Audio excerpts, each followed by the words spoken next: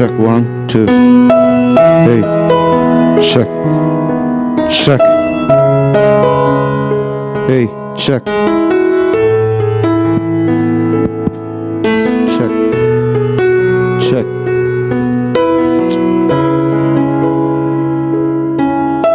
Check. Hey, check, 1. Hey.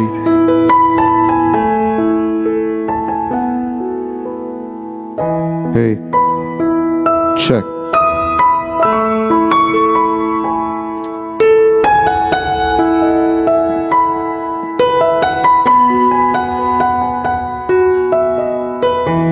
Hey, check. Hey, check.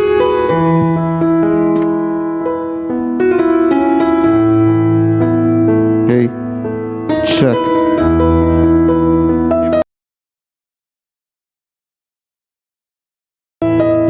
Hey, hey.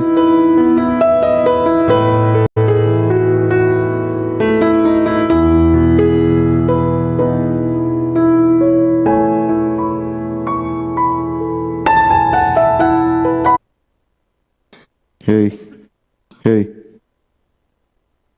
Hey, check.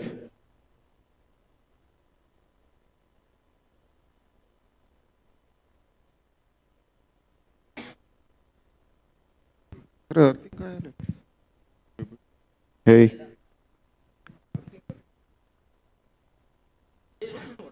Hey.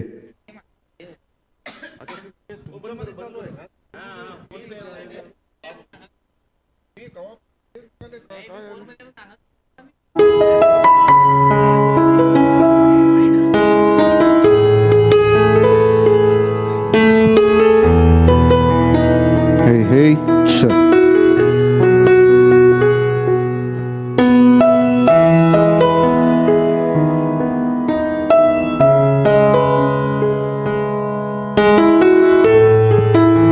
Hey, hey, check. Hey, hey, check, 1. Hello, check. Hey, hello, check.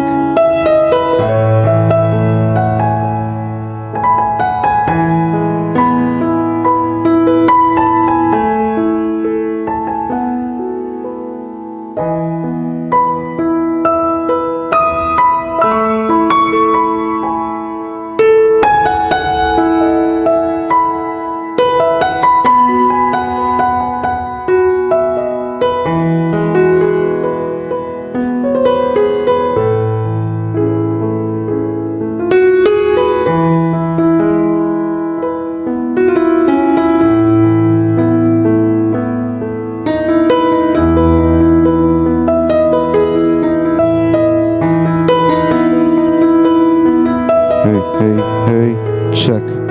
Hey, hey.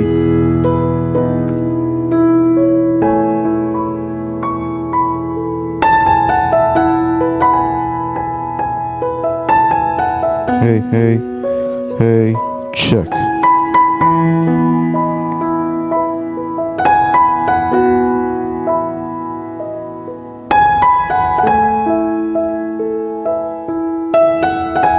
Hey, check, 1, 2.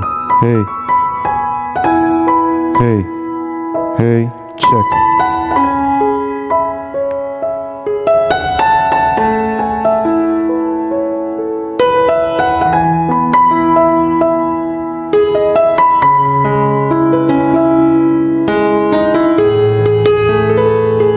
Hey, hey, hey, hey, hey, hey, hey, hey, check. Hey, hey, hey, hey, hey. Hello, hello. Hey, hey, hey, hey, hey. Hey, hey, hey, check. Hey, hey, check. Hello, hello, hello, hello, hello, check. Hello, hello, check. Hello, hello, hello, check.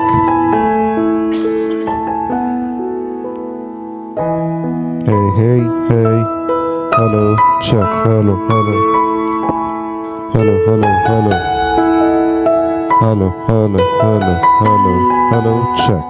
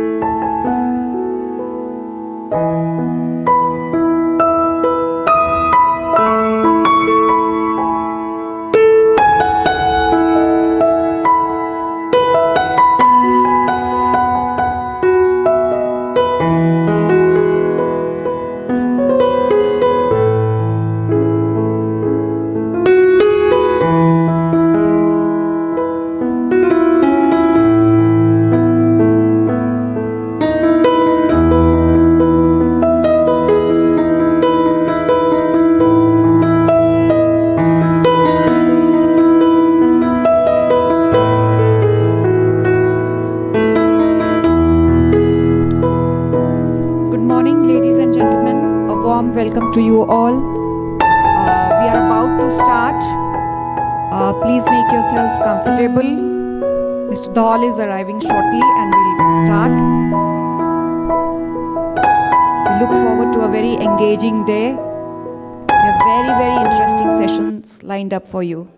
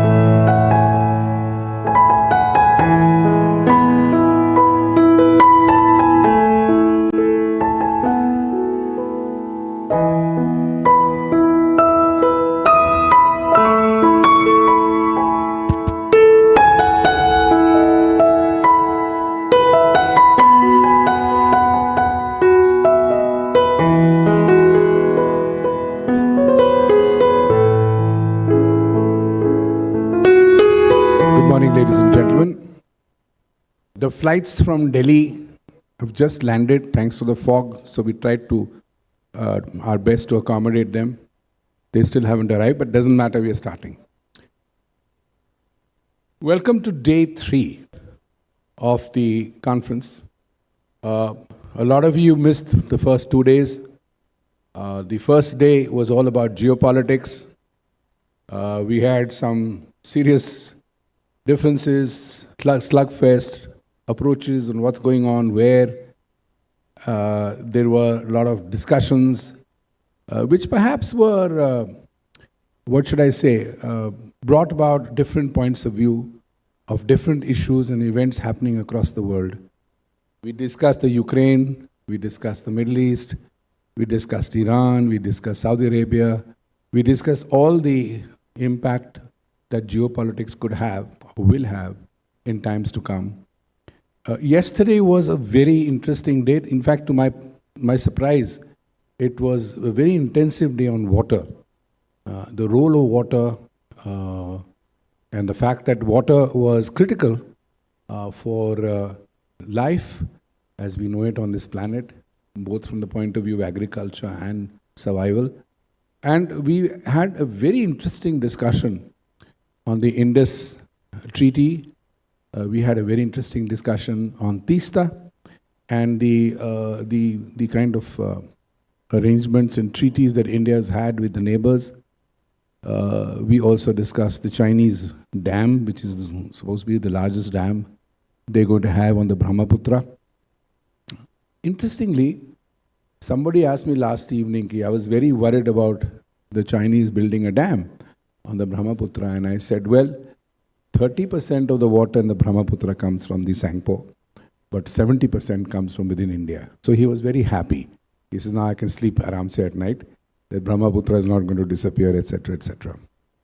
We also discussed intensive, detailed discussions on the 54 rivers that flow into Bangladesh, from Nepal, from China, from India, and the fact that the riparian policies that we have basically accommodated our neighbors to the best extent possible, but there are still some friction points which are very important, etc., etc. The critical point which I thought was very interesting is the nexus between power, energy, and food. And the discussion briefly came that to grow rice, we need 2,000-3,000 liters. Meat, we need 30,000 liters of 1 kg of meat. To me, that was a little bit surprising because I didn't know buffalo's indirect consumption of water so much. Perhaps I'm going to become a vegetarian to save the planet.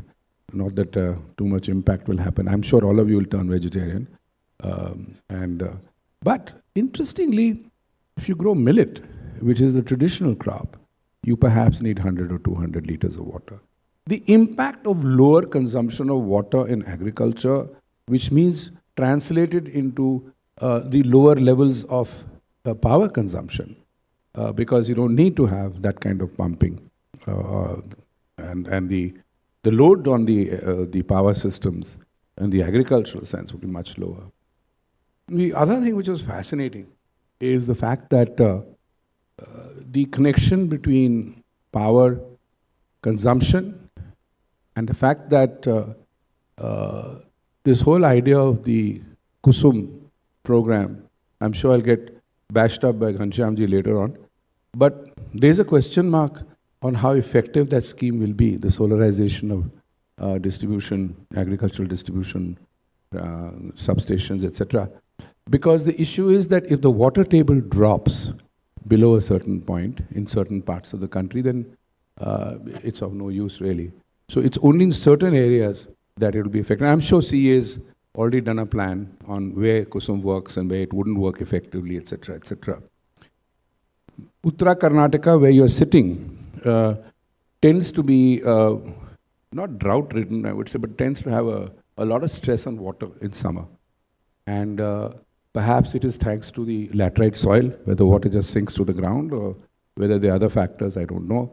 But there was a lot of discussion, a lot of questions that did come up. And so one of the efforts, I think, CA and we can also contribute a little bit, is the interconnection between water consumption, water availability, food, and power. And perhaps for more efficient utilization of these schemes, it would make sense to do that. A lot of questions, and to my surprise, a lot of detailed and very fascinating discussions on water was the highlight of yesterday. Now today we come into the basic core value, issue, subject that we talk about, and that is power. IPPAI has been around since '92, and we've been supported by the government of the day because the subject is very important. Just recently, I think it was The Economist, the day before yesterday or something, was saying the world is now running towards increasing electricity availability. The world needs more power Thanks to AI, thanks to ML, thanks to various other reasons, the consumption of power is going up in a geometrical progression, not arithmetical.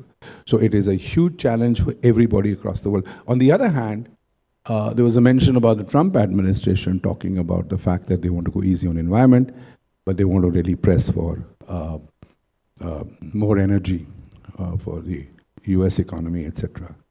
Similarly, you've got challenges in Europe. Very naughty question asked, tongue-in-cheek, was who blew up the Nord Stream pipeline? Couldn't be the Russians, couldn't be the Europeans, so who blew it up? Maybe the Eskimos did, no idea. But you need to think about the fact that there's a huge geopolitical game going on, which has now reduced Germany into a recession economy. Industry is moving out. Their plans to be environmentally friendly are being rolled back. Old power stations, which are still around, are being recharged. And the cost of energy to German industry and the European industry is shooting up because cheap gas is no longer available. Guess where the gas is coming from? It's coming from the United States. So we need to keep that in mind. A similar geopolitical situation is arising in the Middle East, where states which are not aligned with the West perhaps are finding it difficult to push their goods, particularly like Iran and other countries. And this constant churn, if you like, of developments taking place over the last couple of years is also leaving an impact on, and also makes you think as to where we go. We discussed IMEC, I forget the terminology, the system for moving goods from India through Arabia to the Arab Peninsula and then through Israel into Europe, bypassing some of the critical states. In fact, a kind of revolution of an alternate Silk Route, if you like, which is having its own implications. Now, coming to today, the subject that we are looking at is Power Sector Vision 2047-2070. I would say Power Sector Vision 2025 to 2070. Most of us won't be around in 2070, so that's something we need to keep in mind. But more importantly, India's energy transition roadmap. And we have with us the architect of the guy who's actually, with hands-on, is actually doing this, planning. And that's Mr. Ghanshyam Prasad, Chairman CEA. A round of applause for Mr. Ghanshyam Prasad. I'd also like to acknowledge the presence of Mr. Pankaj Pandey, who's the Chairman KPTCL, and for particularly coming down, especially from Bangalore for this session and this event. But he's going to talk on two very interesting things: how to make distribution companies profitable, and he's also going to talk about how do we get transmission into a more profitable stage. Perhaps between the two of them, they'll tell us how the existing transmission system is going to take care of the huge surges in demand for power, and maybe on the generation side and as well as on the consumption side. These are some challenges which I'm going to leave them to address. The energy transition has its own dichotomic and oppositing poles. On the one hand, we want to save the environment. On the other hand, we need more power. There are all kinds of solutions offered. They're on the table. We have to strike a balance. So I guess today is going to be the most interesting day of the conference, where we actually try and strike a balance between what is and what is not possible. So let me just say that, let me invite Mr. Ghanshyam Prasad to, sir, please do come. And one thing I like about Ghanshyamji being an IITian, he makes sure that everybody in the audience gets a chance to understand the deep issues that are there and the challenges they face in CEA. And I must say I have a lot of admiration for CEA in the kind of work they do, and I have been closely associated with them since 1994-95. And it's not easy, let me just put it this way, to please the political masters as well as trying to meet the country's and the nation's requirements. So I'm going to leave this opening thoughts with all of you, and I'm going to request Ghanshyamji to make his presentation. May I request Mr. Pankaj Pandey to join us on stage? you're too senior and a hands-on guy to not there. And the idea is that you can also intervene, sir, and as we go along. So it's more of a conversation kind of a session. Over to Mr. Ghanshyam Prasad. Thanks.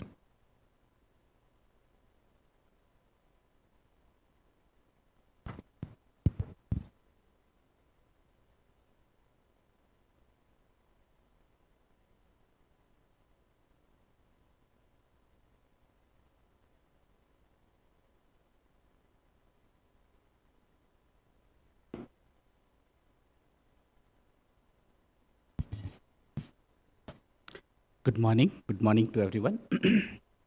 Let me at the outset thank IPPAI for giving me this opportunity to present the Indian power sector and the roadmap which India is likely to take for the journey towards energy transition. I'll try to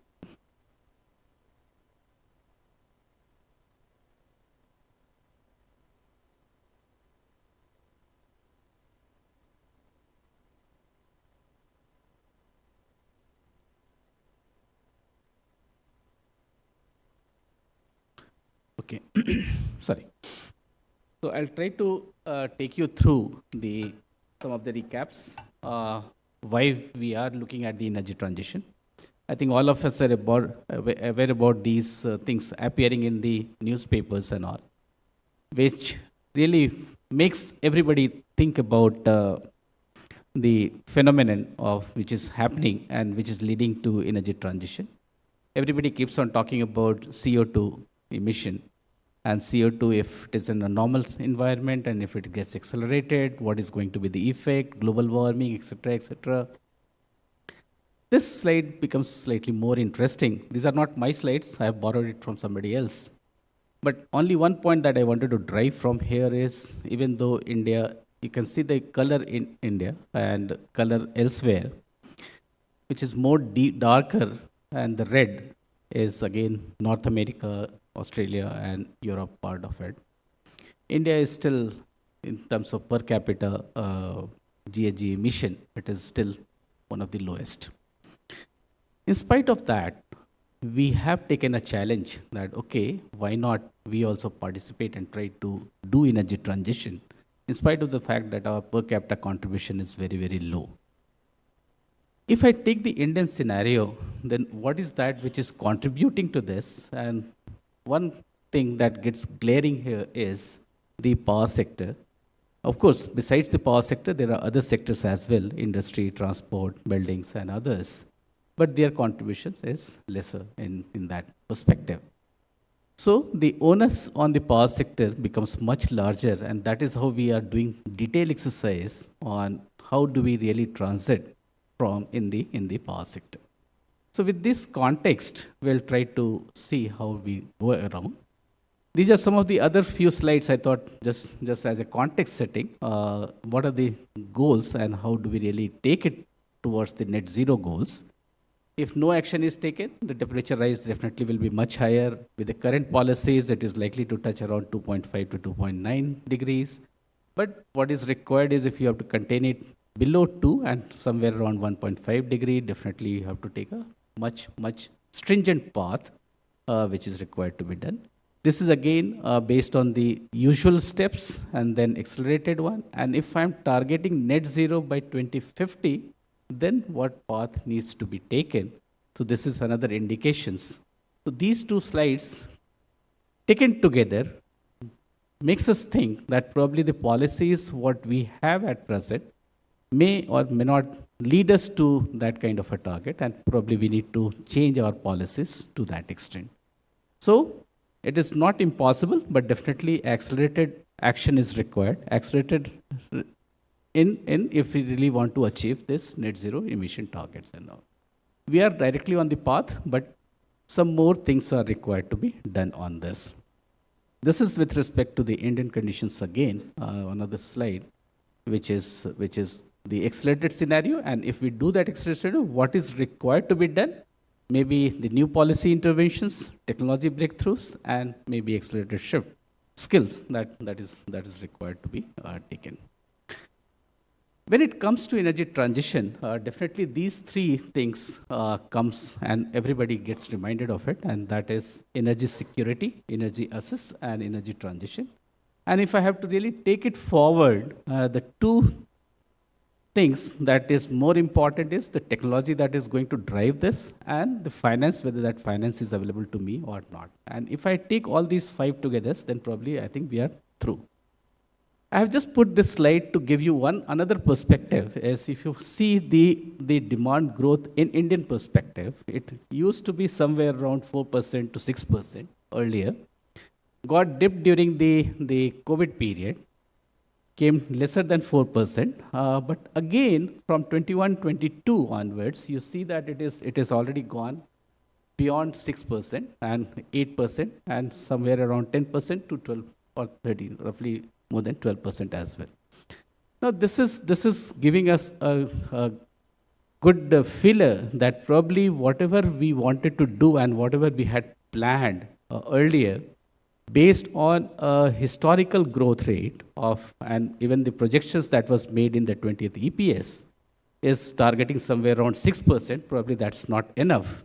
And that was the reason why in 22-23 as well as 23-24, we faced huge amount of capacity crunch, which led us to think slightly differently. I'll be talking that slightly later. And that even led us to think about how do I really bring in the gas power plants on bar. And we did that through some other mechanisms as well. So all these becomes a driver.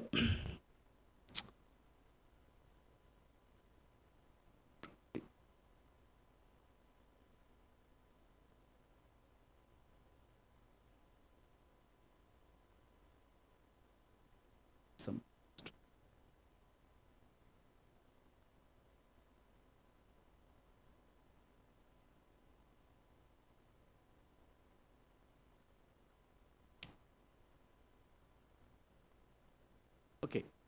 So since when I said we need to be very careful about the energy security part of it, so if I talk the entire energy basket, then definitely crude oil, still it is rising trend. Coal, because of the good interventions from the domestic sector, domestic coal companies, the captive coal power plants, and the commercial coal blocks, which has started fructifying now, we see that the import element has started dipping. But still in the crude oil and the natural gas, still the dip has to yet to take place. And until this happens, probably our dependence on this and energy security definitely is going to be a challenge. In terms of per capita, of course, there is tiny dots at the bottom, where India is placed. As respect to the other Western countries, definitely a narrative always is there that can India, or if India has to become a developed country, where should his per capita consumption lie?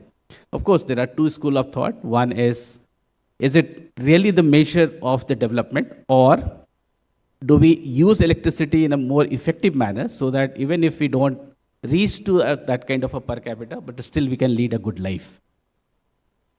So all these energy equity, energy access definitely is on that area. What is more required is these four bullets, that is affordable power, reliable power supply, universal access to all, and sustainable and green energy. These are the four pillars in which we are trying to work on as of now. Some we have achieved to some extent, but still slightly we are lagging on, particularly in terms of the access to power.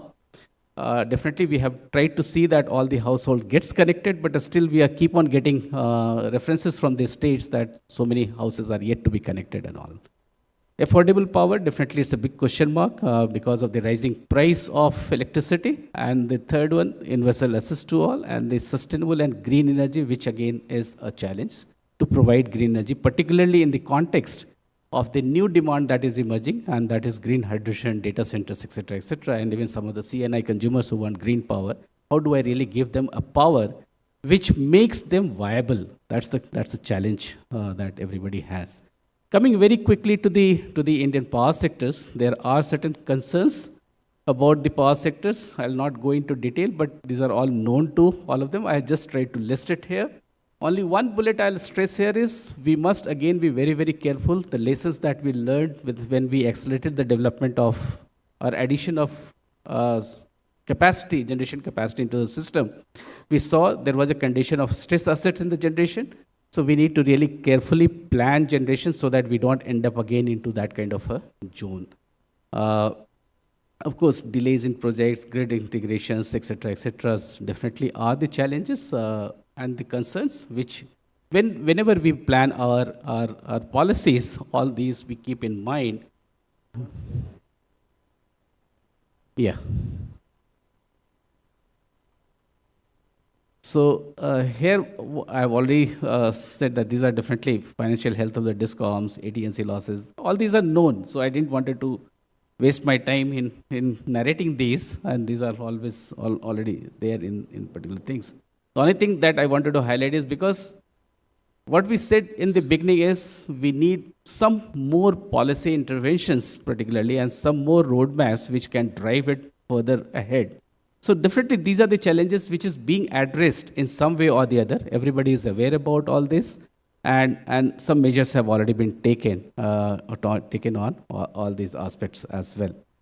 Coming back to, I'll try to quickly take you through and where we are and how the interventions is required. Of course, this is the current situation where we are at 457 gigawatt of capacity, but still the pie of coal in terms of installed capacity as well is higher.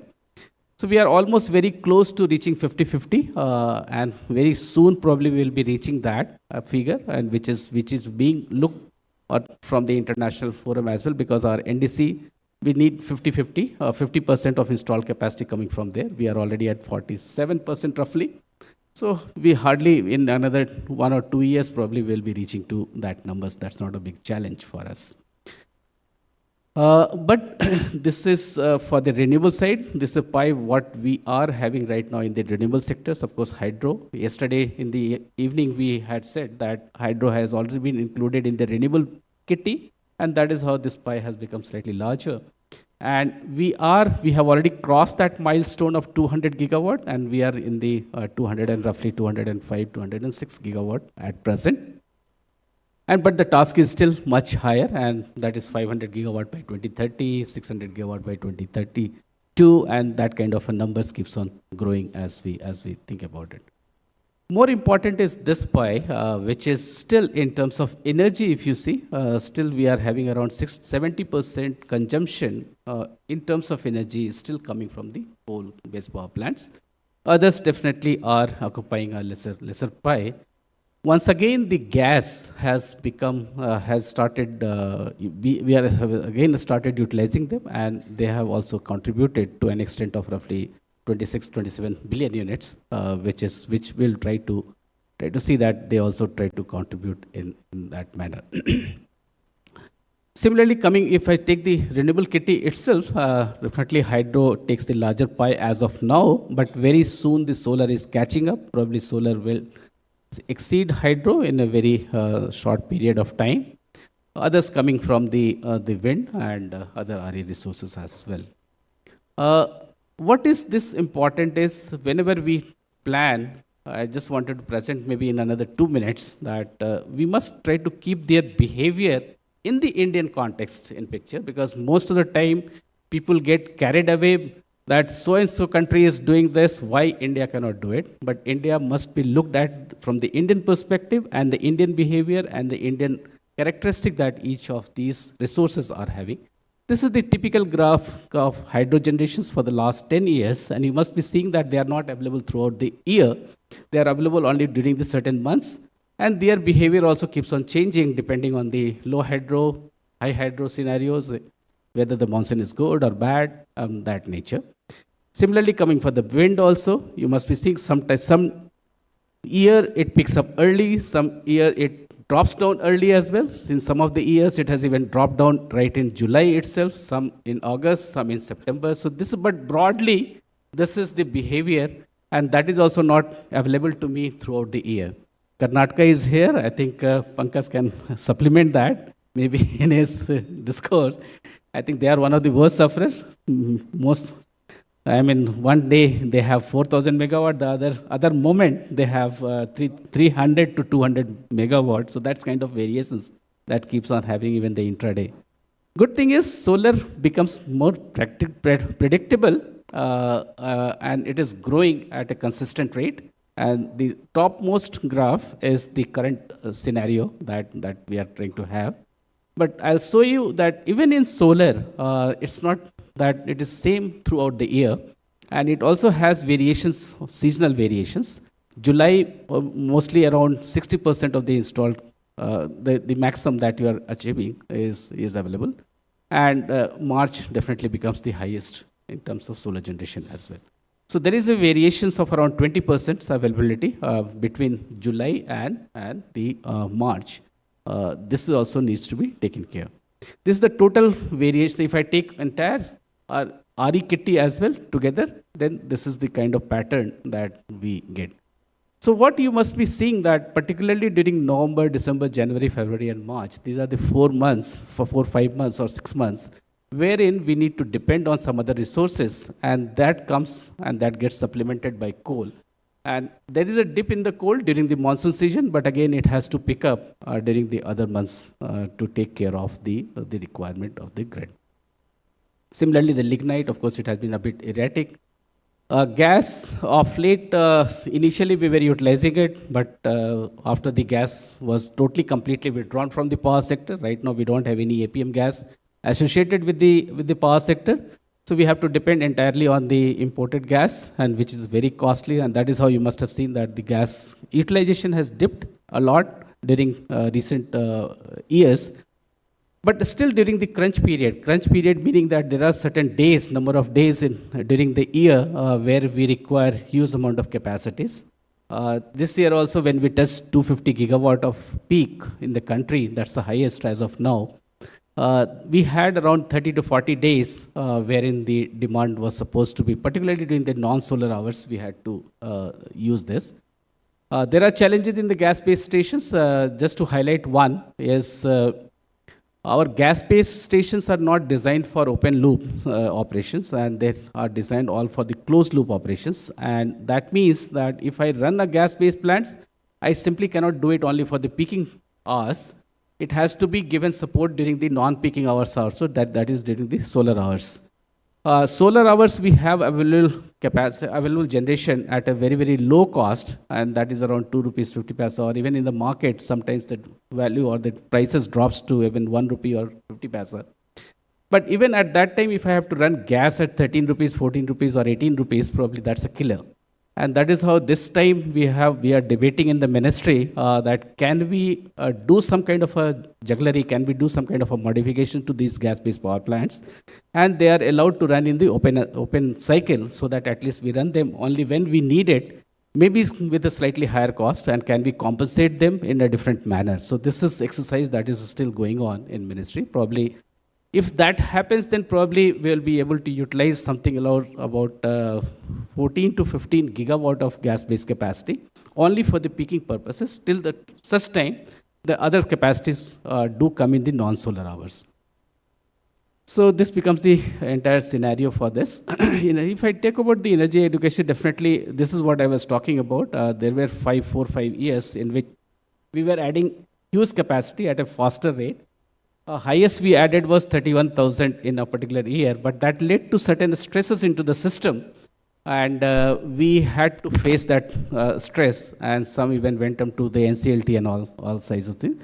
Somehow it was not controlled at that time, and there was no concept of resource adequacy planning during that particular period. And mainly the concept was whatever generation that you are going to add into the system, they will get absorbed because the shortage in the system used to be very, very high.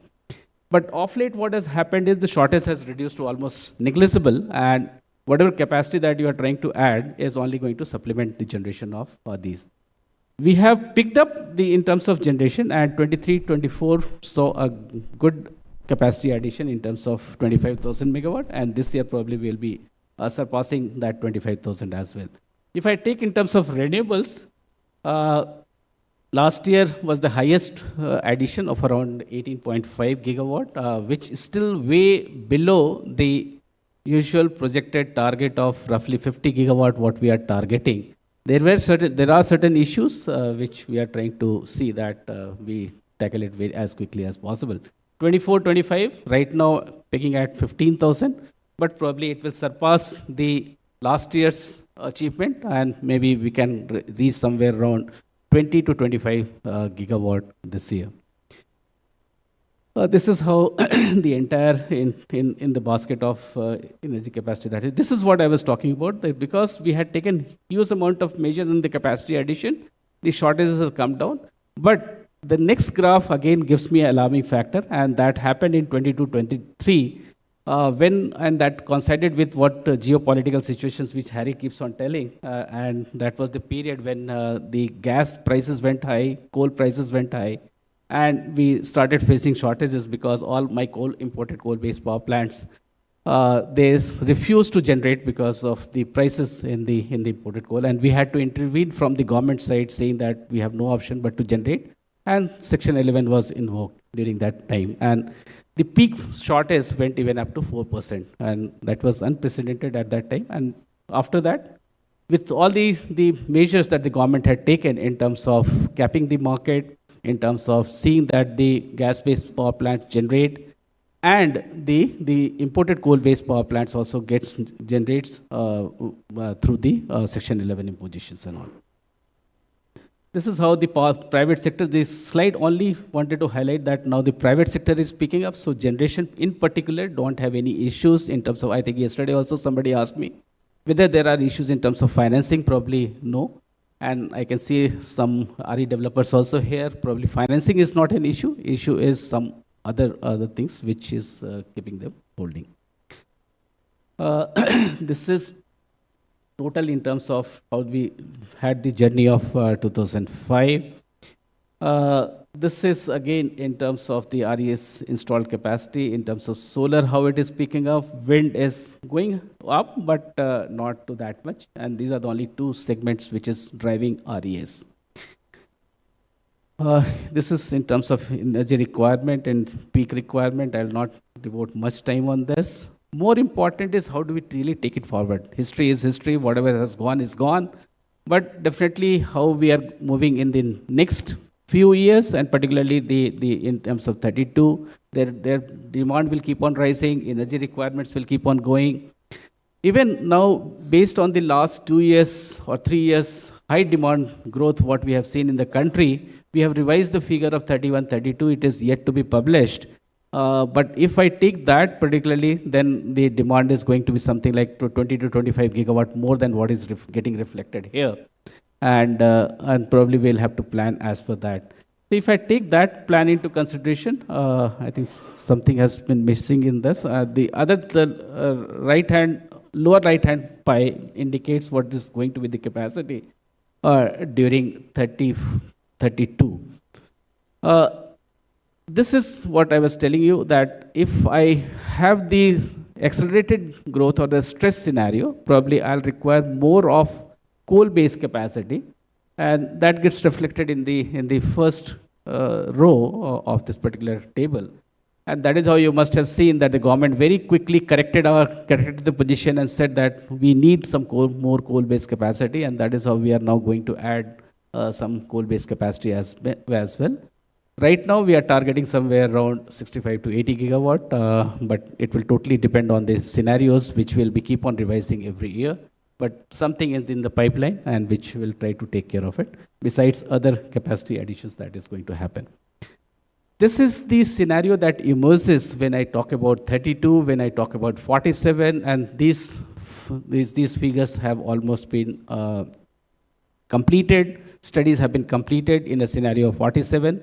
47 was because of the Amritkal period, and since the Prime Minister was also insisting on 47 studies. So, and then another scenario of 2050, because if you have to target your net zero in power sector by 2050, then what is going to be the scenario? That's kind of thing that is emerging out. And these numbers are quite mind-boggling, and particularly the areas which I have highlighted. In nuclear, definitely you need a huge capacity. 54 is a very modest figure that I have put it here. probably you will be requiring much higher figure. I'll give you another perspective of that as well. Hydro PSPs, they are at a sitting at a very low base as of now, but this base has to go up in a very quick time. Solar and similarly in terms of wind as well. Sir, can I ask a question? Yeah, With your please. permission. In the old days, we used to have everything centered through the CEA generation. Now we've delicensed it. So you got rooftop solar, you got all kinds of stuff happening everywhere. Do these numbers take that contingency into account in terms of calculation of capacity? Yeah, absolutely. The distributed generations, whether it is rooftop or microgrid or mini grids, etc., and all these are accounted for when we are trying to calculate these solar numbers.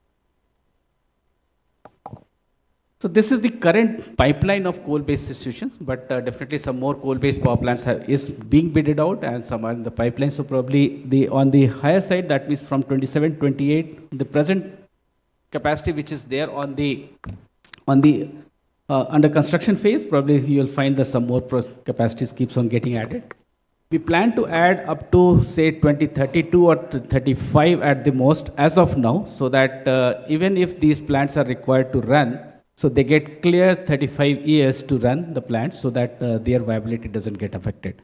So that's the kind of planning which we have at present, until we find some alternate solutions. 24, 25, this 15,000 definitely we had targeted, but there are slippages again. So this year probably we'll be out of this 15, we'll be getting around 10,000 megawatt this year, and some will get slipped to the next year. Why we need these capacity is has been explained. I think last time also I had explained here. Is solar hours is not a challenge for me, because we are having enough capacity during the solar hours, and we get a contribution of somewhere around 50 to 55 to 60 gigawatt during the peak time that is happening in the day hours. And a good thing in India is that the peak is occurring during the day hours, somewhere around 2 to 3 p.m. But what happens during the non-solar hours? Even the peak is lesser by 10 to 20 gigawatt, but we don't have the solar contribution at that point of time. So we have no option but to depend on coal, gas, hydro PSPs, nuclear. So these are the only options that is left to me. So there was a period last year, particularly during May, June, July, wherein we had no option but to even say that these coal-based plants, they will not be going for the planned maintenance. So we had to defer these planned maintenance for 3 months to take care of the demand which we had perceived during that period. And that is how we were able to meet 250 gigawatt of peak demand during the day hours, and somewhere around 240 to 240 gigawatt during the non-solar hours. But that cannot be a practice, because we need planning reserves, we need the capacities which can really take care of any kind of contingencies in the grid. And that is how we need some more capacities which needs to support me during the non-solar hours, and that is how these kind of construct that is going on. This is the visibility as of now in terms of renewable energy, maybe around 29,000 to 30,000 visibility that we have. But numbers in 25, 26, 26, 27 will change, because it hardly takes around 18 months for any renewables or particularly the solar plants to get in. So some more plants which gets awarded during the recent times, probably they will also start getting fructifying at the end of the 26 or 26, 27. Because the ultimate target is to reach to a number somewhere around 40 to 50 gigawatt getting added each year. So that's the kind of, and unless we do that, probably we will not be able to reach to 445 or 500 gigawatt of renewable capacity. This is one slide which I thought I'll just present it before you all, and that's how we are trying to accelerate the nuclear capacity addition in the country, and the thinking that has changed. Earlier, definitely there was huge amount of delays in getting the nuclear power plants getting commissioned in India. But of late, there are two things that has happened, and because of which we are slightly confident that we'll be trying to reach such numbers, maybe somewhere near to these numbers. This is mainly because 700 megawatt of capacity, the units has been standardized in the Indian conditions. We know the entire know-how of these units. And initial plan is to multiply 700 megawatt units and the places where already the nuclear power plants are there. So instead of 3 units, now we can have 8 to 10 units at the same locations, and that is how the things will start fructifying initially. Then we have Kudamkulam, wherein we have 1000 megawatt units, Russian supplied. 1, 2, 3, 4 definitely was earlier there. 1, 2 is already operational, and 3, 4 will be getting operational soon. 4, 5, 6, 7, 4 more units are in the pipeline, which will fructify very soon. So 1000 megawatt, definitely that know-how is there with us, but there are some more challenges in that. But at least these 700 megawatt units have become very, very promising as for the Indian condition as of now. Sorry, sir? Yes, sir. That has been ensured. And since now we are not dependent on only one source, we are dependent on the multiple sources now. So even if something happens in one particular place, probably we will not be affected too much on that. Number one. I think, can somebody give mic there? So the future reactors will depend on the imported fuel, so they will be open to the international inspection. They will be civil reactors. Or we'll have indigenous fuel, adequate indigenous fuel available for these reactors. Sir, right now we definitely will, in terms of fuel, definitely we will be having dependency on the outside. And as per the agreement, they will be now civil reactors. Yes, absolutely. They all will be civil reactors. Absolutely. Which But means what we are targeting is 500 megawatt fast breeder reactor, already the regulator has given clearance for this. So if that happens, probably we will be reaching our goal towards the thorium side of it, and which is available in plenty. And if that succeeds in future, maybe after say 5 years or 6, 7 years, probably we will be able to have some independence in terms of nuclear fuel as well from that particular route. Third thing that is happening in this particular segment is the small modular reactor. I think yesterday somebody was referring to this as well. So the Bharat small modular reactor is in the pipeline, and that is being developed. However, this reactor to start generation, probably it might take around 5 to 7 years from now, even though it is the work has started. The idea is, and even in the worldwide, to my understanding and to my knowledge, probably no country has, this particular technology has not yet matured in any of the countries. They are all studying. They are all doing some kind of a pilots.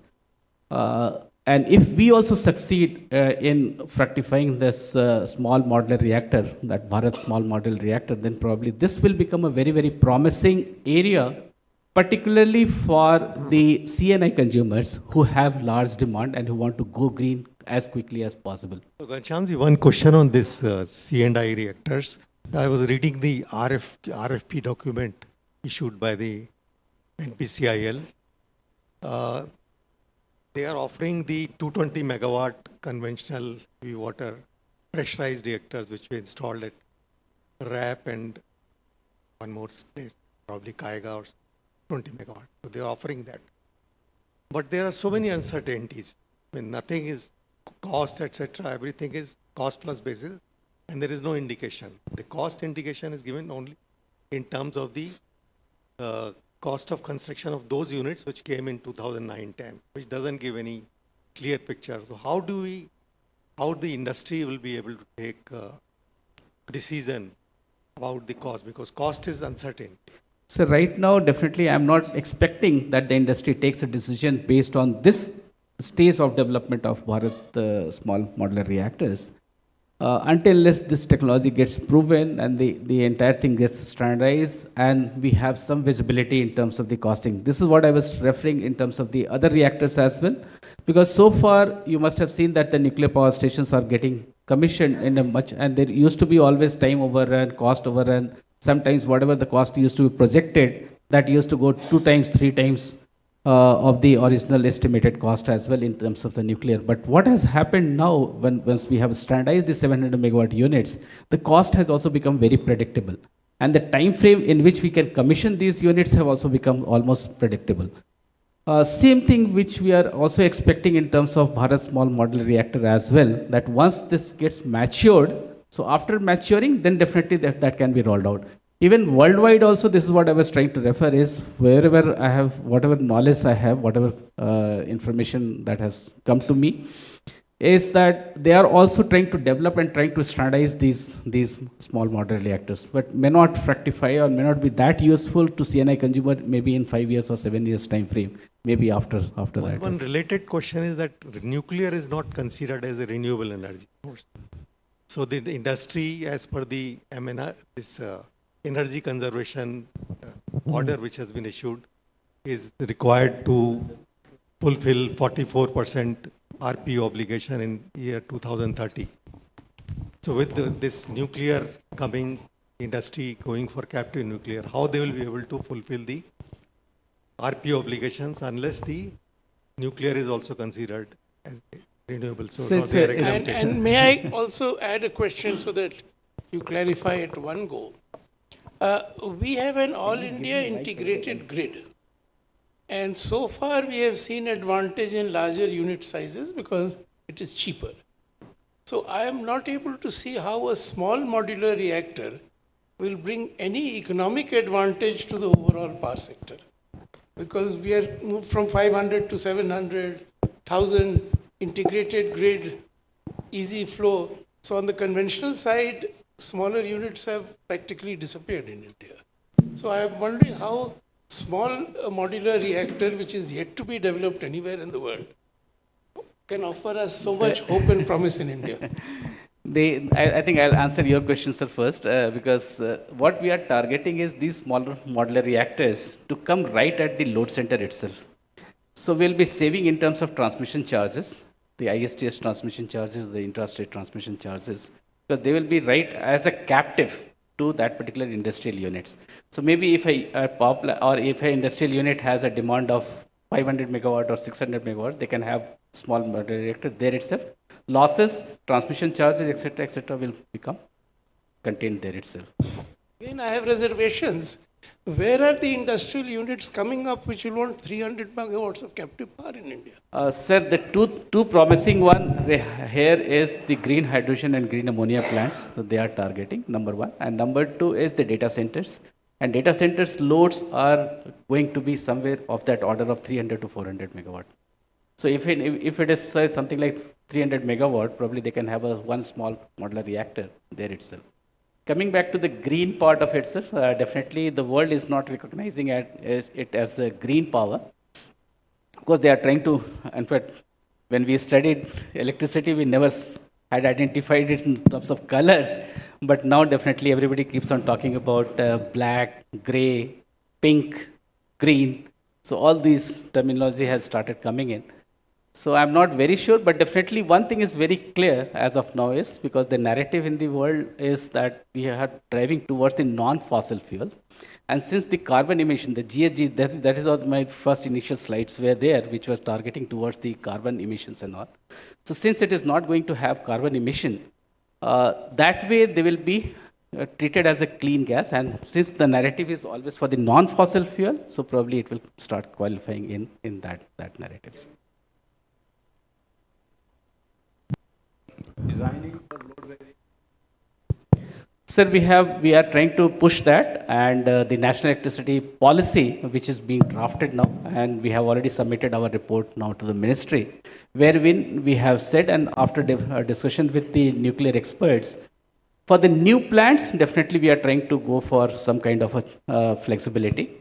Their only concern is it cannot ramp up and ramp down similar to the coal-based power plants, but definitely having given them some visibility, some predictability. So, and if it is planned well in advance, maybe say for tomorrow I tell them in advance that you have to do this changes, then it is possible for the new ones. And this has been demonstrated by the nuclear units which are already operational in Europe. So at least.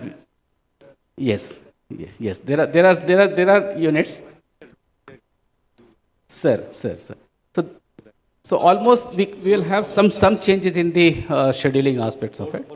Sir. So probably Rahul. Sir, is there any capacity getting reserved for thorium-based reactors? Because last almost 20 plus years there has been talk about India developing thorium-based reactors, and especially now if there is I think Rahul always charges me for the time gaps. I think that happens in the storage, and probably now you are charging me for the nuclear side as well. Definitely, initially when you develop a technology, it does take huge amount of time. And historically, it's not only in India, but if you see worldwide as well, you will find that the technology development does take around 20 years, 25 years, 30 years of time. Since small modular reactor as of now, or even the fast breeder reactor of which we are talking about, which can be a good hope for us for in terms of the fuel security of nuclear, we have, I'll say we have passed the legacy test, and since the regulators have given permission to go ahead with it, so that's probably the good sign, and probably we'll be able to mature it as quickly So as my question was, so I understand the time and that is perfectly fine. I was just wondering, is there any capacity earmark saying that out of set by not as 47, not as of 10 now. or But 20? Ghanshyam, the thorium is the third stage. We have a three-stage. Sir. series. So all Second stage is plutonium. So Sir. we are yet to fully achieve it. sir. So thorium will come in the third stage. So कहते हैं ना sir कि पहला step नहीं चढ़ लिया तो फिर आप सीढ़ी पे Second ऊपर चढ़ते stage चले जाएंगे. Second stage अभी पूरा करना है. बिल्कुल सही बात है सर, बिल्कुल सही बात है. I do. May I do. clarify this a little bit? Yeah. The fast breeder is expected to start functioning this year. Now that's the optimistic scenario. My understanding is that we'll need to build another 4 or 5 fast breeder reactors, get them to work for 5-10 years before we can even start designing the thorium reactor. So The my designing realistic- part, sir, has started. So I will design in terms of Yeah. actual of Bilkul. commercial plant. The paper design has been there for ages. Sir. So before 2040s, I don't expect original the plan- thorium plants at all. Original plan was 1 lakh megawatt in the second stage on plutonium, and then going to. So I think probably that Rahul's answer will be on the second slide, and this is how we are going to achieve 100 gigawatt by 2047. So present capacity under implementation, what is already in the pipeline, and the capacity addition which is likely to be happening in the technology which is already proven. Rest all will be in terms of the small reactors and all, because 47 is still around 22 years from now. So probably these things will also fructify, and we'll like to get it. And that is how you must have seen that when we planned for 2047, we have just considered 54 gigawatt. We have not considered 100 gigawatt there, because we needed predictability in that time frame also, so that we don't default in terms of planning.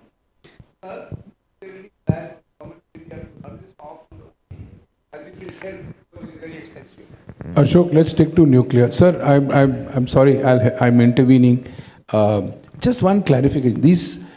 Mr. Anil Kakotkar last year told us that we don't have to worry about small modular reactors. We already have 220 megawatt ki machines running for the last so many years. We have the designs. We don't have to go anywhere, and we can just multiply it. So has any thought gone on that? The modular, the units which we have in the country, they cannot be termed as modular, because there are certain more modifications that is required to be done in that. And because if you are trying to have it as a SMR type of a construct, then it should be really modular, so that you simply take it and place it somewhere else. The area requirement, the containment zone requirement, etc., need to be reduced to that extent, so that it becomes really feasible for any industry to put it as a captive. Otherwise, if you really have the same norms for the SMRs as well, no industry is going to buy in that kind of SMRs. Because you will have containment zone, you will have all kinds of things. So, sir, just to complete this loop, what you're saying is that our nuclear program has two different fuel sources running. One is the light water reactors, which is based on imported fuel, and the heavy water reactors, which is our own indigenous fuel. Is that how it's going? I can only say that this is the plan, which is already in front of you. Okay. And this leads us to somewhere around. Some of the heavy water plants are also operating on imported. Okay. So I think I may be allowed to change the subject of nuclear. One more thing that we have tried to see that how we fast track the nuclear is the coal-based plants, because the narrative definitely is that what do you do with the coal-based plants who are going to retire? And what we found is there are, if may not be all the coal-based power plants, wherein we can install nuclear reactors. But there will be some plants which will be definitely doing it. And there are only 2-3 constants. One definitely, as I said, mentioned about the containment zone, etc., etc. The other 2 things are the geological conditions and the seismicity. So these 3 things, if they are really fructifying, and we have already formed a team which is looking at these things. We have identified coal-based power plants which are already 40 years old as of now. And definitely in next 10 years, probably they will be required to be decommissioned. So if that kind of a situation arises, can we really put them under the nuclear power plants? Because 2-3 things are definitely there, which is going to add to the advantage. One is the transmission lines is already there, the water, the infrastructure, all these things are already in place. So probably that can be one of the promising areas if I really need to multiply. Second thing. The evacuation zone in those areas will be a very difficult task for nuclear stations. What, sir? Evacuation of the population in case of any accident. So that is what I said, sir. Not all the locations will be promising locations for us. Definitely, we need to identify where we can repurpose them for the nuclear power stations. Another thing that has happened is if I have to really reach to these numbers, because can NPCIL alone do it? And this we had been debating for quite some time. So that is how the narrative that has come, and even you must have seen in the announcement as well, that PPP mode is going to be a reality now. But before we enter into that private sector mode, we have roped in NTPC. Joint venture is already in place. One project has been allotted to them to gain experience. But later on, we want NTPC to also take up these projects independently other than the NPCIL. So that's the kind of narrative we are trying to build as of now. And maybe we would like to have multiple players, that's the construct, that multiple players coming in the nuclear arena as well, so that we are able to multiply it in that numbers.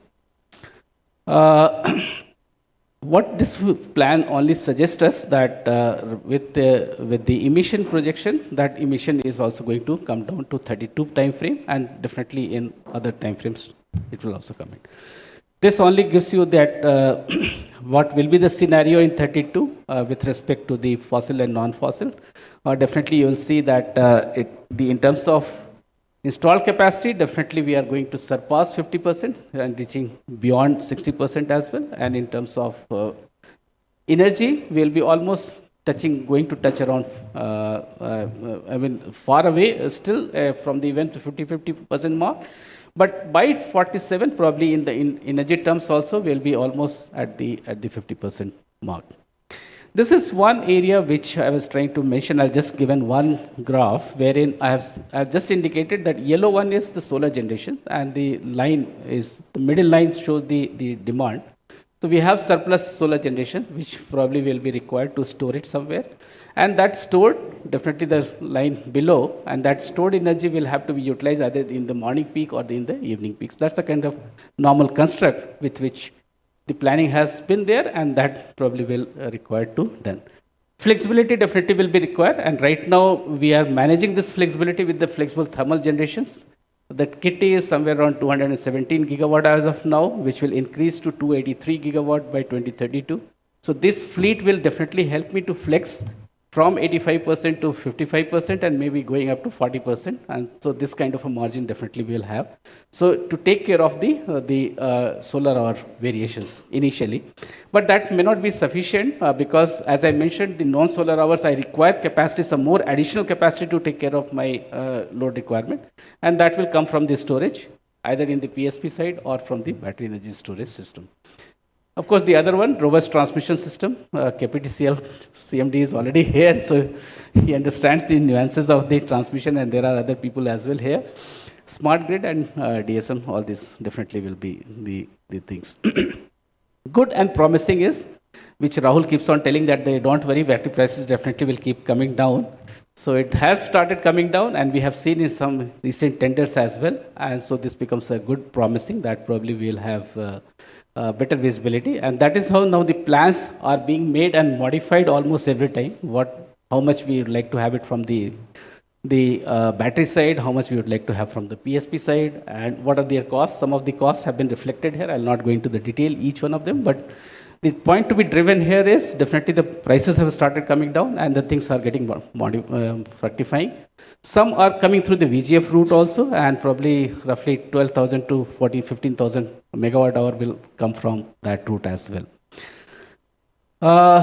This is definitely the requirement which I think as was told yesterday as well, and we will be requiring somewhere around 74 gigawatt of storage capacity. Right now, when we have the NEP was published, at that time we didn't have much visibility of the PSP. That is how it was less projected there. But now probably the things will keep on changing, depending on the progress of the PSP that has. This was just because some more people are there, and I thought I'll just have touched the 3-4 slides on the PSP, and the closed loop pump storage hydropower definitely is a promising one, and that is how we had presented yesterday as well.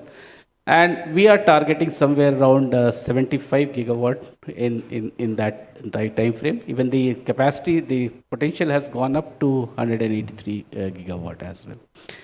These are the states where the 62 gigawatt, which is under the survey and investigation. So these are the promising states, and you must be seeing that these are away from the Himalayan zones, and mostly they are concentrating either in the better geology area, and could be mostly in the peninsular area, and there are, and that is how we are thinking that probably this will be fructifying. These are year-wise projection which we have tried to see and try to have targeting these to get commissions. So even if 70 gigawatt is not fructify, even if we are able to get slightly lesser numbers, probably that will be a good number to see and offset the battery energy system, storage system, wherein we'll be dependent mostly on the import part of it as well. Transmission, definitely a big driver for the RE to come up. 500 gigawatt, the earlier thing that used to be talked about in 2030 time frame, which has now gone to 600 gigawatt by 2032 time frame, and the plan is already declared by CA and was released by Honorable Ministers on 14th of October. And again, here the narratives are that we definitely will be building the inter-regional transmission lines, intra-state transmission lines, in both in terms of capacity or in terms of the numbers. This will keep on growing. But the challenge is definitely going to be in the Rajasthan area, the Gujarat area, and to some extent in the lower south area as well. These are the states wherein the maximum RE is getting planned. Just to give a small filler, I thought I'll just present this state of Rajasthan, wherein you must be seeing that there is Ramgarh, Bikaner, Badla, Fatehgarh, Barmer, and all these areas. Huge amount of RE is coming in, and there are places where we need 20,000, 30,000, 40,000 megawatt that is likely to come in this particular area. Some we have already planned.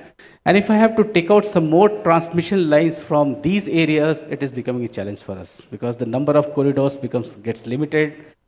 Always we keep on getting blame from RE developers that we are not getting connectivity in time when we are demanding it. Probably this is one of the reasons we are not able to plan some more transmission lines. And any additional transmission line probably will have to be planned with respect to the HVDC, which we have already done so. 6 numbers of HVDC have already been planned. But that what happens is if I plan through evacuation through the HVDC lines, it takes around 5 years to 6 year time frame, which no RE developer is ready to wait for, and they want connectivity somewhere in 18 months to 24 months time frame. So that's the kind of challenge which is coming in these particular areas. Similar happens in the Gujarat area, the Khavda area. It was Khavda, Ranisgandha, and Bhuj and Lakadia, even Jamnagar area. Slowly and slowly that is getting built up. So all these areas, again, we are facing huge amount of challenge in getting the transmission lines evacuations from these places. Some HVDCs which have been planned to get it, inter-regional capacities, we are trying to strengthen it. One good thing that I'll try to point out here is now the one more concept which is being driven is can we have a golden quadrilateral type of a construct what we had in terms of road network so that at least there is a seamless flow of transportation that keeps on happening. So in terms of power as well, the Honorable PM has already given us a direction that can you please plan some kind of a golden quadrilateral so that people keep on joining these quadrilaterals at any instant of time, and there is no issue in terms of transportation of transmission constraint as well. Of course, green hydrogen, we have already discussed. These are new areas which is coming in and coming up with a huge demand, and that's a bigger challenge that is there. And wherever it is coming with a huge amount of requirement of power. Energy conservation is a good area. Definitely, we need to dovetail it. And in the last COP also, it was very much highlighted that people must do energy conservation so that at least the CO2 emission gets reduced. This is some of the initiatives which have been taken in that. Thermal power decarbonization. This one more area I just wanted to highlight, because as I have mentioned so far, that coal is going to be in the pipeline for the Indian conditions. So the effort should be that how do we reduce the CO2 emissions from the coal-based power generations. And if I have to do that, probably I have to go for the operational efficiencies, equipment retrofitting, some kind of other measures that is required. Biomass co-firing, we have already started.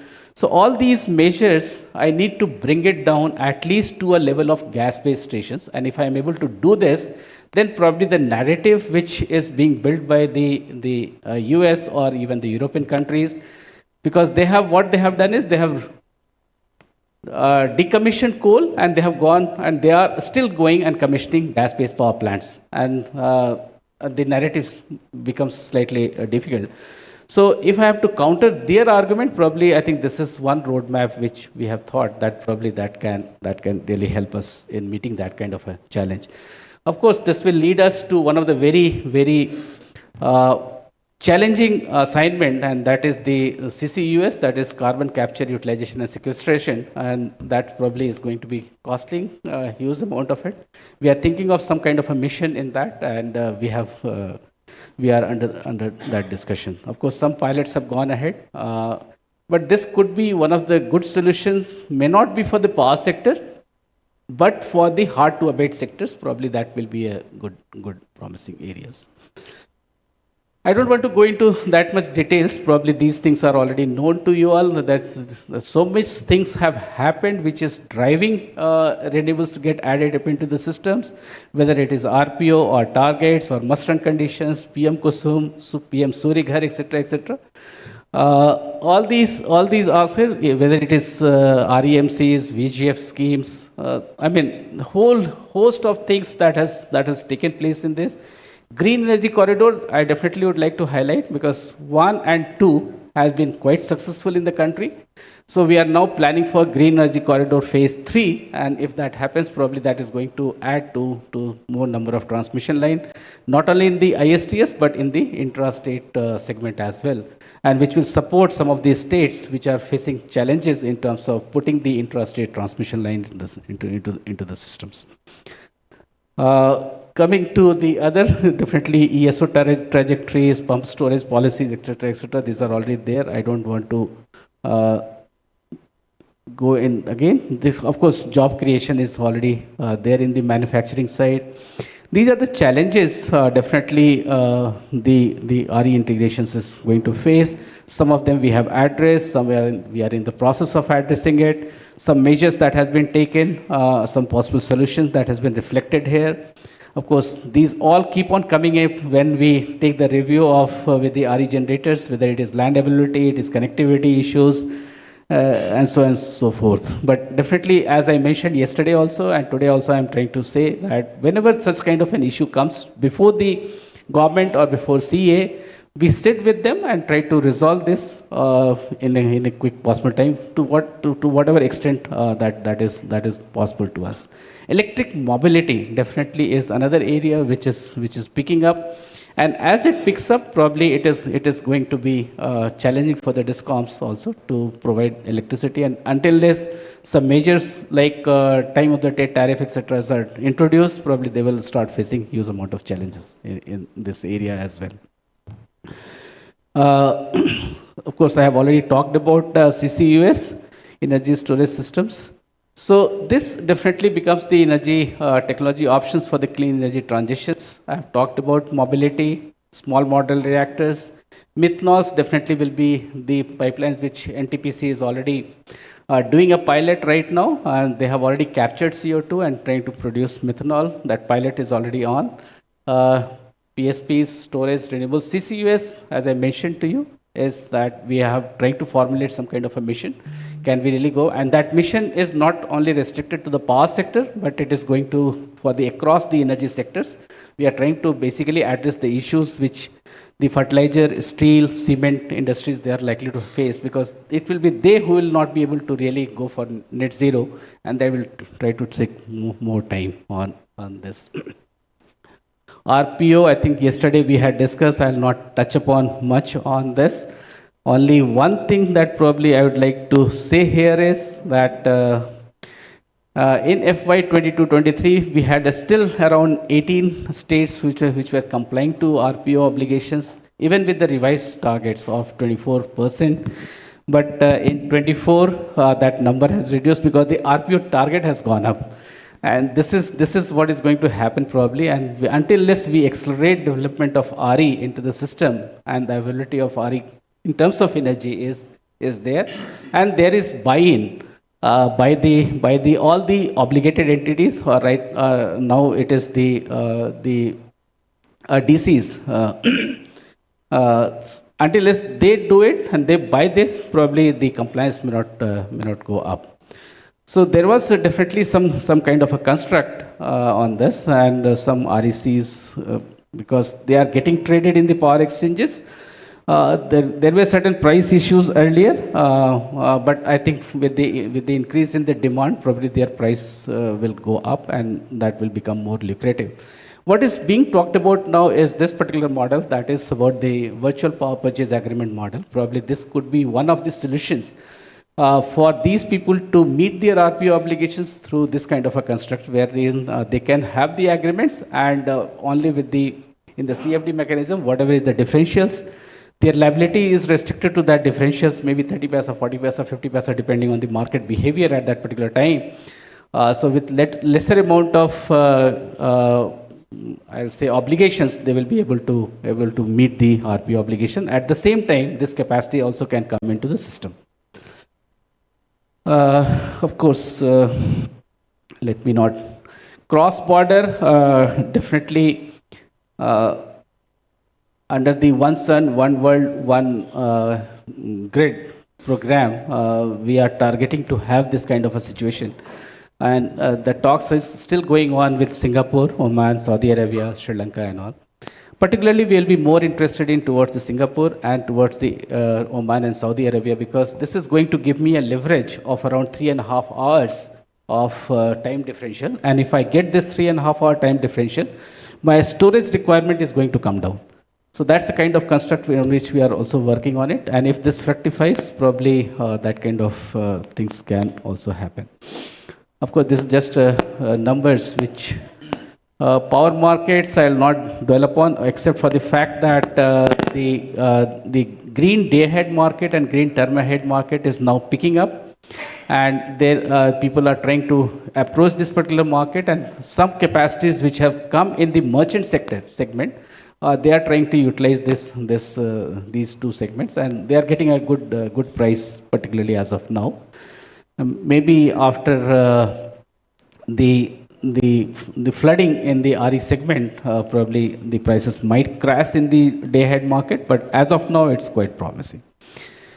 Policies will be drafted. Again, we have kept these 4 themes in mind, and the policy which we have already submitted to Ministry of Power, and that is decarbonization, resilient and flexible grid, financial viability of the power sector, and we are not talking about the entire value chain.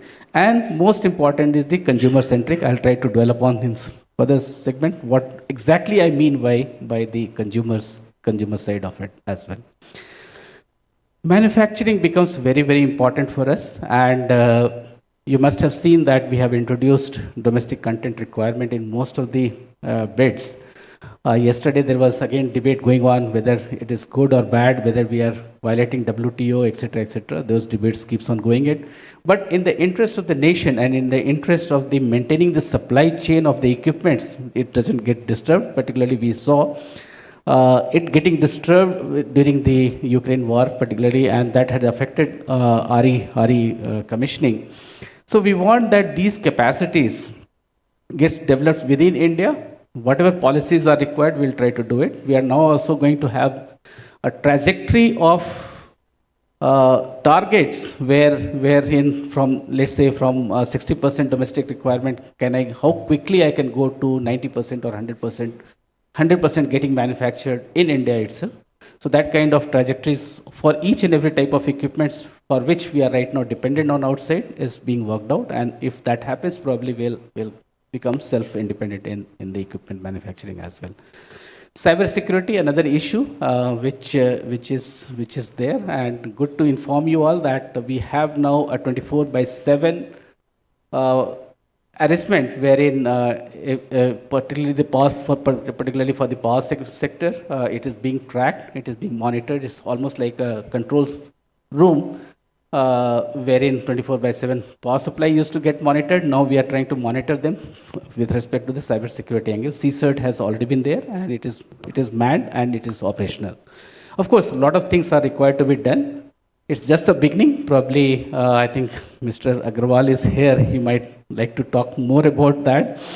Any steps being taken for physical security of the load dispatch centers, like in US? They are located well below the ground level. In case of a war or something, the power supply should not be disrupted. That we have not definitely thought of, but definitely one thing that has happened in India is we do have a backup centers for all the load dispatch centers. We do have a backup centers. For NRLDC, we have at different places. Similarly, for all the RLDCs, we have a different zone. I mean, it's not located in the same place. It's under entirely a different place. Maybe northern could be in southern could be in eastern could be in northeastern, like that. So that even if something gets affected in one particular region, the backup centers will immediately take over and try to solve. And that kind of a mock exercise is also happening almost periodically, so that they are in a readiness condition and any kind of contingencies can be immediately handled without a break. So that's kind of philosophy that we have adopted, but definitely not going for underground as of now. One more thing is, I think yesterday somebody else was talking about that why do we have some laws and regulations, etc., coming in the framework of cyber security. This was floated by CA earlier. Now we have got the stakeholders' views. Very quickly we will be finalizing it and try to see that that regulation of cyber security is also in place so that we are able to secure our power system. There are few challenges that has been brought to our notice, particularly in the power sector, and particularly with respect to some of the suppliers which are from across the country. The data from India is going to their server, which is outside India, and again is fed back into the country. So that kind of arrangement, we are trying to see that how best we can try to discontinue that kind of a system. Whatever system that has been installed in the country, the entire data flow must be within the country, within the servers of the country itself, and doesn't go outside the country. Demand creations, of course, these things we keep on talking about. This is one I thought I'll just, on a slightly humorous side, whenever I go in any of the international forum, we talk about these terms and nothing else. We keep talking about energy access, security, independence, poverty, sharing, efficiency, and all these terms. And particularly my experience of the G20 also reflects that we wasted, we invested or wasted, whatever I call it. And every time we used to keep drafting on these terms, whether it is access, reliability, viability, efficiency, sustainability, affordability, quality, power, etc., etc. But what is more important, according to me, is the action points. I have not seen in any of the documents, whether it is G20 or any of these sustainable development documents, giving a clear roadmap that yes, you have to do this, and you will be able to achieve that kind of a goal. Probably that is missing.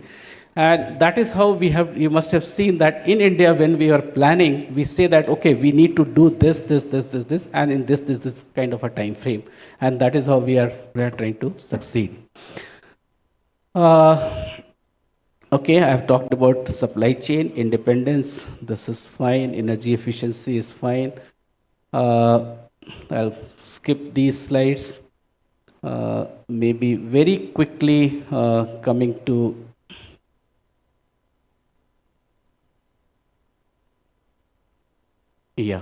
this resource adequacy plan.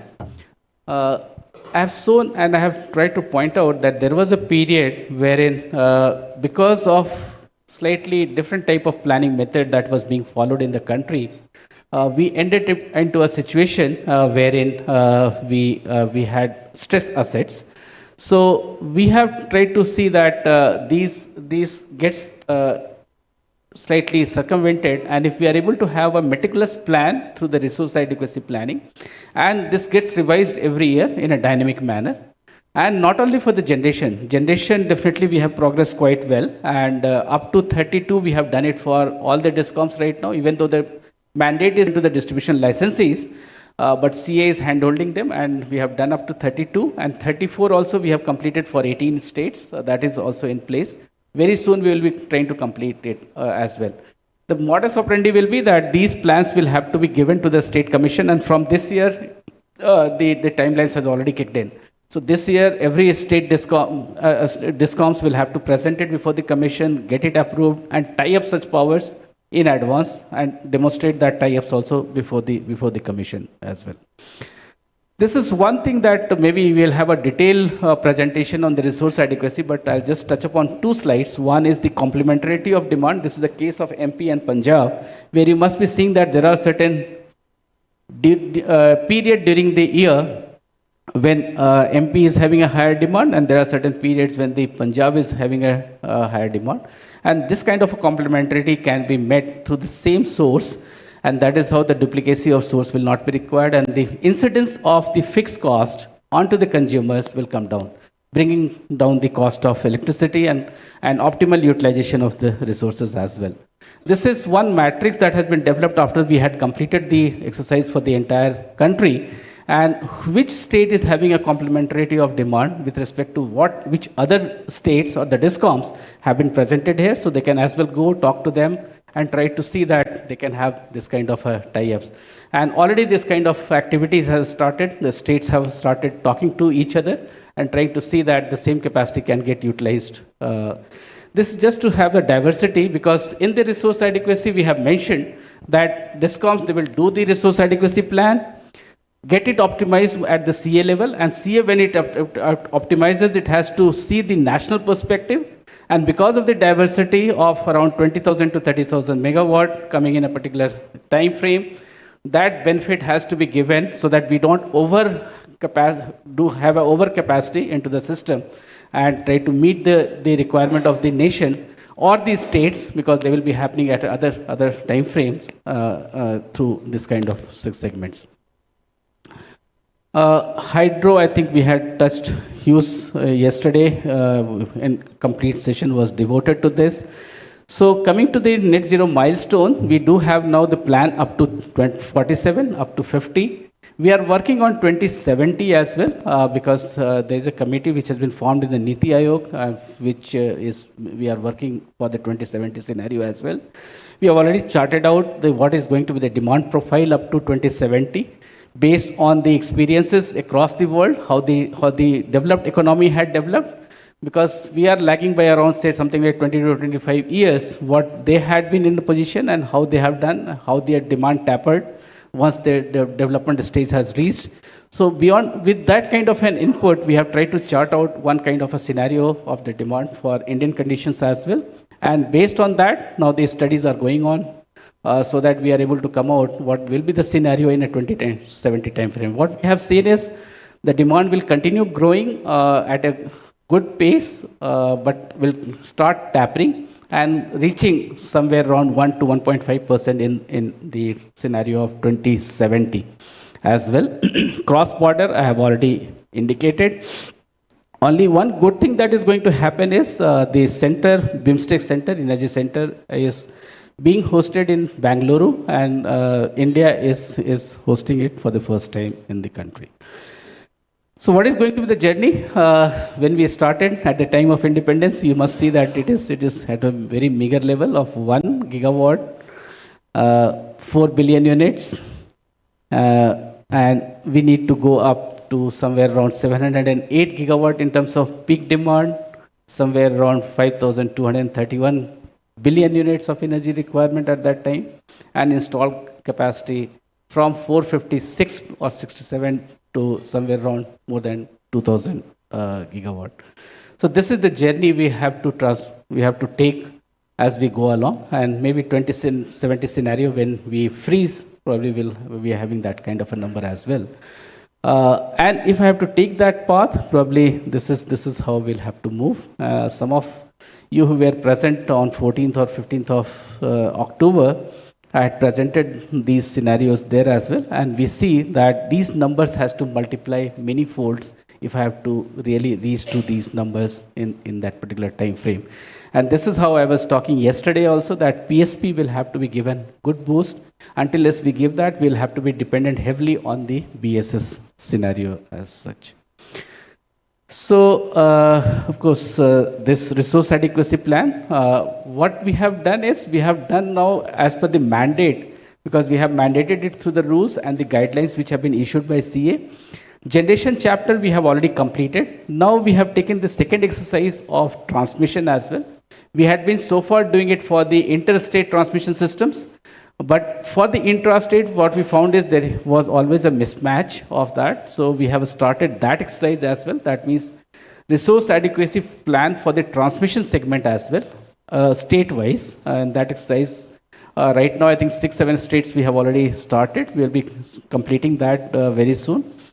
And we'll do this exercise for all these states. Ultimately, the plan is that the entire country intrastate transmission segment as well as the interstate transmission segment must sync together so that we don't have any issues. Otherwise, what used to happen is ISTS used to get commissioned, and down the line it were not getting commissioned, so that line used to be stressed or stranded, and unnecessarily the consumers used to pay the cost of those transmission lines. Capacity credit, I think you all must have given very good comments on the capacity credit framework which CA had brought in earlier, and we are almost about to finalize this.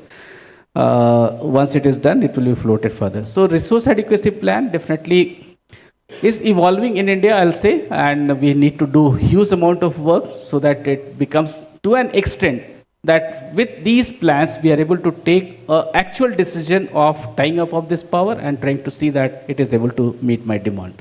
Distribution segment will be the next step, which we will be doing it. First distribution perspective plan under the National Electricity Policy, under the National Electricity Plan, we have already done, and we have sent it to Ministry for approval. Once that is done, we will be having the first National Electricity Plan for distribution also, which will be notified as per under the Electricity Act. Similarly, for the these are some of the points that I listed out today morning itself, that if I have really to do what next we are required to do in this sector, this is just maybe in the morning only. I did it at 4, so it's not, may not be sequential. But definitely we need to work on the intrastate SCAD. I think Mr. Soni is here. I think he'll be throwing more light on this. But what is still required is we need to go one step further, and that is the SCAD, that is Security Constant Economic Dispatch. We have done it at the RLDC level, that means ISGS level as of now, but that is happening only after the RTM, that means at the real-time frame, just before the dispatch of these powers.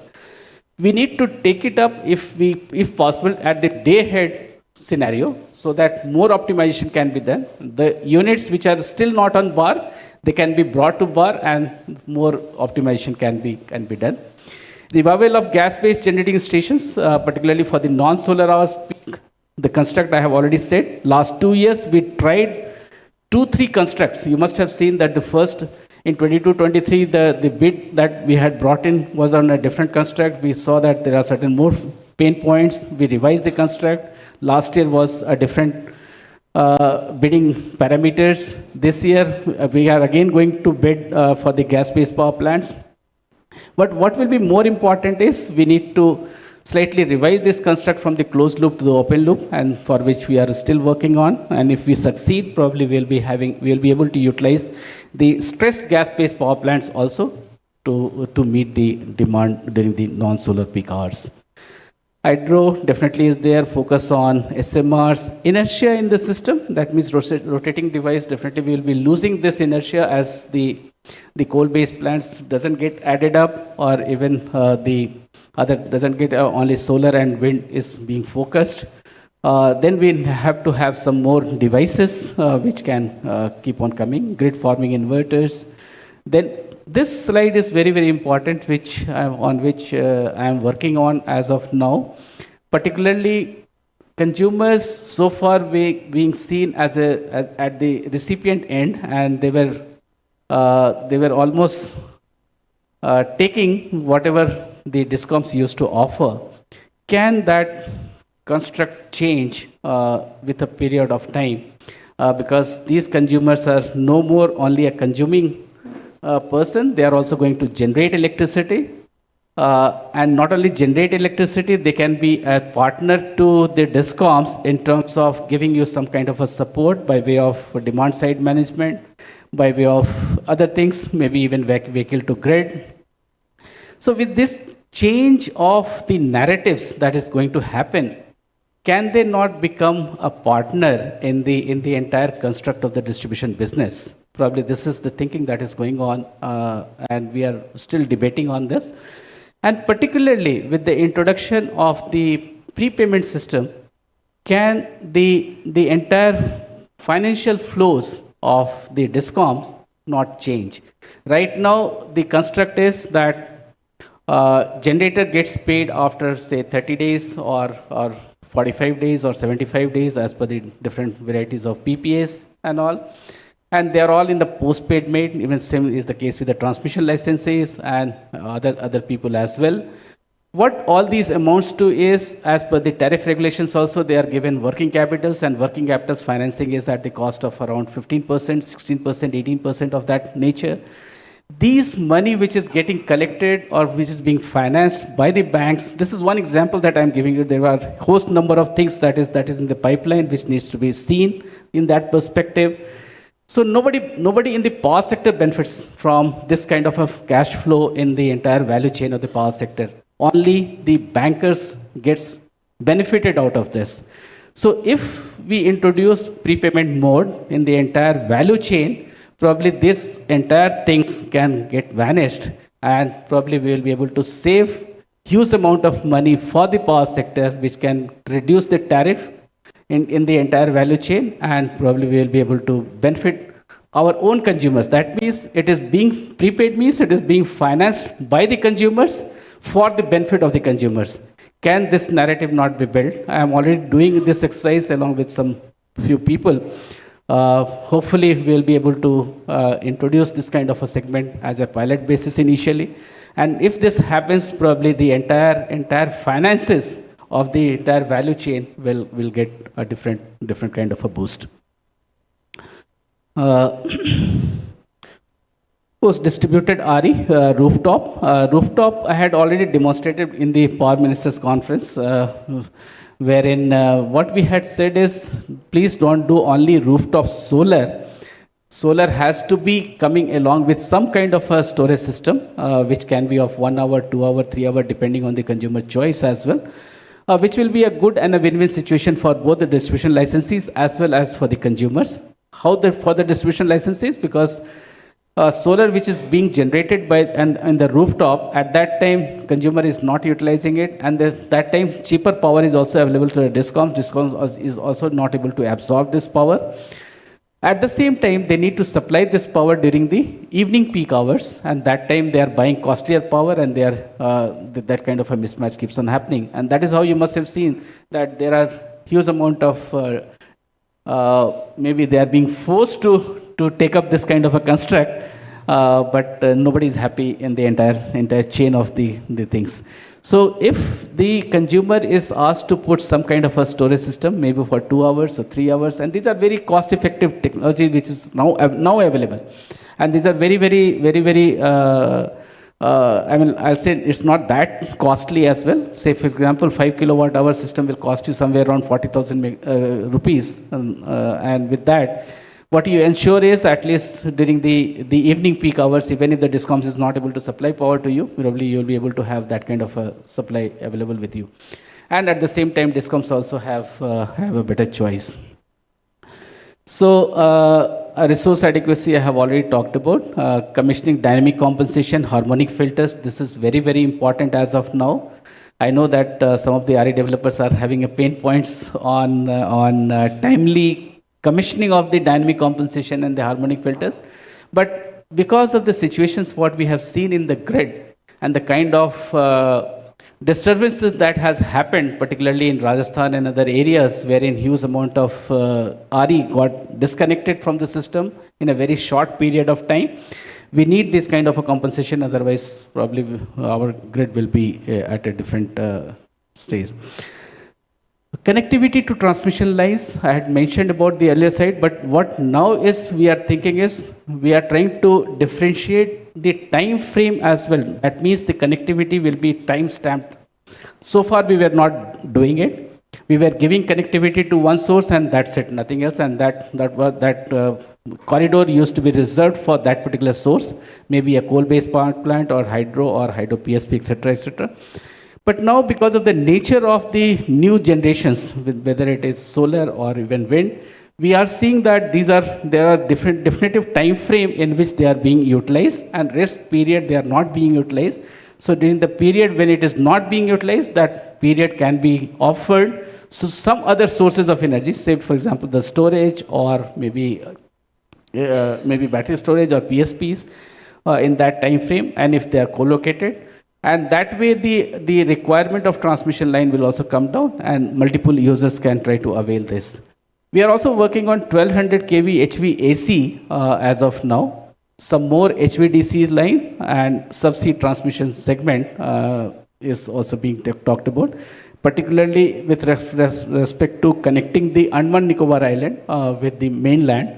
That kind of study has been almost done, and we have referred this matter to Ministry of Power, and if that happens, probably we'll be connecting Andaman Nicobar Island in next 5 to 6 years time frame. And if that happens, then we'll be able to declare Andaman Nicobar Island as a green island with respect to utilization of green electricity as well. So a host of new technologies will be required, and particularly right now, definitely we are talking storage in terms of hours, maybe 2 hours, 3 hours, 4 hours, 5 hours. But very soon you will find that as this KT increases, you will be required for storage for days together. And this will happen mainly because during the monsoon period, you will have cloud cover, and huge amount of solar power will not be available for some time, particularly during the cloud cover. And if that kind of a situation exists for 2 days, 3 days, 4 days, 5 days like that, then probably you will have to have a storage system for multiple hours as well. Another construct that we are trying to sell, because ROW has become a very huge challenge in the country, and one thing that we did recently is we revised the guidelines of compensation from 85% to 200%. But probably that is also not proving to be good enough, and even 15% in the corridors, from 15% to 30%. One more construct that we are trying to work out is, can we give them market rate? But how to determine that has become a big challenge for us, because until we give the farmers or the person who is holding that land the market rate, probably they will not be willing to give land to you. No, there are no guidelines for storage of the batteries. Somebody is ordering for 2 hours, 4 hours, 5 hours, something like that. There must be some guidelines from CEA to meet out the requirement along with the renewable, the battery, the storage hours should be defined. So this cannot be said as a single number for everyone. It has to be the portfolio dependent. So when we do the resource adequacy plan for the DISCOMs, therein we are telling to the DISCOMs that, okay, this is the kind of requirement that you will be having it. Some depending on the portfolio that the DISCOMs maintains, the requirement varies accordingly. Uh,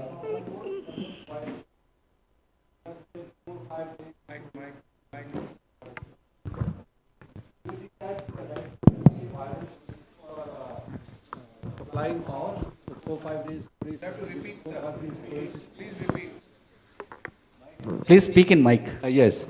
What I was asking, wanted to know about was that you have just mentioned that storage systems are being developed and the situation will come when we will also have storage for 4-5 days when the solar power is not working because of the rainy season. Why can't we have some kind of grid management system? But 4-5 days storage is not going to work, according to my understanding about it. Right now, definitely So- you are saying whatever you are saying is perfectly as of now, but maybe in that time frame, and maybe this may not be required in a near time frame of 32, 35, 40, even up to 47. I don't envisage this kind of a situation. But the moment you really go for 80% or 90% of the renewables power, at that time, anything of this kind happening, probably you will require that kind of a scenario. That means your reserve margin from the storage side will increase. We will have to seriously, work on such solutions. Or maybe at that time you will have a different kind of a technology. I don't know as of now. Let's hope. But definitely that is going to be a requirement, and that's a kind of what we have only indicated by this is probably we should be ready. I mean, these are the nuances of going entirely green, because now people have started talking about 90% green, right? That kind of a narrative has come from European countries as well. Okay, even if you are consuming 90% of renewable power, you will be called as green. So this narrative is coming just because of all these factors, because you have to see the reliability of supply. That becomes your prime importance the moment you come to actually ultimately what is the objective? Objective is to give power to the consumers, right? So, and that too in a reliable manner. Now you can't think of a break. You can't think of a load shedding. You can't think of, that kind of a narrative which used to happen earlier.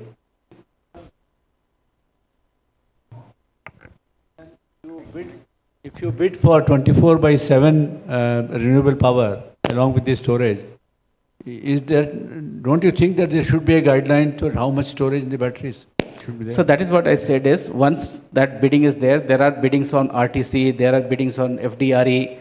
All these construct the developer, they do make a study and try to see what kind of a combinations they will be having it. Say whether to go for so much of solar, so much of wind, so much of hydro, so much of hydro PSP, depending on the availability and the place where it is being located. Say for example, if it is all co-located as it is in case of Pinnapuram, which is 1600 megawatts of PSPs, there are 3000 megawatt of solar, if I am not mistaken these numbers, and there are wind, they all are co-located at the same locations. It becomes easier for him to supply.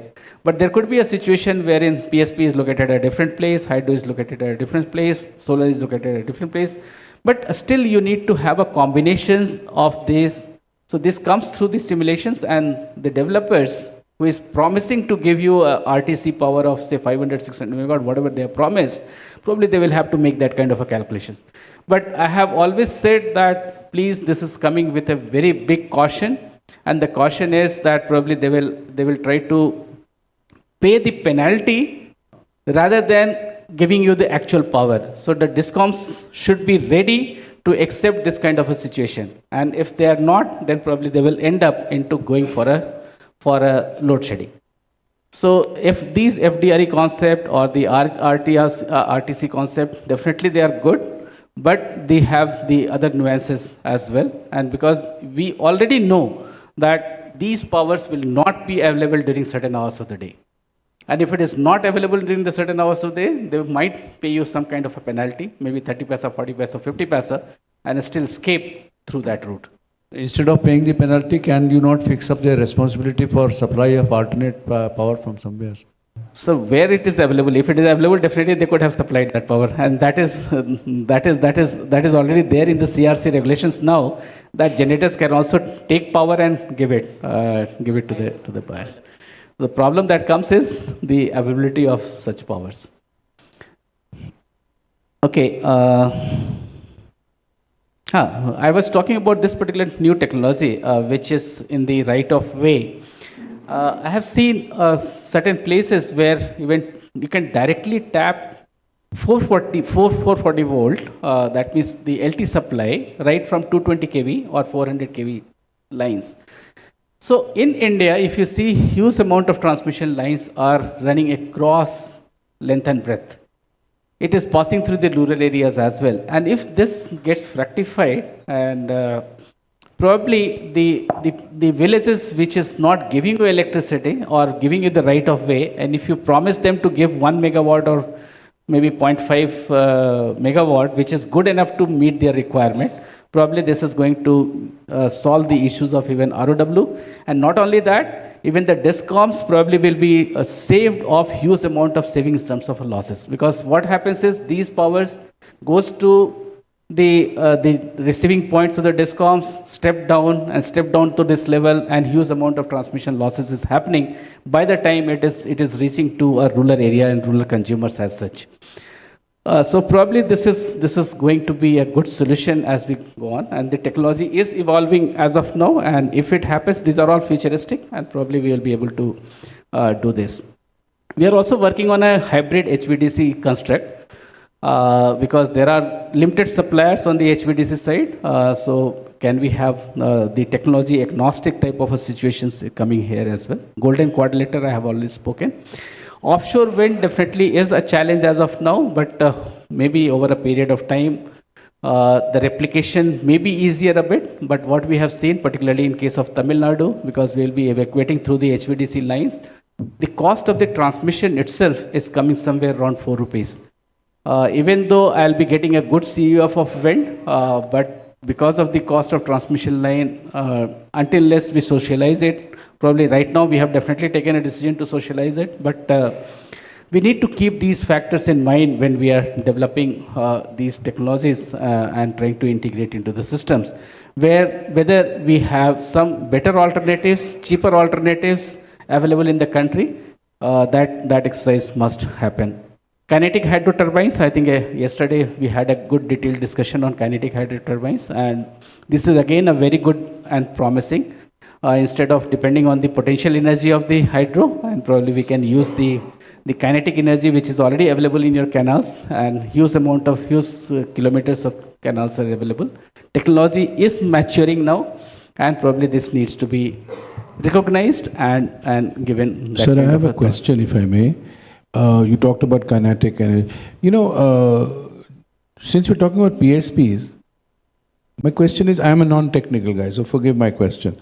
What about reactive power? Is it taken care of in this? Yes or no? That's all I want to know. I think reactive, I have already mentioned about dynamic compensation, and the dynamic compensation comes for the reactive power compensation itself. So, one more construct that we are working on is, of course, ultimate goal definitely is to reach to net zero by 2070. One is, can we accelerate that process and achieve for power sector by 2060 or 2050? That's kind of a construct in which also we are working on it. But to achieve that kind of a thing, can we not target small segment first? And that is how we have started doing that. We are trying to engage with the industries, maybe some industries who are fast enough to adopt this kind of a method. So attacking the CNI customers, maybe some green villages, some green district, and then reaching up to some green states. So particularly, we are doing some studies for Himachal and Goa and even Delhi discoms. That can these discoms become greener earlier to those time frames, maybe earlier to even 2050 as well. So this is another way of looking at it. As I already mentioned, that we are already looking for greening the Andaman Nicobar Island, because that huge amount of diesel is getting burned there, and that diesel cost itself is coming around 45 rupees to 46 rupees per unit. And with the escalation cost that we have seen, that because the diesel cost will keep on going up and up, maybe it may touch around 60, 65 by the time we are able to commission the HVDC transmission lines for these islands. Not only for the Andaman Nicobar Island, but we going even up to the Greater Nicobar Island, where they strategically some ports and other things are going to come with a demand of somewhere around 250 megawatt. So we are planning for 500 megawatt of HVDC systems for these two places as well. So I think I'm almost coming to an end. So in the entire deliberations, we have tried to see that how do we achieve energy transition for the power sector, given the constraints of the entire energy sector as well. The question that we were trying to harp on, can we do it earlier? Because the world narrative is that we should try to achieve by 2050. Probably power sector will be able to achieve, but maybe there will be challenges for the other sectors as well. 2070 time frame, definitely we are almost working. Probably maybe in the next time we will be able to present that as well. So all these stakeholders definitely need to work together, whether it is from the generation, transmission, distribution, market orientation, traders, storage. So all people, and even the manufacturers, the more important is the equipment manufacturers, because they need to maintain the supply chains. And mind you, one of the things which is bothering us is because we have to maintain our coal-based plants even in a time frame of 2060 and 2070. No supplier, no OEMs probably will be available other than the BHEL. So probably we'll have to build, and that is the narratives we have already started, building the internal capability and capacity to see that there is good manpower which is available to us to do this kind of an activity, because other than the China and India, probably nobody else will be having the coal-based power plants in those time frames, maybe beyond 2040 or 2047 time frames. So we need to build them, and that is how the entire narratives that why we are trying to do these things, and trying to see that India develops the capability in terms of these equipments, in terms of the manpower trainings, in terms of any other things as well. Probably these are the reasons, and probably if we are able to maintain this with the help of all these stakeholders, and I'm sure all these stakeholders are geared up to this, and we will be surely able to achieve net zero by that time frame. Thank you so much.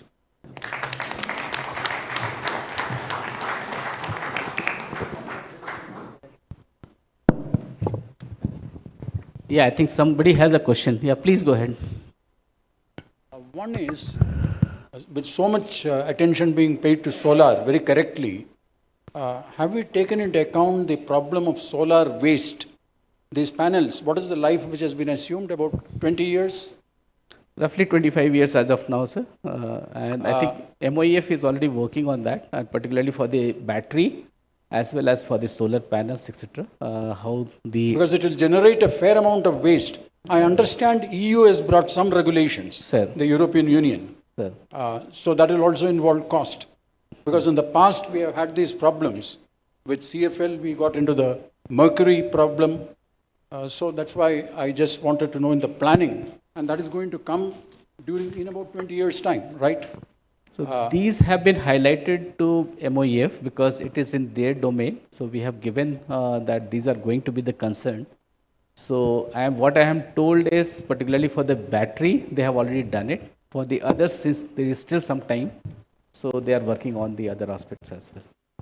So second is, what is the present stage of market coupling in the exchanges? Mm-hmm. What is happening in that area? I think, I hope not all the three exchanges are not sitting here, otherwise they will start fighting right now.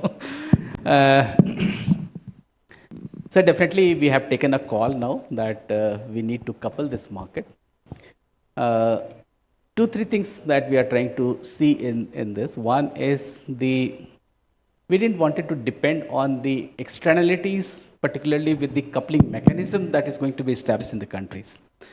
So Grid India have been told to make the engine workable for them. So their software team, along with some experts, they are trying to develop this. And hopefully that will be ready within very short period of time. We'll try to test it, mock test it, and try to see that we are able to have the in-house thing. Of course, there are 2-3 challenges in that. One is the settlement, where we do it, because right now we don't have any settlement agency separate. Otherwise, right now the settlement is being done by the in the exchange itself. Particularly, I'm talking about the financial settlement things like that. So until this, we have a separate clearing house, which is a demand from the SEBI side and the Ministry of Finance side as well. We are trying to work with them. If we are able to sort out this particular issue and the software issue, the other things is only incidental problem. All the three exchanges are using different softwares. So Yes. is it compatible in the... So that is how we are trying to see, sir, because now, even though they are having a different type of a software, they will just have their base data coming from these three exchanges, and they will be having, they will be optimized on a common platform within Grid India with the indigenous software that we are trying to plan. Thank you, sir. Sir, I think this is one part which I missed. In fact, not only the coupling software, but other software also, which we are using in the power sector. Right now, we are dependent mostly on the external software, whether it is Plexos or whether it is Ordina, whether it is any software that you think, or a SCADA software, etc., etc.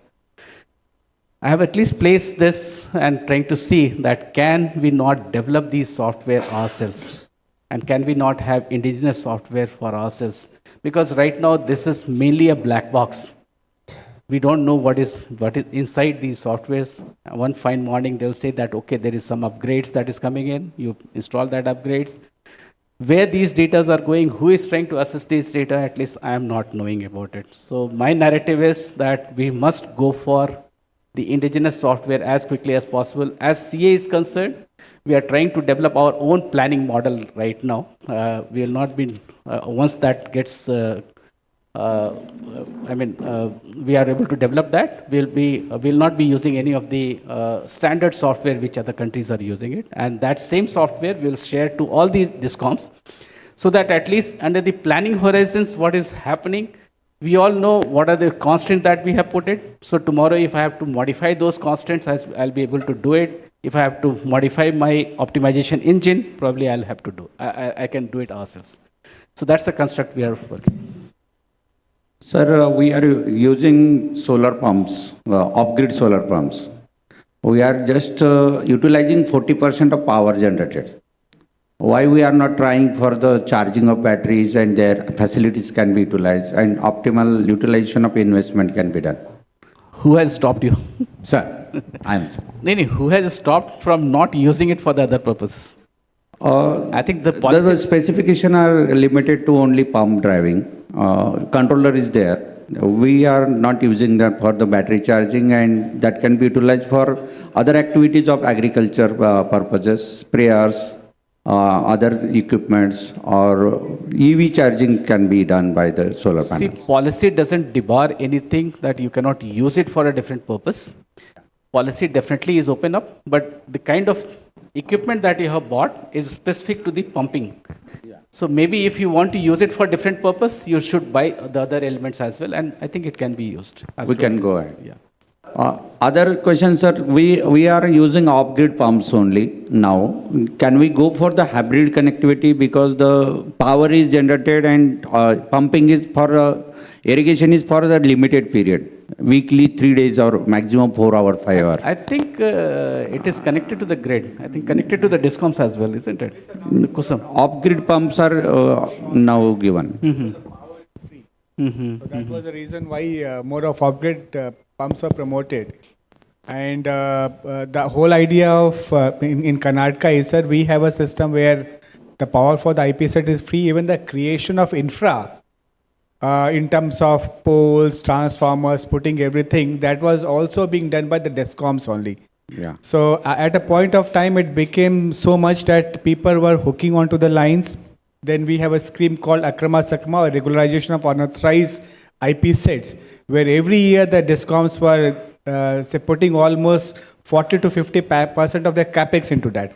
So government took an intentional decision that, okay, we will go for off-grid pumps. Within 500 meters of the electricity network, we will give them connection. Beyond 500 meters, as a rule, we'll go for off-grid pumps. That was the reason, because of obviously free power and capex stress on the DISCOMs. Okay, so what I understand is maybe because of the commercial conditions, this decision has been taken.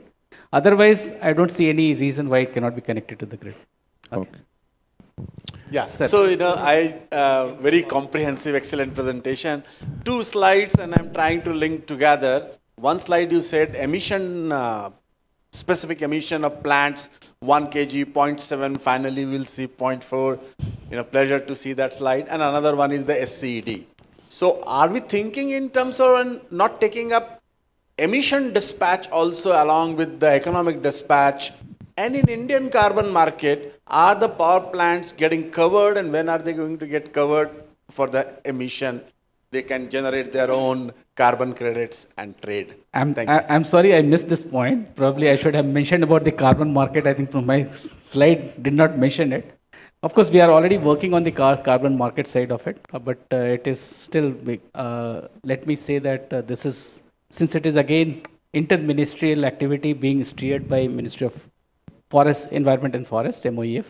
So it's taking some time, but definitely we'll be reaching to that kind of a construct as well. But coming back to your very interesting and a very important aspect, that is the emission monitoring as well. Of course, it is being monitored only for a different purpose right now by CPCB. It is being monitored.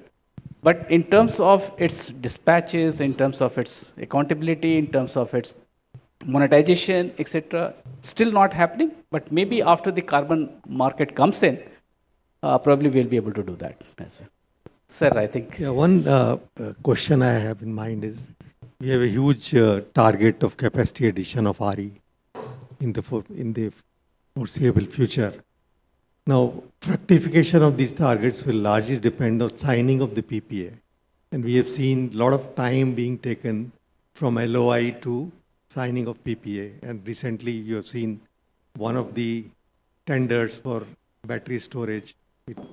It was not approved, the tariff was not approved by CRC because of delay in processing of the case. So how we are working out with the states that the PPAs are signed in a reasonable period of say 6 months after granting of the LOI. Sir, I think the present construct is slightly different, and that is how we can't force any buyer to sign a PPA.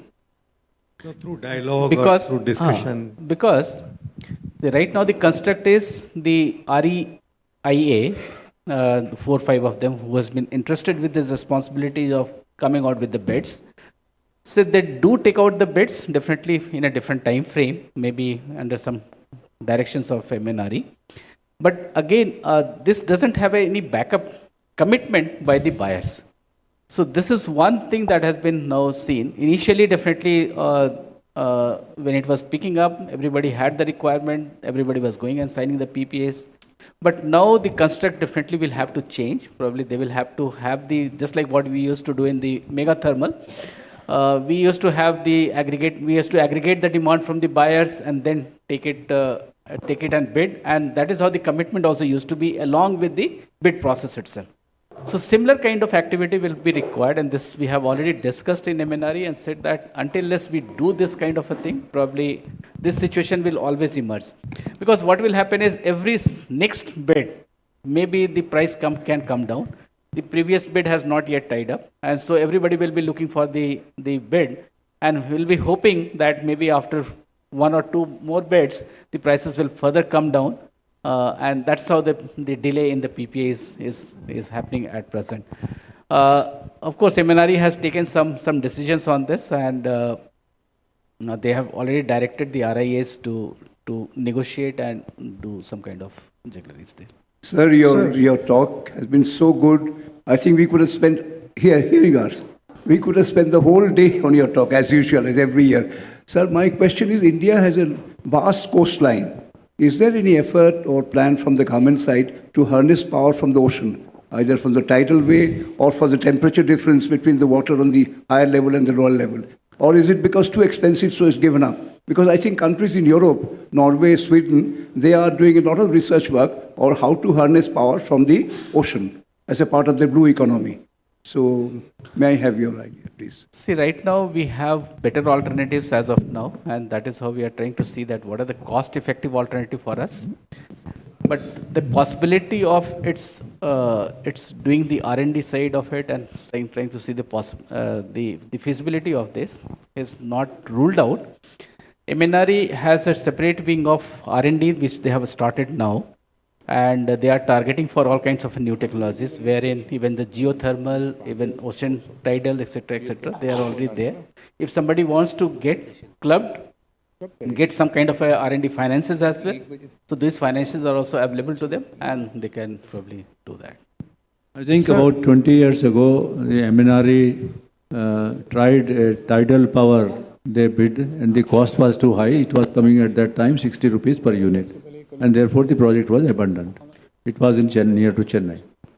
So that can happen, sir. Still, things are evolving. So last 20 years and now, the technology has matured elsewhere.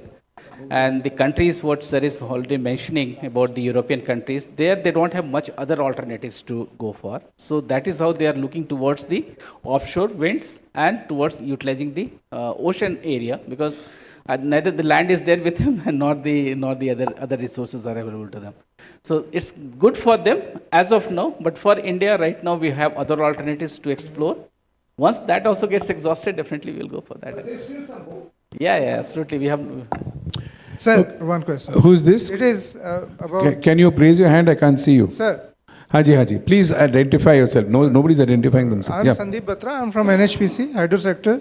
I'm Executive Director over there. Since you touched all kinds of technologies, and my question is more towards integration. Means we are talking of power sector, and we are talking of net zero and trying to achieve there and trying to bring better technologies which are needed for the grid stability and everything. So shouldn't there be integrated planning? Means there is NPCIL working under some other ministry, some small hydro, some MNRE. So how does it get integrated at one place? आपका simple answer है the body like CA, which is trying to integrate all these three ministries. This I have told to even all these three secretaries as well, that CA is sitting at a place which is very strategic and important.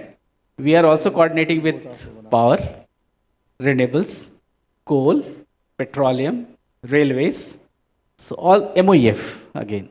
So all these ministries definitely, with respect to the power sector issues, we are definitely targeting.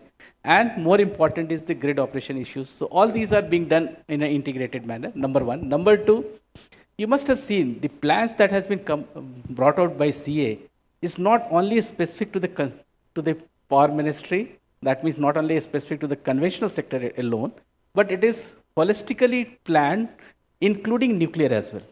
Right. Now there are we are approaching to the government to change even the business rule for Ministry of Power, that earlier nuclear is supposed to be under the DAE itself, Department of Atomic Energy. So we are trying to say that at least please introduce one more liner in the Ministry of Power business, conduct of business rule, because we would like to engage our own CPSUs in the power sector as well to develop the nuclear power. So that exercise is going on.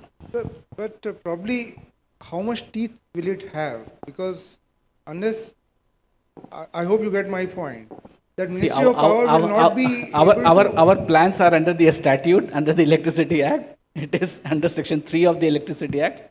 So I think it is. I hope, sir, that a bigger think tank at some level I don't know under which ministry, PMO or whatever, they can see the emerging scenario, means technologies. Let me ask you another question in that case. What is the gap that you are trying to find in the present construct? Yeah, my point was probably there are emerging technologies, maybe in nuclear, SMRs or whatever, and then probably ultra supercritical, or maybe something else. It's very dynamic right now. If we are going for transition, if it is not being seen holistically, maybe we need to right now introduce non-fossil purchase obligation, which will include nuclear.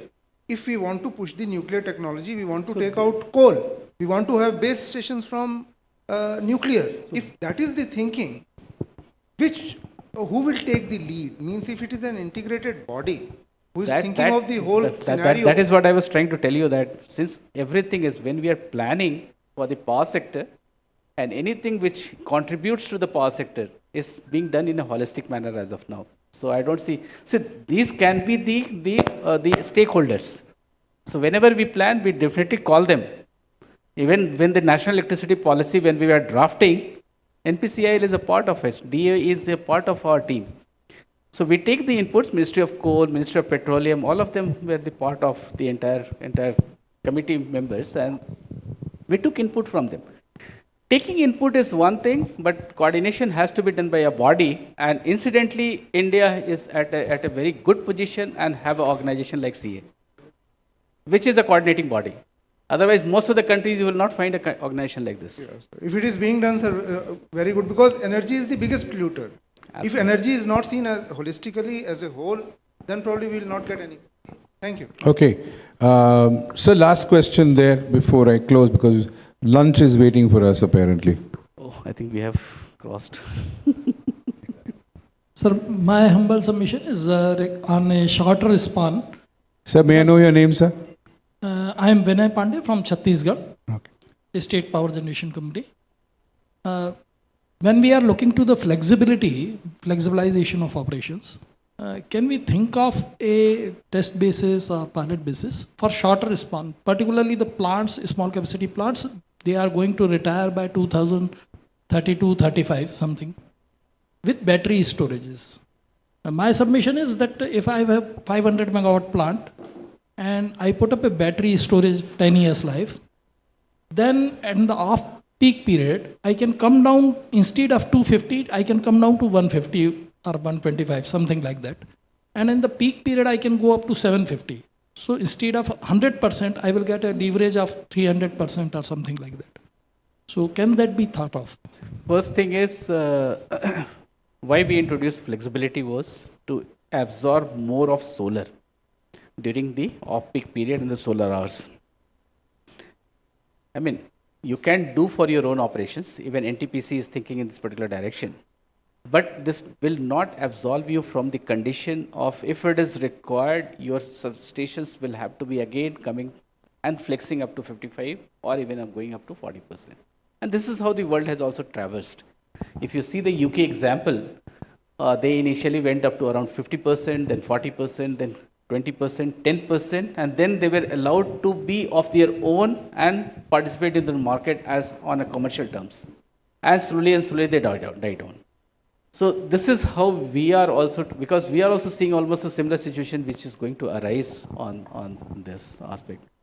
And the flexing will be required, but maybe during some period, if you really want to capitalize on, if the let's say storage cost has come down and you would like to store that power, use it during the evening peak hours, if it makes a commercial sense for Chhattisgarh, you can go ahead. Absolutely no issues on that.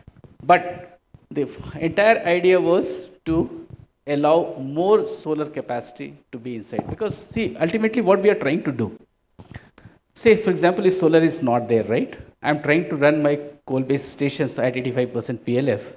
That means I'm trying to have energy coming out from the coal and trying to burn coal.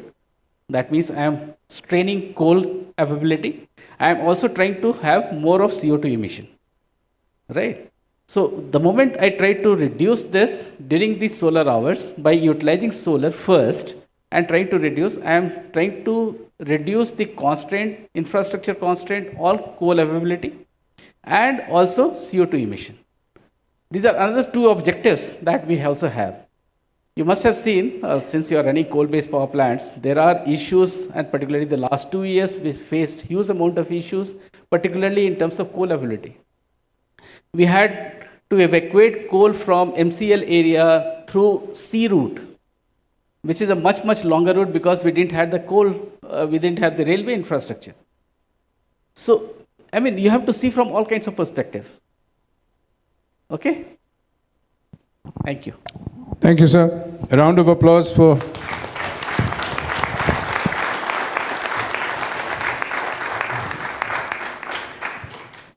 Sir, आपको सबसे ज़्यादा तालियां आई हैं in the entire conference. Okay. But the delay is on your... Absolutely, sir. Lunch is also on my account, unfortunately. Sir, one question I need to ask you. After listening to you, I'm just thinking as a layman, wouldn't it be smarter for us to repower a lot of the thermal power plants which are now become, defunct? And would the government have a policy for encouraging that kind of situation? You already have the location, you already have the linkages, but the plant is shut. There is already a plan for renovation and modernization, and I think you missed the the earlier policy of the government, which announced that no retirement. Earlier, we had a retirement plan, so we struck it down 2 years back, and we said no retirement till 2030. And even if some plants is at the verge of retirement, we'll try to do some kind of a modification in those plants. If required, we'll fund the renovation and modernization programs.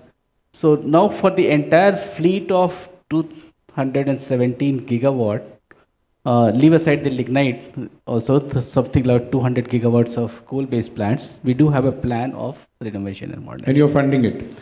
Funding for entire is not yet decided, but definitely it will be seen as the situation comes. And no retirement also for bureaucrats in the power sector? Well, that's good news. On that happy note, I have a good news to let you know that lunch is there, so please refuel and get ready for an interesting session, which is, yes? Nothing. Okay, whenever she stands next to me, I get worried. And we're going to have Mr. Pankaj Pandey, who's going to first talk about distribution and how to make distribution companies profitable, which means the entire power sector gets into profit, and perhaps a lot of the issues of not signing PPAs or not paying and all that, or the sanctity of contract gets sorted out. And then he will, of course, talk about transmission, which is what he's handling currently.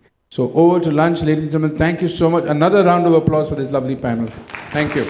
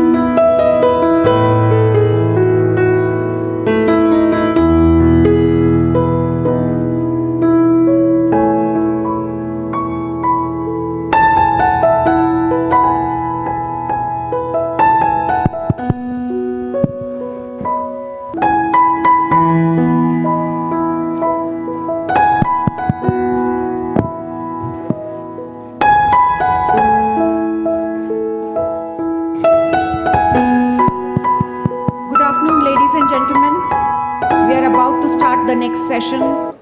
Can we request you to please take your seats?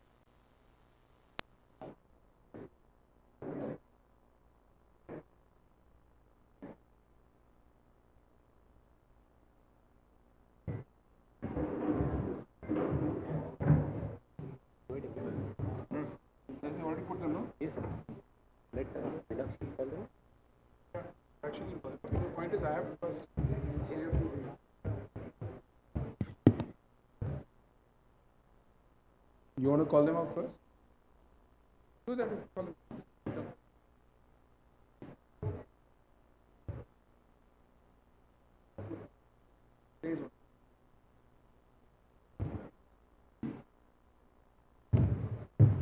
May I invite Shri Pankaj Pandey, IAS Managing Director, KPTCL.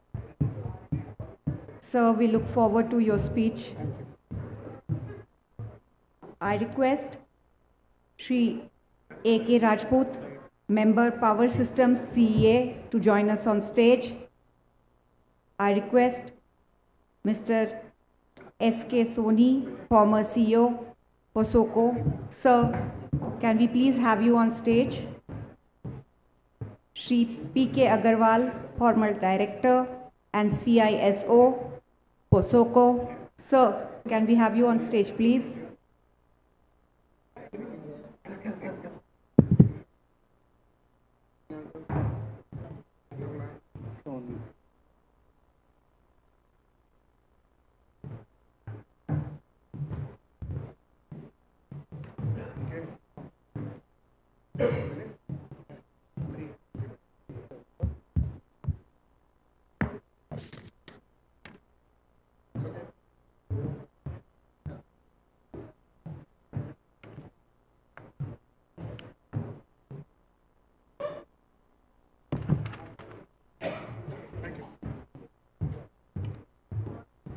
So after those who survived the intensive course set down by Honorable Chairman CEA, we are now going to get into listening from a practitioner, Mr. Pankaj Pandey, who is the chairman, or sorry, managing director of KPTCL. He has pretty good experience in his career of also running KPCL, which is the power generating arm of Government of Karnataka. He has got a damn good idea on what's happening on distribution. So he, thanks to paucity of time, has very graciously agreed to merge his two sessions on basically distribution and transmission.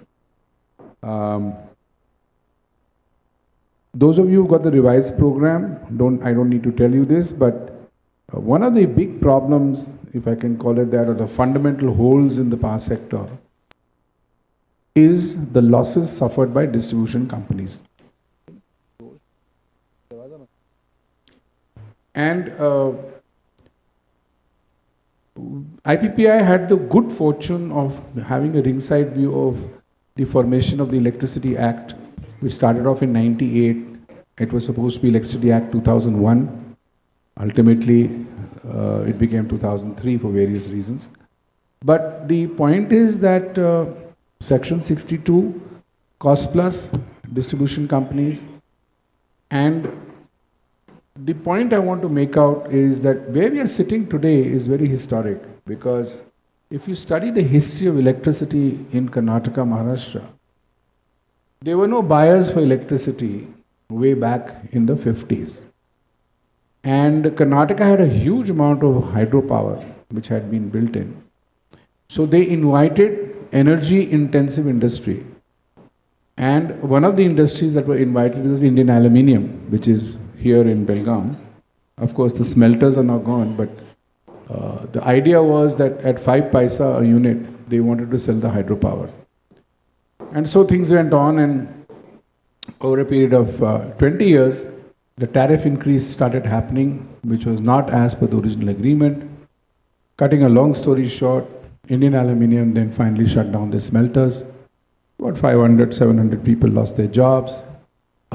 And only the finishing part, that is not making from alumina to aluminium, the smelting part was over, but they were making alumina and still are. Point I'm trying to make is there were no buyers for electricity at that stage. Okay. Another important milestone I want to talk about before we talk about distribution is the fact that that period of 20 years, 25 years saw a new development. The demand for electricity started going up. And Mrs. Gandhi felt that the states were not adding enough generating capacity to meet the loads. And that gave birth to NTPC, and I think the earlier name was of Gridco, National Grid was something, some National something Transmission Corporation on the central side.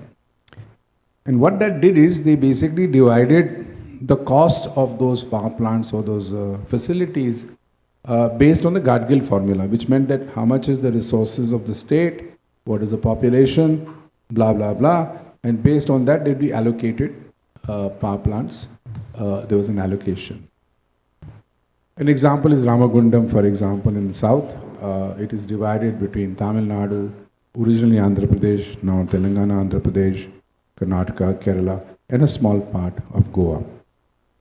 Now, this being the situation, when the Electricity Act was contemplated in the 90s, and one of the key guys in the story is late Mr. Kumaramangalam, who was our Prime Minister during the Vajpayee Sarkar. Great thinker, visionary, hardworking guy. During that time, we were trying to visualize what kind of an act we need to have. And so one of the key issues that were brought up is how do we accommodate the private sector in the power sector, and how do we accommodate trading as an activity. In that context, having seen how the fast track projects progressed in the 90s, they laid down the, the foundation of the fact that we needed to have a new dynamic act. Now, the act contemplated a lot of things. You had section 62, and then you had 63, which had comparative bidding, etc., etc. And this is very relevant when we talk about losses in distribution companies, because there's a very important piece that needs to sit in your mind when you listen to the next few speakers. Competitive bidding was there somewhere in the Act, and there was a section 63, but everything was running on section 62, which is cost plus. NTPC didn't have a single PPA in those days. They just had a letter which said, the state said we will take so much power, yes, confirmed, over and out. There was no concept of a power purchase agreement. And there was no need at that time. Coming in of the private sector created this requirement of being competitive, etc., etc. A lot of water flew onto the rivers, and finally in 2010, it was announced that procurement of electricity should be through competitive bidding. The forces behind this were sitting in ASCI, Hyderabad. I knew them very well. I had my differences of opinion with them. But they said, we have competitive bidding for rubber bands.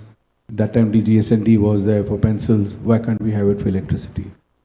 We also got a letter generated from the California Energy Commission, which addressed this issue and explained that different power generating sources have different prices, different costs, and putting all into one basket will create an anti-competition or an anti-market, which will create problems in times to come, since they already had the experience in California. So one of the things that it was a standard example that was given then was that in Canada, in Calgary, a brand new power plant was being set up by Scythe Energy, 250 megawatts into 2 based on gas, at 5 cents.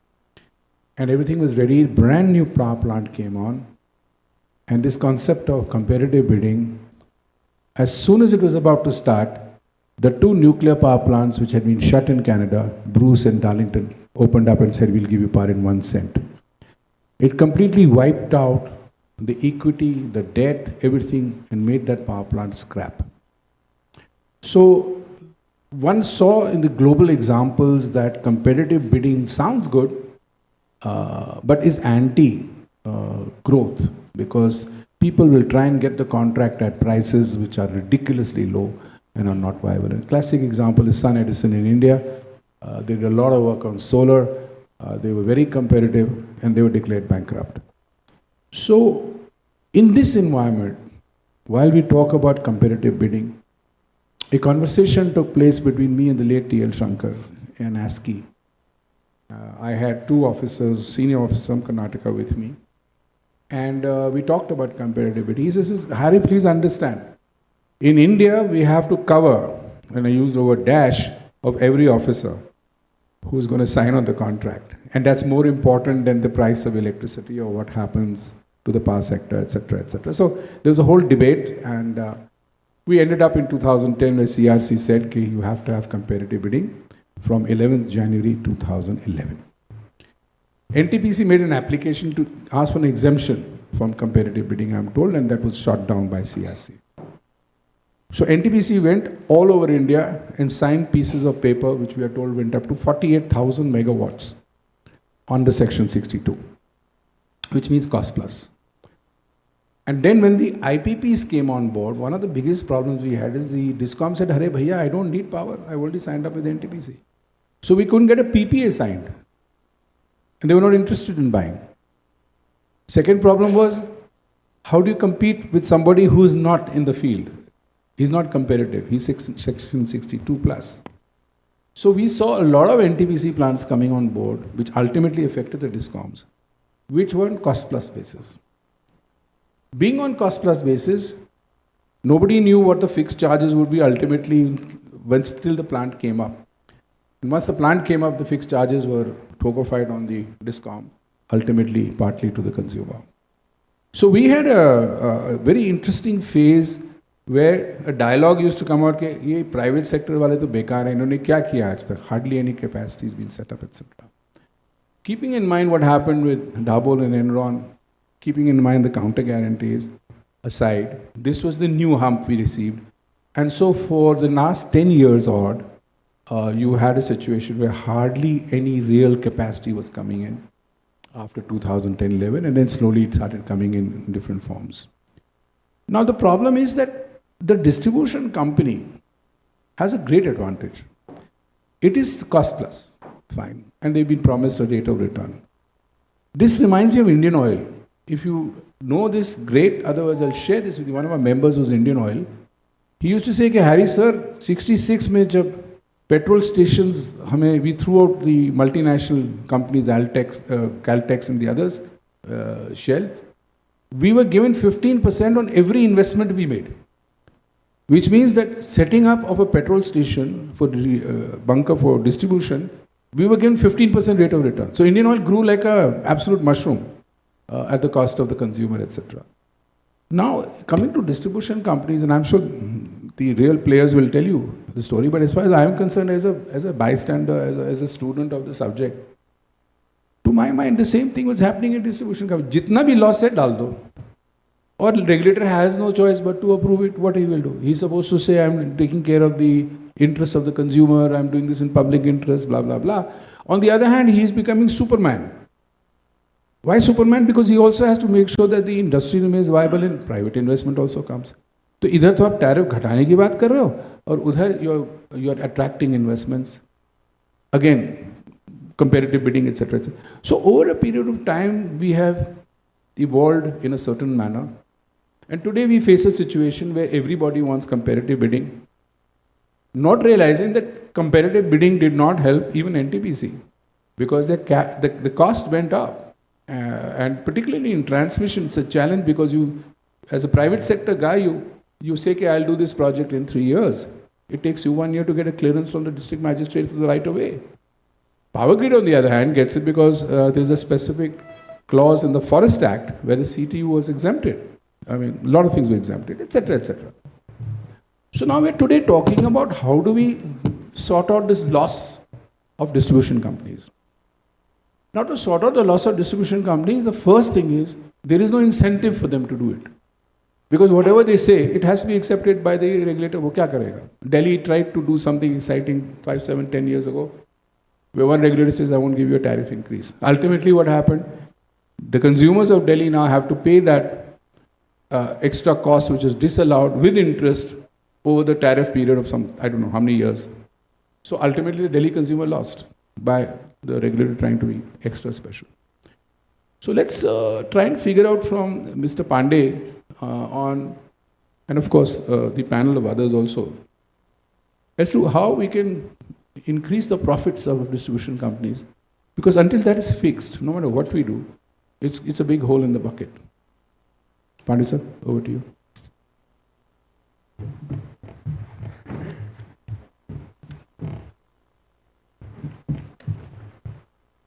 Move with it.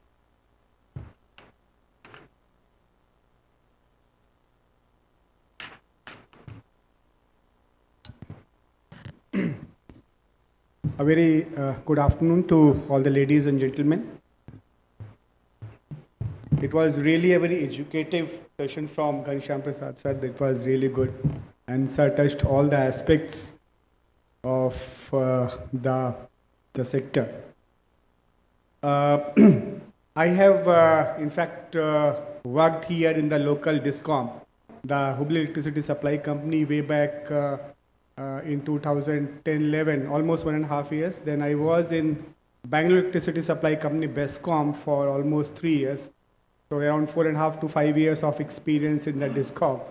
And then in the transmission sector. And I like to say a few points. Last 1 decade or so, I have seen how the DISCOMs have progressed, and before that also we have how the things have moved. Now coming to Karnataka, or particularly the DISCOMs which are there.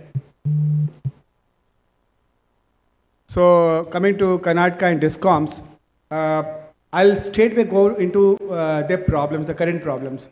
Whenever I sit with the finance department and ask that we have to increase the tariff, or we have to go for a higher tariff because the costs are going up, then finance department says that I am your biggest consumer. Why are you increasing the tariff? Because the finance department pays for the irrigation pump sets. In Karnataka, the electricity is completely free. And as I was mentioning, even the capex cost is also paid by the DISCOMs. The second is less than 200 units average is also free. So almost you can say around 45% of the energy consumption is paid by the government. Now in such a scenario, the dependence on the government becomes extremely high for the DISCOMs. And a very peculiar thing with Karnataka and a lot of other states, it is also there, is that the farmers' irrigation pump sets are not metered. In fact, we had metered meters around 20 years back, but slowly over a period of time, those meters have been removed. They have been protested by the farmers and all those. And if you talk about metering, or even any hint of metering, is seen as a move by the government to bring some cost to the electricity to the farmers. So this is the scenario in which most of the DISCOMs in the country are working, not only in Karnataka, not unique to Karnataka. So what are the solutions? Now what I feel is, just to give a context and the numbers in Karnataka, and you can gauge the problem. In 2013-14, around a decade back, we had 22 lakh irrigation pump sets, 22 lakh. And today, after a decade, we have 33 lakh irrigation pump sets, which is an increase of almost 50%. These are motor figures. And in terms of subsidy, the government was paying 7,000 crores of subsidy in 2014, around a decade back, and now the government pays us nearly 18,000 crores of subsidy. So in terms of subsidy or rupee terms, it has gone up by 250% almost. And in number of irrigation pump sets, it has gone up by 50%. Now even if you say discounted by inflation and all that, still it has gone up by 2 times. So the state government is also really concerned because your power bill for the irrigation pump sets are ballooning, and what's the solution for that? There are 2-3 steps which have been taken, which I feel can bring a kind of sense to this entire irrigation sector. One is the solarization of, one was obviously the feeder segregation, which was done by most of the DISCOMs earlier, and we have also done. But again, feeder segregation, mein one problem which comes is the presence of farmhouses on your irrigation feeders, or farmhouses can't be cutted by your non-agri feeder, and therefore it has to be on the agri feeder, the closest feeder. And these farmhouses require lighting support and all other support, and therefore we have farmhouses which are there on the irrigation pump set feeders. Now, if we give the power supply in the evening hours, then there is and even that is a single phase or open delta, or this is the arrangement which is done. Now, even if you give the power supply, there is an illegal conversion of that single phase into 3 phase by farmers, and therefore you have pump sets which are running for 7 plus 7, 14 hours. So the solution was put an overload protection relay, OLPR, and all those things. Now the feeder segregation, that first step was taken up. Now what about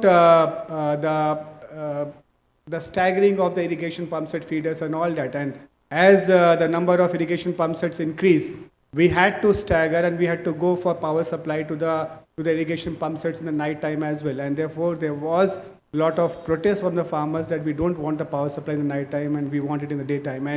And now the thinking, and obviously under the Kusum C scheme of the Government of India, we have the solarization of the substations or irrigation pump sets, dominant substations in the state, and the state is going to put up around 3 gigawatts all across the states, across the state in the substations, and this will provide the power to the farmers in the daytime. The work has been started. This is one step where probably will reduce the power cost, provided that solar doesn't come free. It sounds at least 3 rupees, but the support which you require in terms of storage and all that, this is 3 rupees plus. But anyway, this is one thing which has been done, which will reduce your average cost of power purchase. Average cost of power purchase for the DISCOMs in Karnataka is around 6 rupees, and this is around 3 rupees, 14 paisa, 15 paisa, around that. Now, the second step which has been taken, and Government of India has done that, is Kusum B, in which the state government told that we will provide under 20% from our side. So instead of 30, 30, 40, it was made 30, 50, 20. So the farmers' contribution was reduced to just 20%, so that there is a better offtake of the scheme.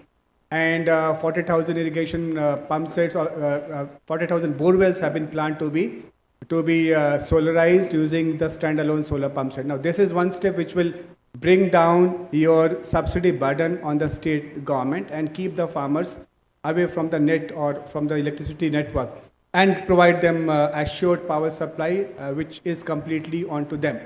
Now, the problem here is in terms of one gentleman asked that why don't we allow the feeding of this irrigation pump set or the power produced by the solar for the standalone pump set into the feeder. Now, the problem is, if you connect it to the feeder, then there is a possibility of it being misused. People have been misusing it and all that. And it is a big concern of the finance department. So the call taken by the government was that beyond 500 meters will take up as a rule.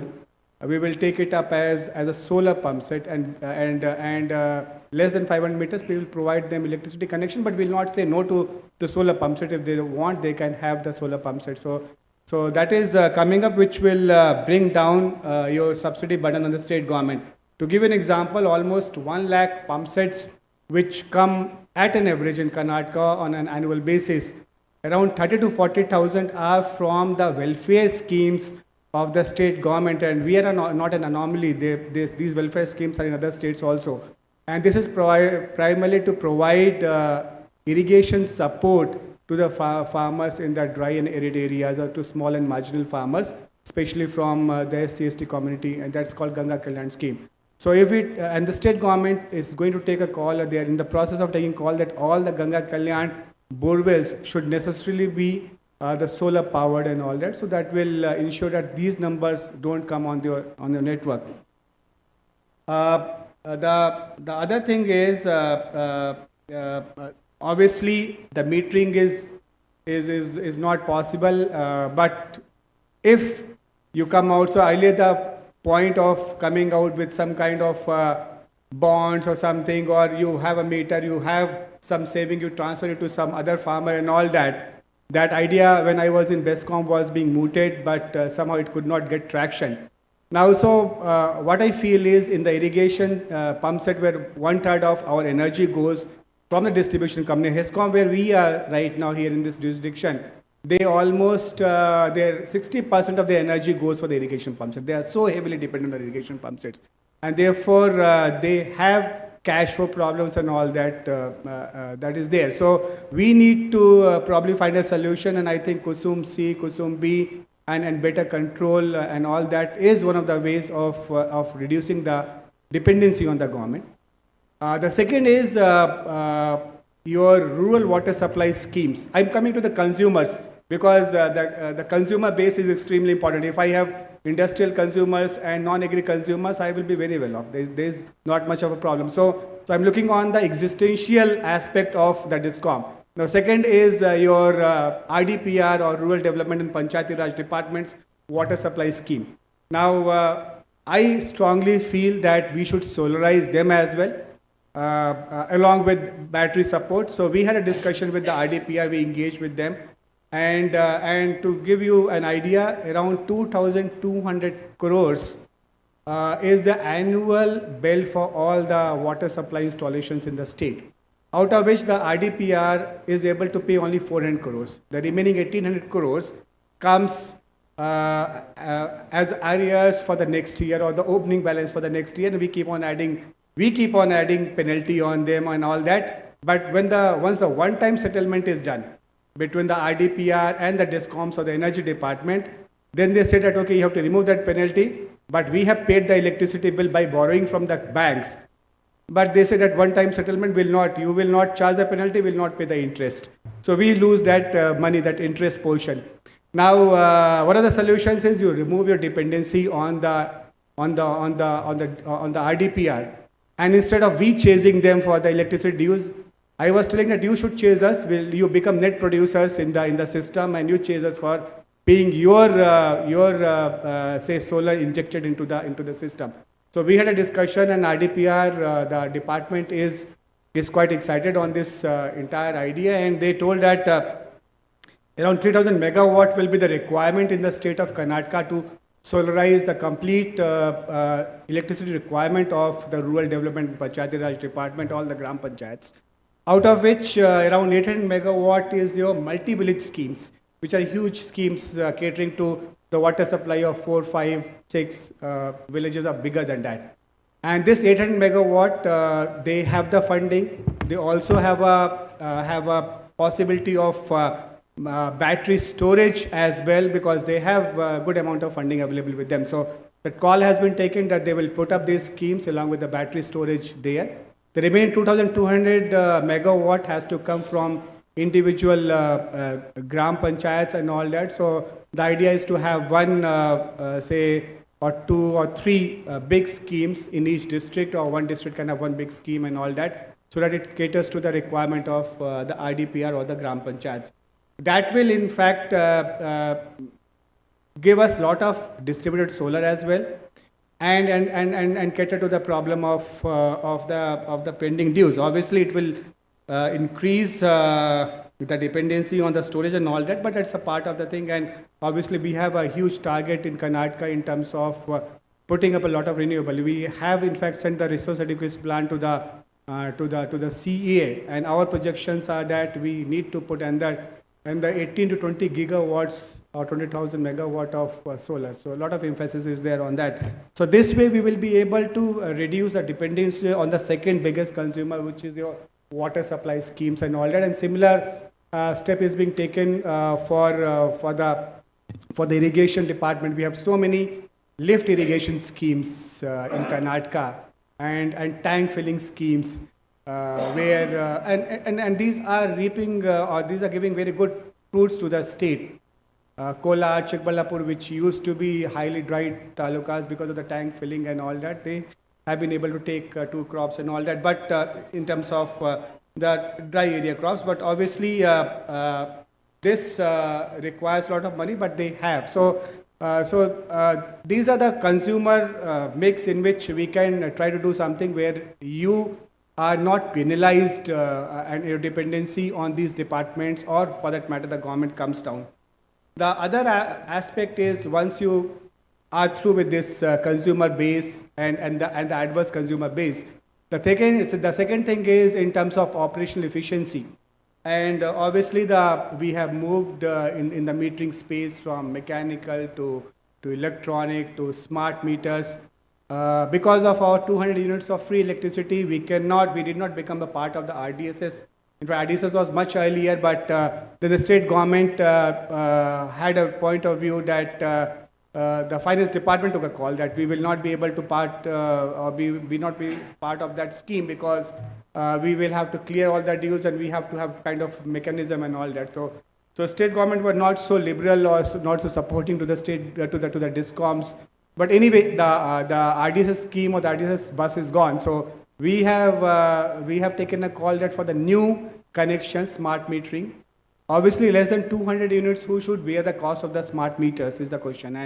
And therefore some kind of a retrofitting solution can be found out. And for the consumers who have a substantial electricity bill, we can go for the smart meters. And that will bring down your operational cost, that will give kind of independence to the consumer. You can do a lot of things of time of day metering, and all other aspects can be brought into the picture here. Distribution automation, auto reclosures, all those things are being done and should be done to bring better operational efficiency for the DISCOM, which actually results into higher sales of power and better realization of the power. Technology adoption, all those things are being done and should be adopted in the various DISCOMs. So I strongly feel that DISCOM is the place where the actual action is. They are the ones whose health is good, then the entire sector's health is good. But we have to take a lot of steps there, and it's being done. Coming to the transmission, I'll try to club the two things together.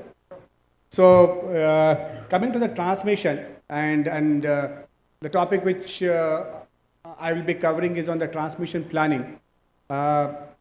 Obviously, the need for the transmission planning, I'll just skip this slide because this is known to everyone. This is the path which we have taken in the last almost 40 years. And initially the CA came out with their manual, which was revised. And then 2003, the Electricity Act came. Then 13, there was big infusion of solar, and the cost came down, and therefore the planning became even more important. And then the REP and all that came. Now, the transmission planning, the most important aspect which I feel is that my stakeholders, which are your distribution companies, and in turn, my consumers, who are your bigger consumers, like your industries, your irrigation department, your urban development department, RDPR department, your railways, airports, all those who are your biggest consumers, we have to engage with them, find out what is their next 10 years plan and all that, and accordingly you plan out your generation and network. And extremely important that your transmission network should be planned well in advance, because your generation doesn't take much time, especially for RE and for battery, and therefore the network has to be ready for that. As I mentioned, the biggest challenges or the biggest challenge was in terms of data availability. That if I go to the irrigation department, ask them, what is your plan for the next 10 years in terms of your lift irrigation schemes? And some lift irrigation schemes which were started 5 years back have not taken off and all those. So then that becomes a big challenge. Industries department is more or less organized, but again, which areas are they going to cover and all that, very difficult. But this time we tried to poke them and ask them that please give us the areas where you are going to say set up your industrial areas or industrial development areas and all that. And then we more or less have been able to get their demand. And a lot of transmission networks obviously are capital intensive. This is a capital intensive work, and therefore this has to be planned very well so that unused capacity is not there. We don't have either stressed or stranded assets in the transmission. It is used to the best. So these challenges are there. This I'll skip because most of it I have spoken. We have a transmission network which is obviously stressed around Bangalore and around the RE zones. Now, the target which the state government has taken and is that in the next 6 years we've taken a target that your entire demand will double or become more than that, and therefore you need to come out with generation and transmission to that effect. And right now it's around 34 gigawatts of installed capacity in the state.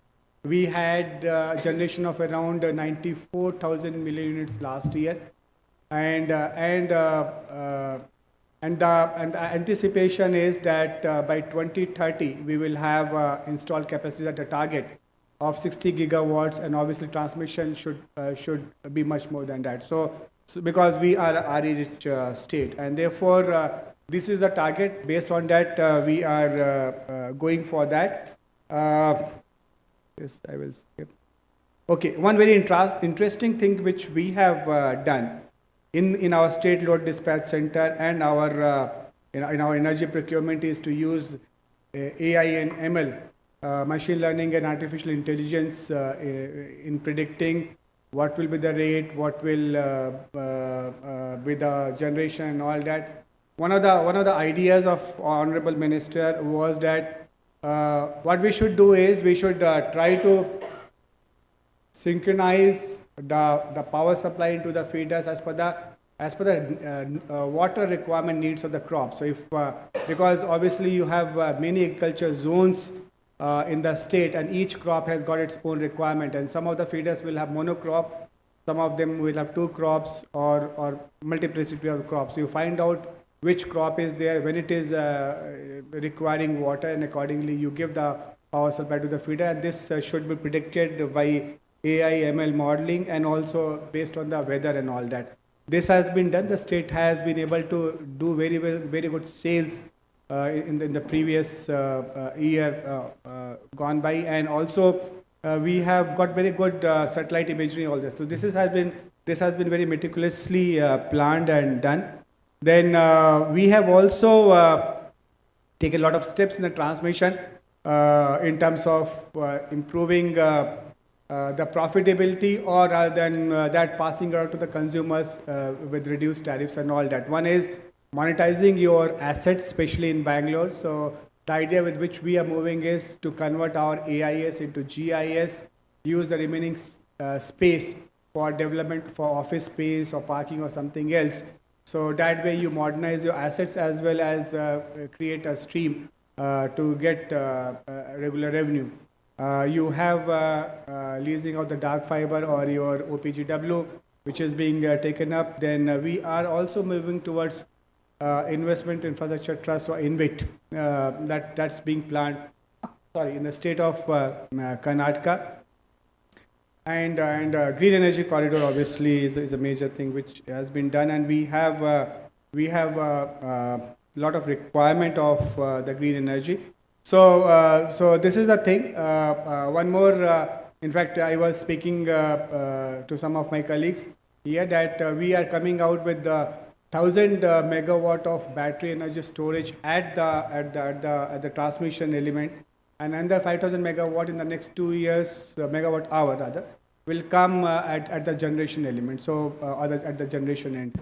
So around 6 gigawatt hour of battery will be coming up, and we have pump storage and all that which are going to come up. So this is the energy landscape in Karnataka.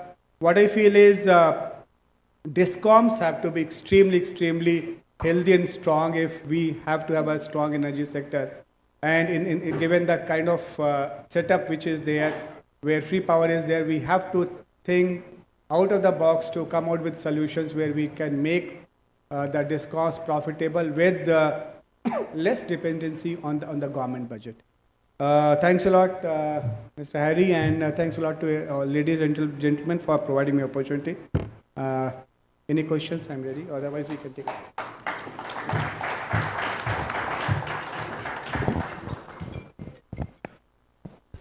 Thank you, sir. Do you have a number in mind as to how much money you'll save in the next 2, 3, 4 years taking all these steps? Because you mentioned land and buildings and stuff, which is hot in Bangalore, thousands of crores. Just any idea?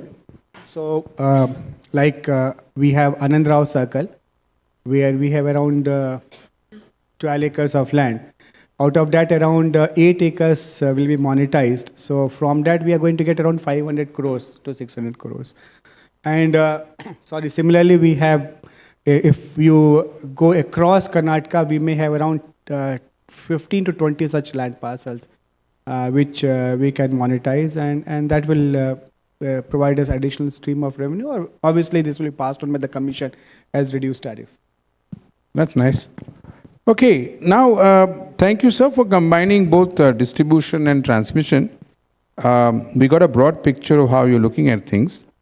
Now I'm going to ask Mr. Ashok Kumar Rajput, sir, to speak on his subject, that is the power system. Rajput, sir, over to you.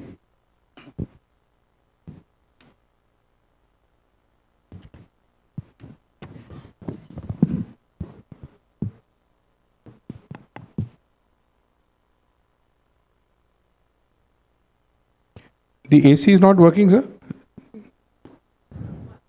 It's too much. Oh my God, we're sweating here, see? वहाँ cold. इस तरफ direction कर सकते हो? कर दो.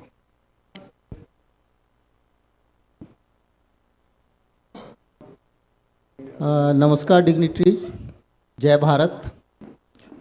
हम लोग स्टार्ट करते हैं यहाँ से, जहाँ की हम बैठे हैं।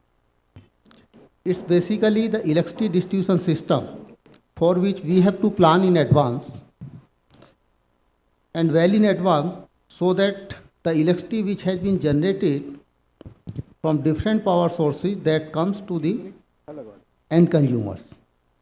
So we here are known as the ultimate consumers.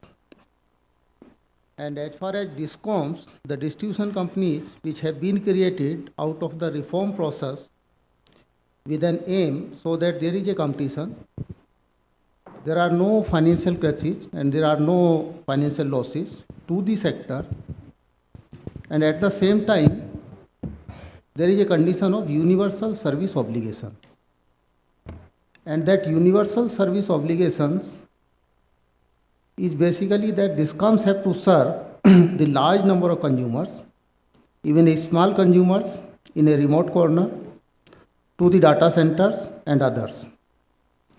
Of course, railways, hospitals, and the critical loads, they are the important loads which require the highest degree of reliability of supply. Quality, of course, is desirable, and that quality has to be maintained by different means. In all these things, for past 2-3 days, we are discussing on many aspects, the water, the resources, and the energy resources.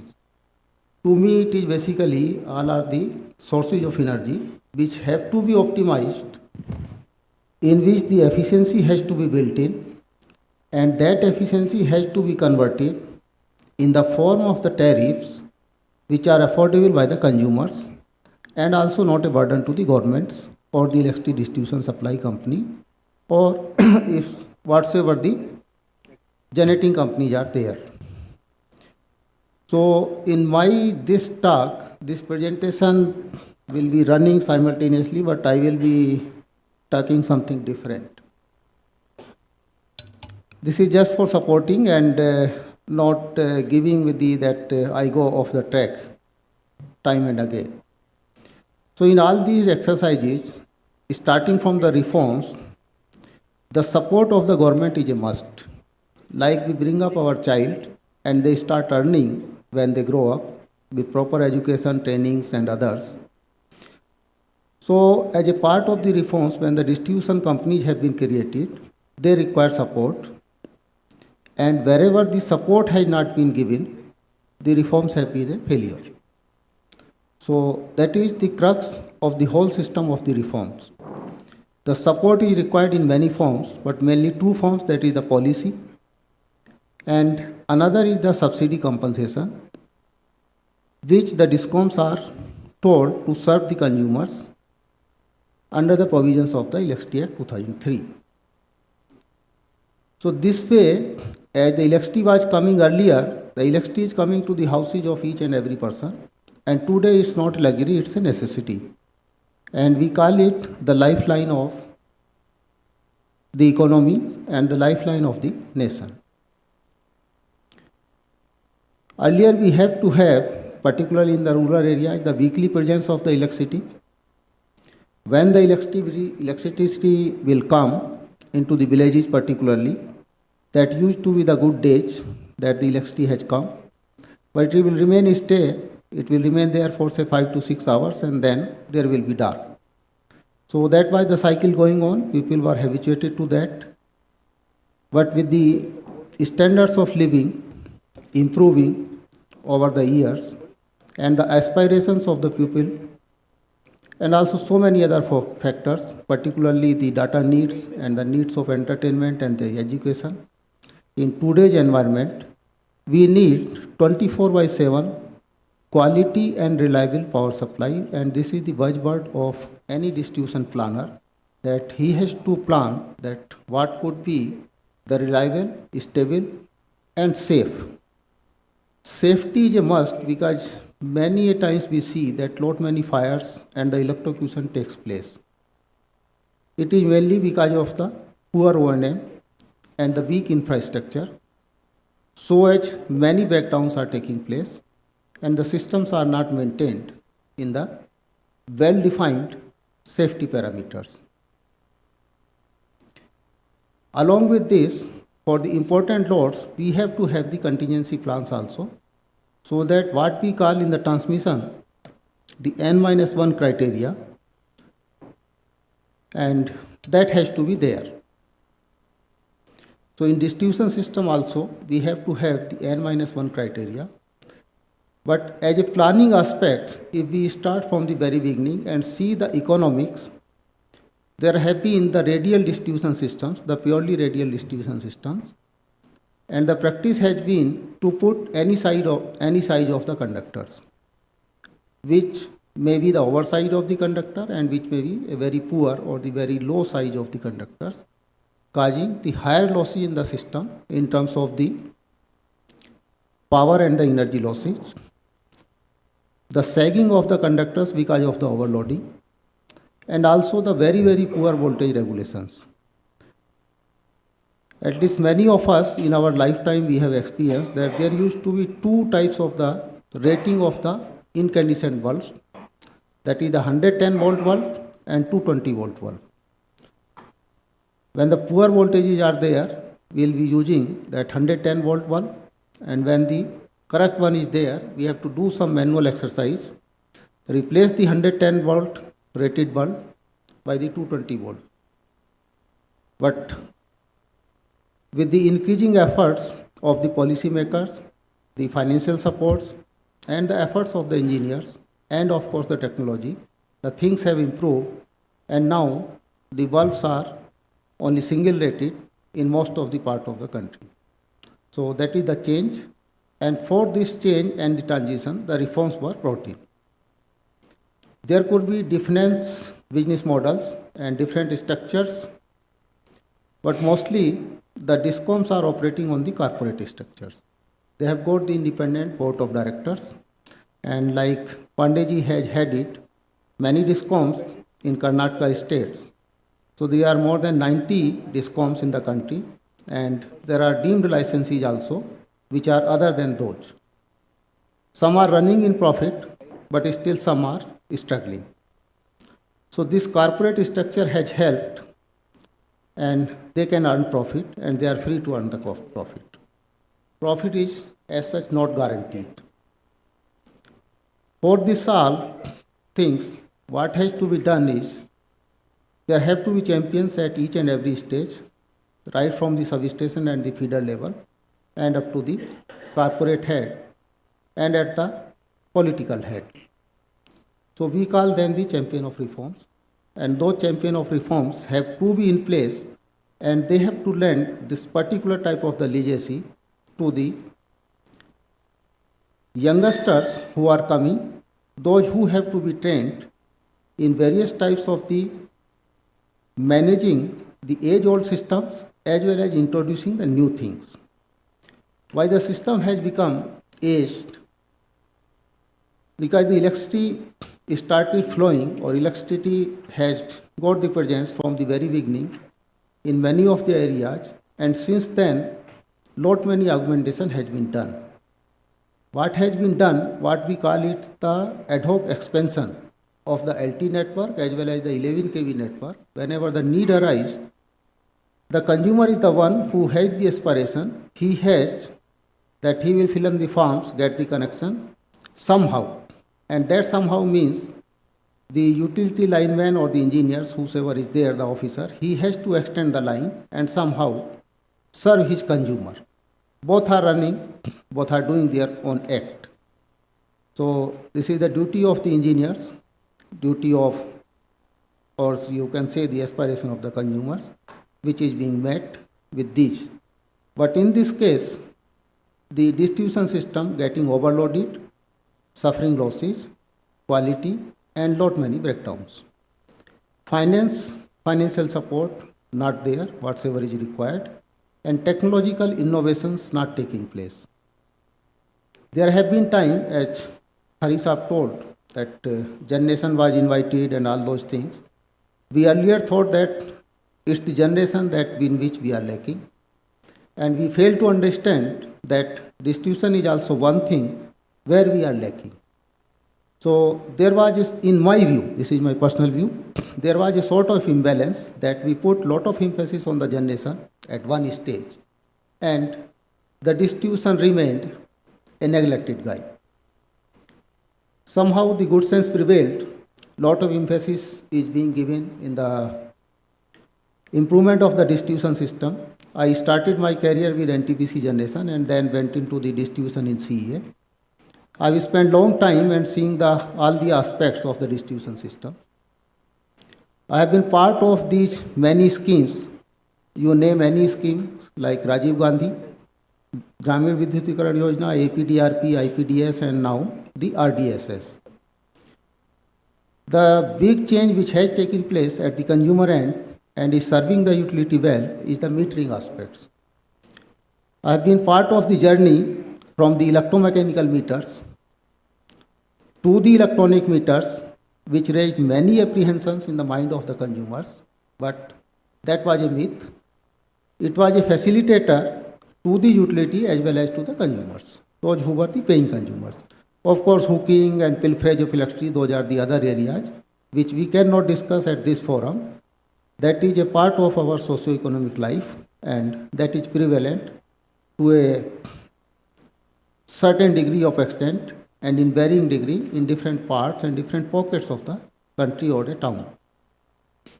That's basically an administrative measure and the culture of the people. We talk of the congestion in the transmission system. That's equally true for the distribution system also.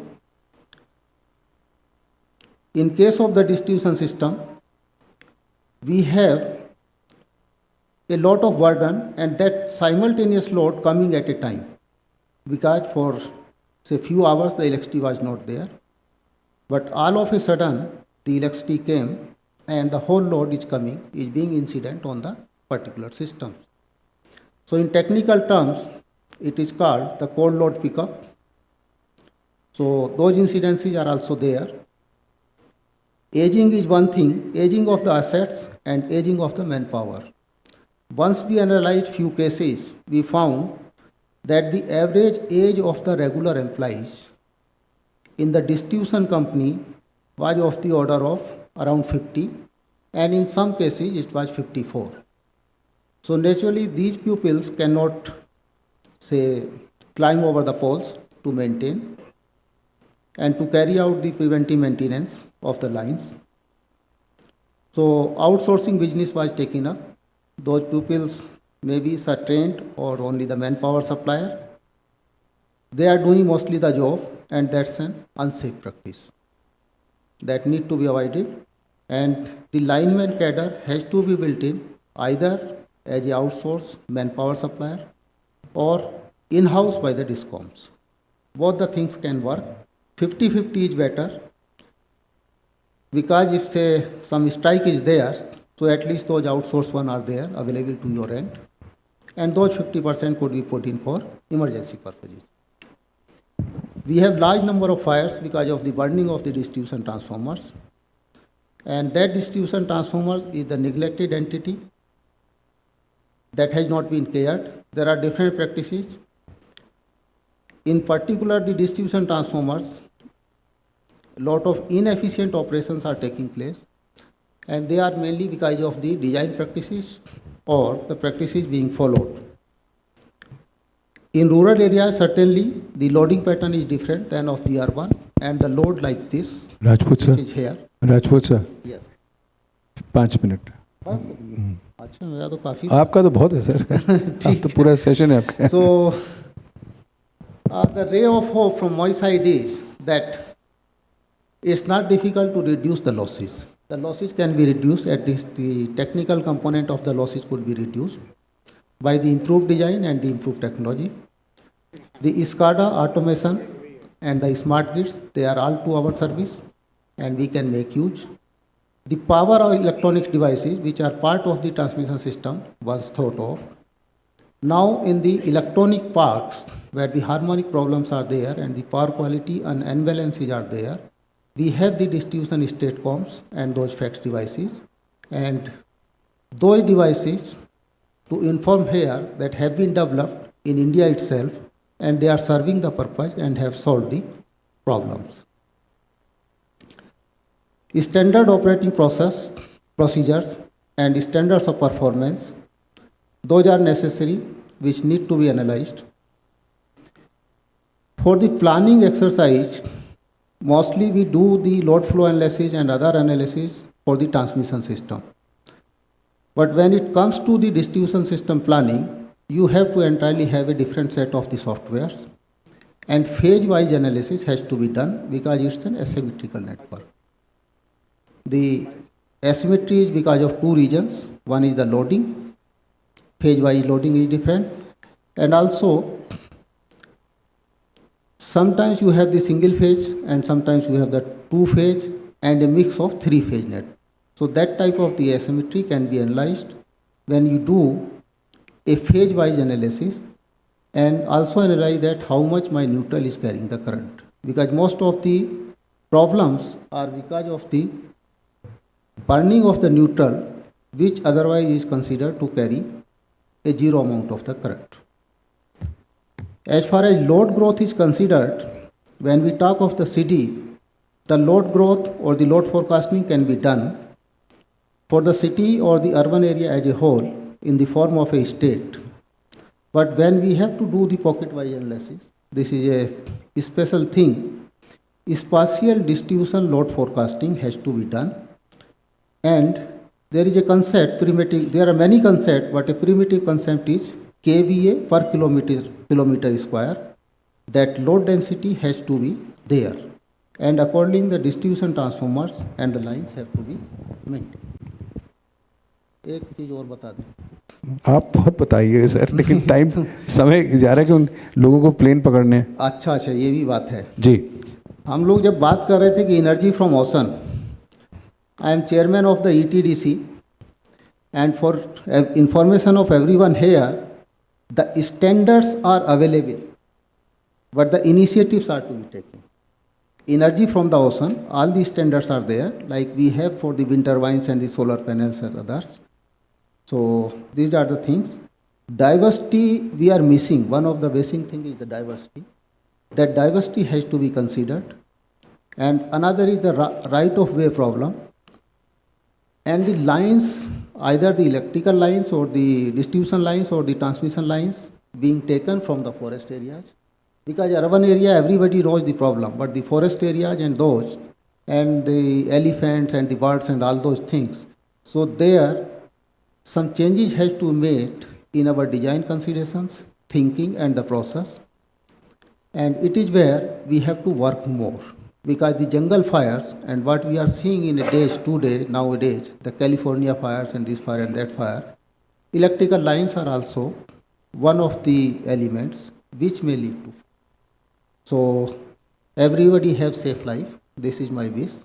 And everybody enjoy the safe electricity. This I wish. Thank you. Thank you, sir. May I now request Soni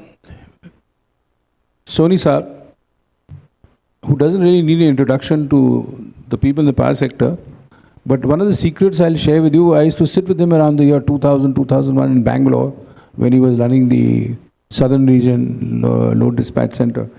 And we used to discuss the game theory. So I always, when I look at him, I'm thinking, ये multiple levels का thought process चल रहा है. सोनी साहब के दिमाग में क्या exciting चीज़ें आने वाली हैं. तो सोनी साहब, tell us some exciting stuff that you are planning in advance. We'll be very happy to know अब क्या होने वाला है. Good evening, everybody. Thank you, Mr. Haridwal. Such an excellent opportunity.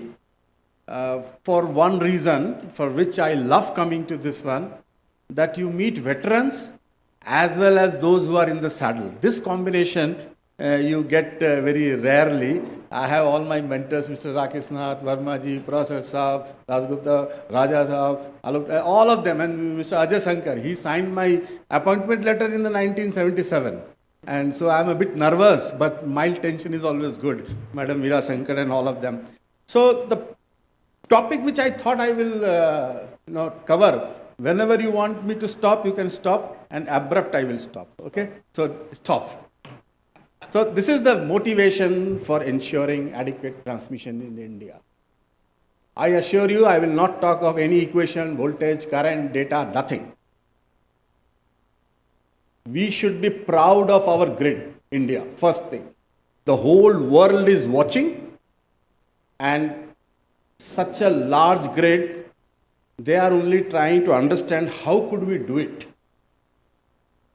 And believe me, I get always calls and my calendar is booked. World Bank wants to send me to every country and tell them that how the transmission should be built. And I feel so humble that what great work has been done by our policymakers, our engineers, our planners, and we should take pride in it. Now, I can very fast forward run it also, but so energy transmission is the one great unifier. देश को यदि जोड़ना है तो transmission से जोड़िए. बहुत तरह से भाग किया है, but ट्रांसमिशन से बांध के रखिए ग्रिड को. One sun, one world, one grid. It's no more. बहुत लोग रिडिक्यूल करते हैं. ये क्या स्टेटमेंट है? ये होगा. कैसे होगा? 77-78 में 40 फ्रीक्वेंसी थी जब मैं ज्वाइन किया service. 40 frequencies. And when we made a slide कि ये सारा जुड़ना चाहिए, people said, मालूम है कितना पैसा लगेगा? Is it possible? But 2013 we achieved it. So one sun, one world, one grid also would happen. In which form? How it will happen? I don't know, but it will happen. A lot of rhetorics I have to make just to motivate the youngsters that grid's presence is felt by its absence. All good things in life, you feel their presence only by their absence. So is with transmission. जब तक congestion नहीं है, खूब अच्छा है. जिस दिन congestion हो जाता है, उस दिन पूरा chaos हो जाता है. All the bosses will be called, and then there will be price splitting. And look at other countries. There is a chaos, I tell you, with market splitting. I'll talk about that also. So features of transmission, lot of things to say. Public service, it's a natural monopoly, vital infrastructure, key to competition. If you want competition, if you don't have transmission, forget about it. And then it's a non-divisible, non-transferable, and one very important thing. Our country's power system is considered as common carrier.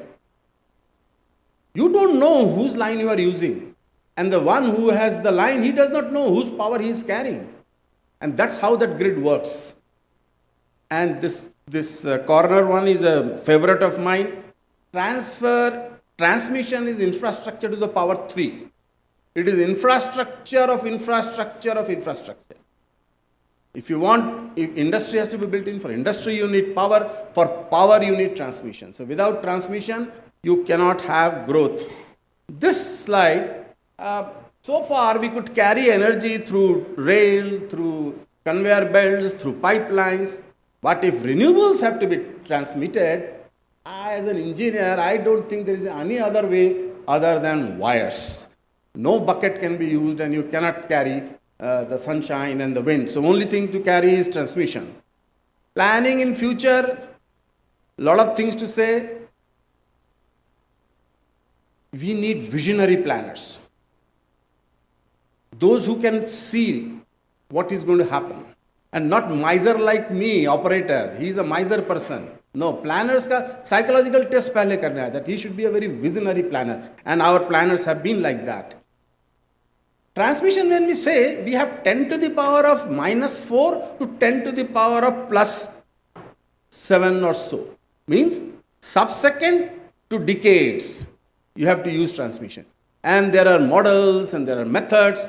We need engineers, economists who can model each aspect and then test it. That's the problem with the transmission. And it is the most understood subject.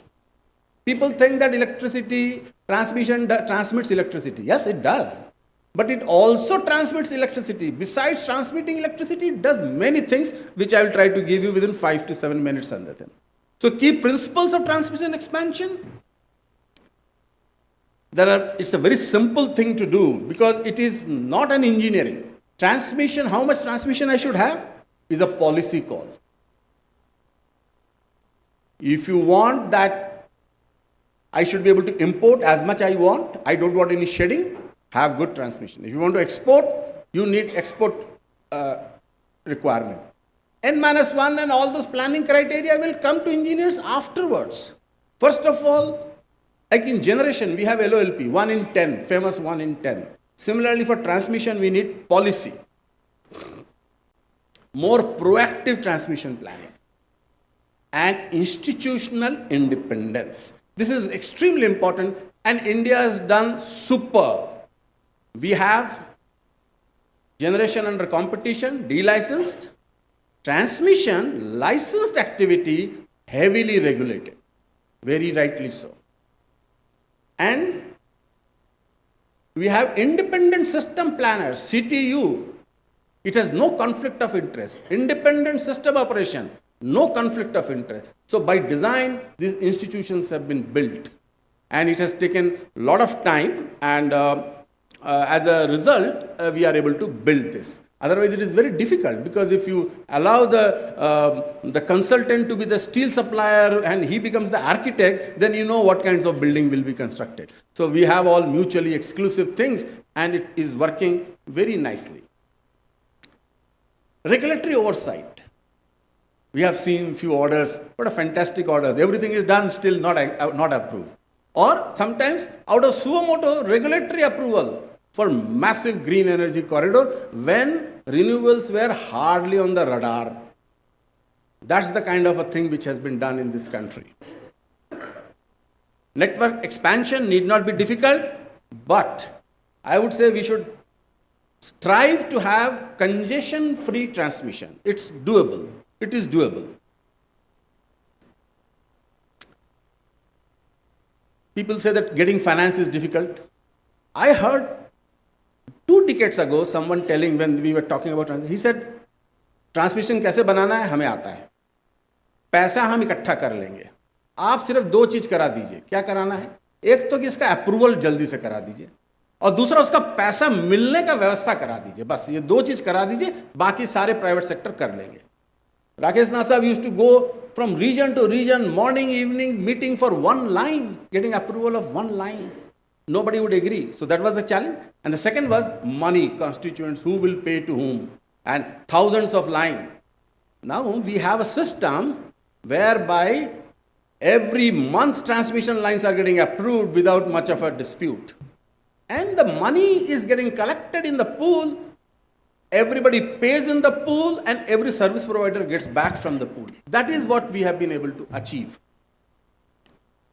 There are many myths around transmission, but then you see now even pension funds are ready to invest in transmission. Transmission has never any shortage of funds because such robust institutional arrangements, it has been made risk-free. All those things have been taken care of.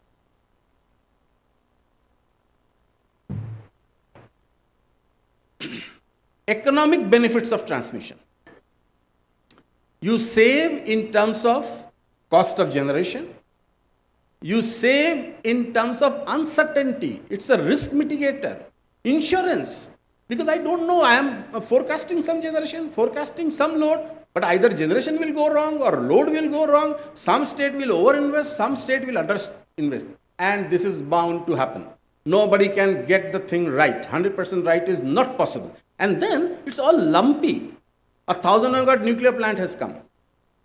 Load so far is not coming like that. So the point is that widespread geographical, we should take advantages of all that. Right. This is a very important slide. I have been called not more than a dozen times and hauled up that transmission utilization is less. And particularly by those who have a generation mindset. They will say 80% generation is being used, PLF, your transmission is being utilized by 30% only. So what are you doing something about it? Increase the transmission utilization. And after being, racked for 5-6 times in the very high level, I really thought through that where is it that I am not able to explain. So I prepared 10 counter questions to them. And please allow me, थोड़ा सा अभी नहीं रोक देना, नहीं तो ये मेरा flow खराब हो जाएगा. So 10 questions here, that how much you utilize your brain, each one of us, single digit. How much is the utilization factor of this conference hall? How much is the utilization factor of Shoonya farm? How much is the utilization factor of Netaji outdoor stadium? All single digits. All good things in life are single digit. But you need it. How much do you utilize your attached bathroom? Not even 1%. I calculated it. 0.2%, 0.1%. That too when I take bath for half an hour. Otherwise, 0.001%. But you need it. So the point I am trying to make is that all such things you need it. And then when I started giving this counter argument, they understood that yes, transmission is like that. So we have to, as engineers, we have to. Now, then I talked to many labs in the world that why are you not propagating this? It's a wrong mindset which has gone into the people, those who are. Then LBNL did an exercise and it found 5% of the time, the recovery of cost of transmission is 50%. And that's the most important period. And then when there is a cold period, even for 1 hour, the transmission serves its purpose. When there is an earthquake, when there is a big storm, and then you need, so 5 to 10% utilization is there. Now, when the renewables are coming, what do we expect of transmission? Renewable CUF is 30%. N-1, it becomes 15%. Then again, you will have load factor, which is around 70%. So don't expect transmission to be utilized by more than 25%. I have two numbers, 10%, 50%. If you are using transmission more than 50% for 50% of the time, start augmenting. If you are using a transmission for 10% of the time, beyond 90%, start augmenting this transmission. Otherwise, you will be in trouble. So this is just, I have no theory, but I now look at other countries. US. FARC is saying that this way we cannot integrate RE. US has 3 grids. And now they are saying that they can save 270 billion, 380 billion only if they could connect the transmission together. This is the FERC order is there, and there is a study about it, and they are coming again and again. But now they are not able to change because they have their own legacy structures. These dimensions are all known, but one dimension I will say, it's around 5 lakh circuit kilometers. Means almost 20 lakh towers are there in the grid. What a miracle. We need to keep on increasing transmission. There are researchers who will ridicule India. And I have been personally, charged that you have wrongly guided the people. There has been overinvestment and almost. I said, so be it. If we have overinvested, we have done the right thing. Only next generation will realize. You have only two choices. Either get ridiculed now for overinvestment or get ridiculed by your next generation for underinvestment and causing congestion. But by that time, you cannot construct. You have to think ahead and overinvest in transmission. New loads, new behavior. Electric cooking, we still do not know how the cooking behavior will come. It will not be flexible. Electric vehicles, it's a moving load. Electrolyzers, data centers. Entire Maharashtra is now in trouble. Karnataka will be in trouble with data centers. Suddenly prop up, that load will come up. Then by that time, if you start searching for transmission, it will not be able to do it. And space cooling, air conditioning load in this country would increase. And then finally decarbonization. All the emission plant will gradually be reduced or closed, then we need transmission. Okay, National Electricity Transmission, Mr. Ghanshyam Prasad very nicely mentioned about it's a fantastic report, but all these numbers are there. I will not strain you with those, but I sometimes get worried by this 9,15,000 crore rupees is the investment. This is, I think, the whole tax is that much. 1.3 billion rupees. So that's the kind of investment which is required for transmission. But still we are sure, we are confident that it will come, provided we keep all these things in place. Now next is, we still do not know where are the congestion. We still do not know which areas are stressed. Why? Because we are not calculating locational marginal price. What is locational marginal price? Simple, two things. It finds out the marginal price, factoring congestion and losses. So far, not a single study has been done in India.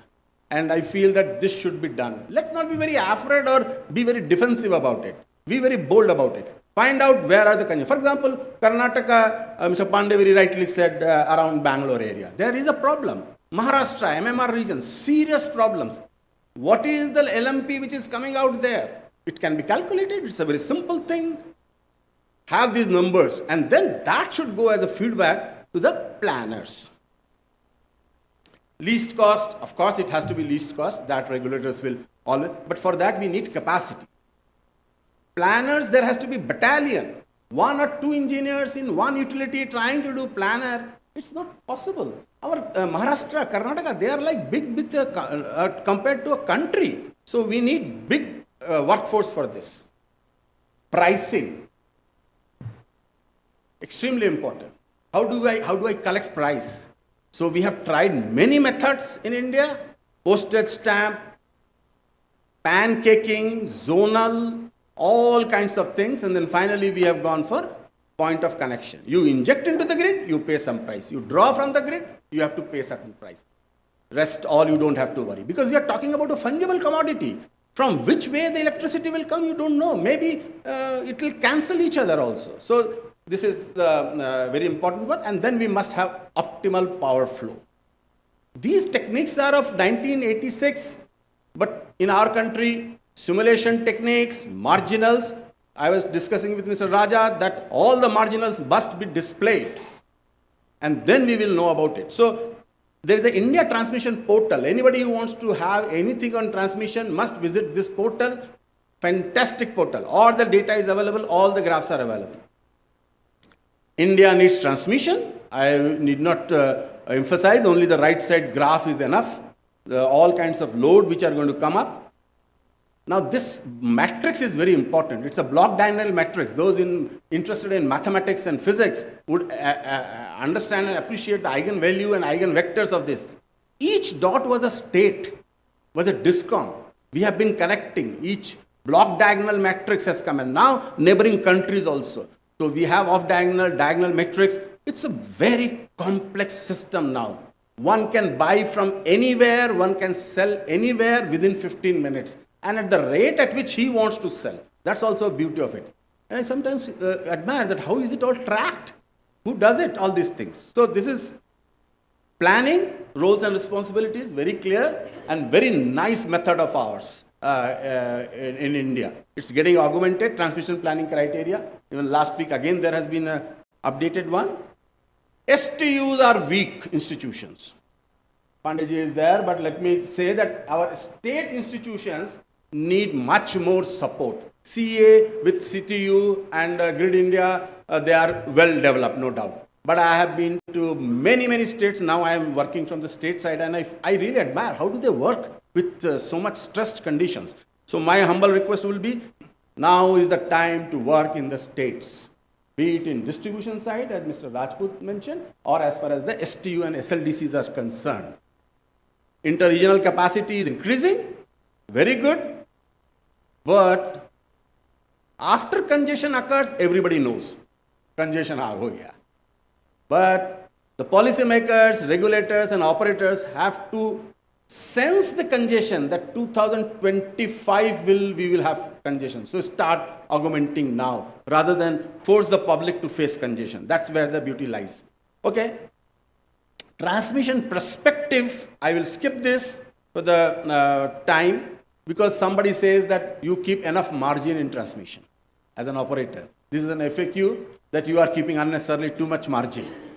Why do you keep so much of margin in transmission? So my counter question to that is, how many of you have been to airport and missed your flight?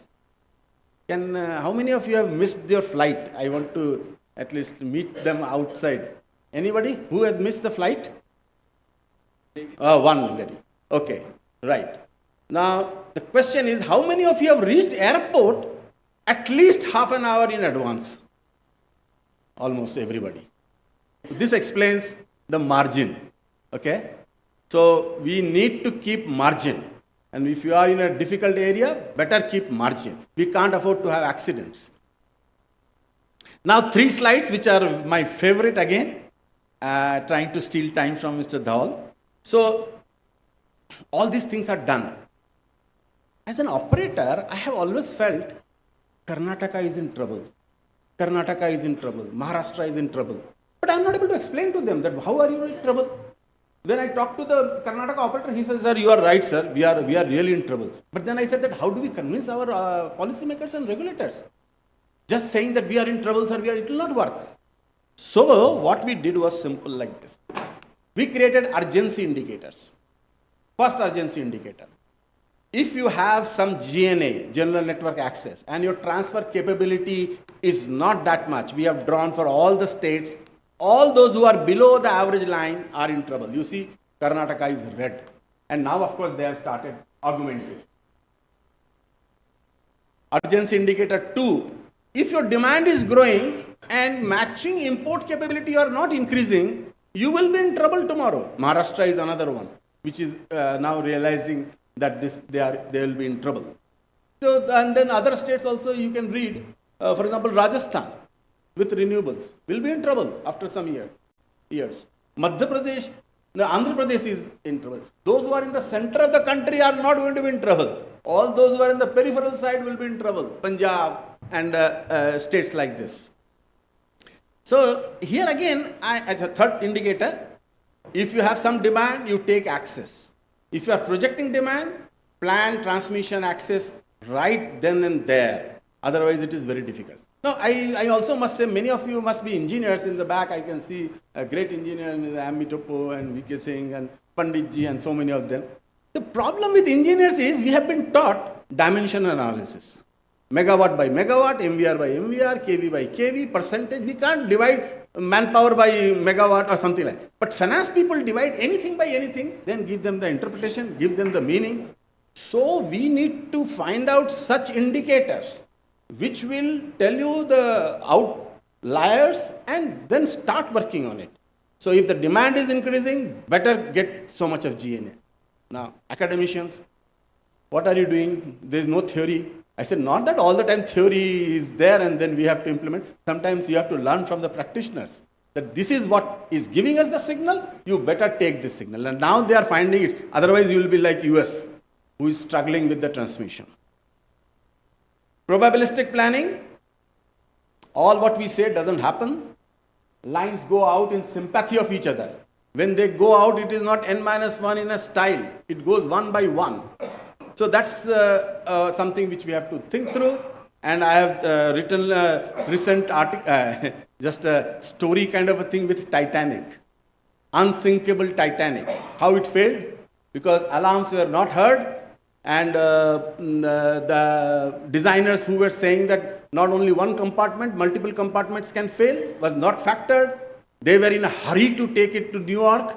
We are in a hurry to commission things without following standards, and then Titanic fails. So the grid cannot fail. Anyway, so new hydrogen electrolyzers, cross-border interconnections, offshore wind. How will it pan out? We don't know, but best thing we can do is, least regret is, have the investment in place. Distribution network, Karnataka stands out. 132% RE they have already absorbed. People talk about Denmark. I said, अरे हमारे Denmark, कितना Denmark है कर्नाटका के अंदर में? We have achieved 132% for the state as a whole.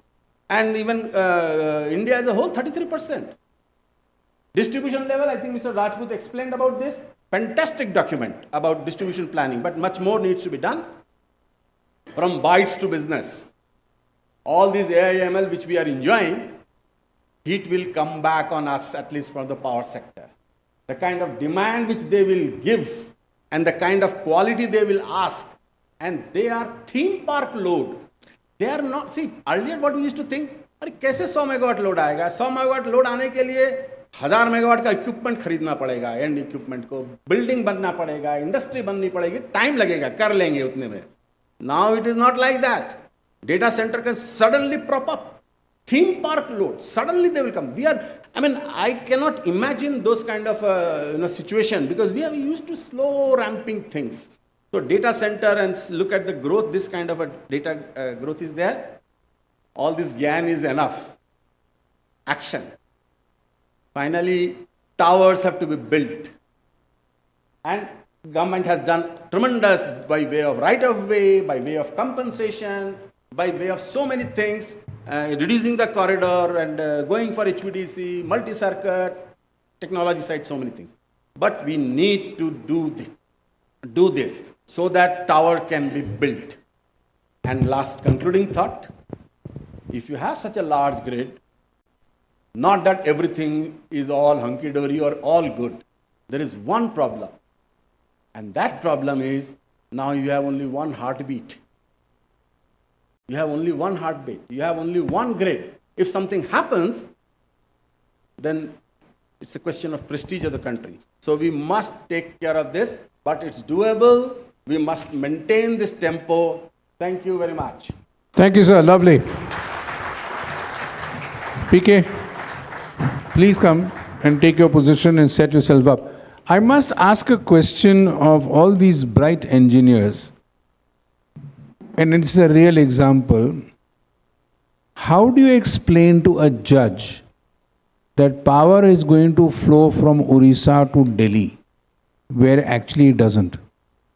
Anyone can answer this question? Sir, I will answer. Of course you can. Because I have been answering this question to many judges. Exactly this question I said, sir, put on the mic, down the office, there is a bank in which you have a bank account, I have a bank account. You are sending money to your son to Delhi, and my son is sending money to me. Both of us do. But both of us pay charge, both of us collect our things. Actually, money is not getting transferred. Fungible commodity, Cournot's behavior, huge literature. Academicians have done tremendous research on this. We need to study and show them that we are talking of a fungible commodity. Then came the question, telecom, is it fungible? Railways, is it fungible? Road transport, is it fungible? That's a subject for later on discussion. Next conference I'll talk about. Thank you. Thank you, Mr. Soni. I wish the judges could pick it up like that. They say, but ये तो commodity है. You mean it's physically not going from Orissa to Delhi? Then what are you talking about? Why have you come to my court? I leave it open to you guys. Over to PK. Please go right ahead. Good evening. So my job is very tough. After listening, Soni Saab, a very highly experienced person, good orator, and his seniors are sitting there, and he is my senior. So you are senior squad to me, and so my job is very tough, and I was feeling nervous sitting there. But anyhow, I will try to justify to my presentation. So, as Mr. Pandey has discussed and Mr. Soni has discussed, that transmission system is very critical link between generators and distribution. So, and they have about 25% cost of power purchase goes to transmission cost. And availability, as Mr. Soni Saab already told, that it is about 30 or 32%. So that we require very optimized planning and maximum usage. Optimized planning, maximum usage. And recently, CRC in 2024 came up with GNA regulation, which is a new version, new avatar of open access in interstate transmission. It's provided some more thing. And now this GNA, they have choice of injection points and choice of withdrawal points. So this requires a copper plate of type of transmission system or a cloud type of transmission system. So then it's really giving tough time to transmission planner of India, but I support his that Indian transmission system is very good plan. So I was studying about 2 years before. I did a study for curtailment of RE power in different countries for Kazakhstan. So it was China, US, and Australia and India. And I found that maximum curtailment of RE is due to transmission constraints, not in India, US, Australia, and China. So I support the Soni Saab that our transmission planning is very, very good. So I will be talking about GNA, which is a new avatar of older open access in transmission system. Critical element, and it should be provided as non-discriminatory access to. Yeah, okay. So it should be provided to as a non-discriminatory. So all applicants are at a similar space, and Electricity Act 2003 also provide open access in transmission. So when it came 2004 and open access regulation came, so there was one incident. I will tell you that there is a industry in Jindal strip in Hirsar. So they were the customer of Haryana Power, Haryana Distribution Company. And they were also having their own thermal plant in Raigad. So when this open access came, he came to us in NRLDC. Then they purchased power from their own plant, and about 2 rupees at 2 rupees per unit, 50 paisa went to transmission cost. So they were getting power at 2 rupees 50 paisa instead of 5 rupees paying to Haryana. So this gave benefit to both. Benefit to customer because they are getting cheaper power from their own station. But for Haryana also, now they have to have the competition. Previously they were not having competition, so whatever tariff they are charging, they have to. But now they have competition. So this is the power of open access. So for interstate transmission system, CRC makes the regulations, and for intrastate, SCRC makes the regulation. Access, transmission network access is a fundamental for requirement for competition and power market. And after 2003, when Act came and they mentioned that open access should be there in interstate transmission, then only power market took off. If you see the older regime, it is procurement of power, getting access, getting open access through application, and then availing access. So here you see this open access is tied up with your power purchase agreement. If you are having a long-term power purchase agreement, you can get the short-term, but if you are having short-term agreement, you cannot get the long-term. So long-term, medium-term, short-term, this was because of the power purchase agreement. And then, but in new system, which came into 1st October 2023, connectivity, which called this connectivity and general access, network access to the interstate transmission regulation 2022, but this came in 2023. So transmission access was delinked from the requirement of power purchase agreement. So, and multiple type of access, long-term, medium-term, short-term, they are all merged into GNA or TGNA. GNA is general network access and TGNA temporary general network access. So GNA is like a long-term or perpetual, or TGNA is short-term. It's from 1 block to 11 months. In this new GNA, this new avatar of open access, if you are injecting utility, then you have choice of injection drawing point. So when in the day ahead, you can schedule your power to your choice of drawing point. And similarly for drawing utility, you have choice of injection points. So if you see this transmission system or transmission network as a cloud, so you have to inject power as a injecting utility and you have to draw power as a drawing utility. Point of injection, point of drawing for a different is not tied up. And this brings many benefit. With GNA change in PPA due to cheaper available power. So if you, in the GNA, if you are having the cheaper available power and you have long-term PPA with some, then if you are changing that injection point, then your open access will not be valid. And it's, we faced one problem because of old system of open access interstate transmission. There was one company, I think it's Samcorp. So they were having some PPA with an open access with some generators. So due to some reason that generator was not able to sell the power to Samcorp. So then they requested NLDC to change the injection point, which was difficult. So we refused that. And I think they went to CRC also. The CRC also upheld our decisions. So now that problem will not come in this. Visibility of requirement of transmission of network development. So requirement of network.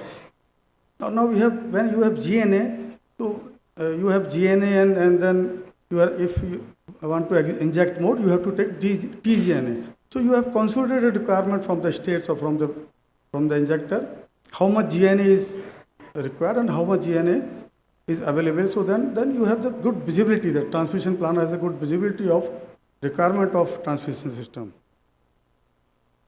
Sharing is also allowed now. This previously it was not allowed, and now you can share your open access, your GNA to other utility or other states, and you can transfer to your subsidiary also.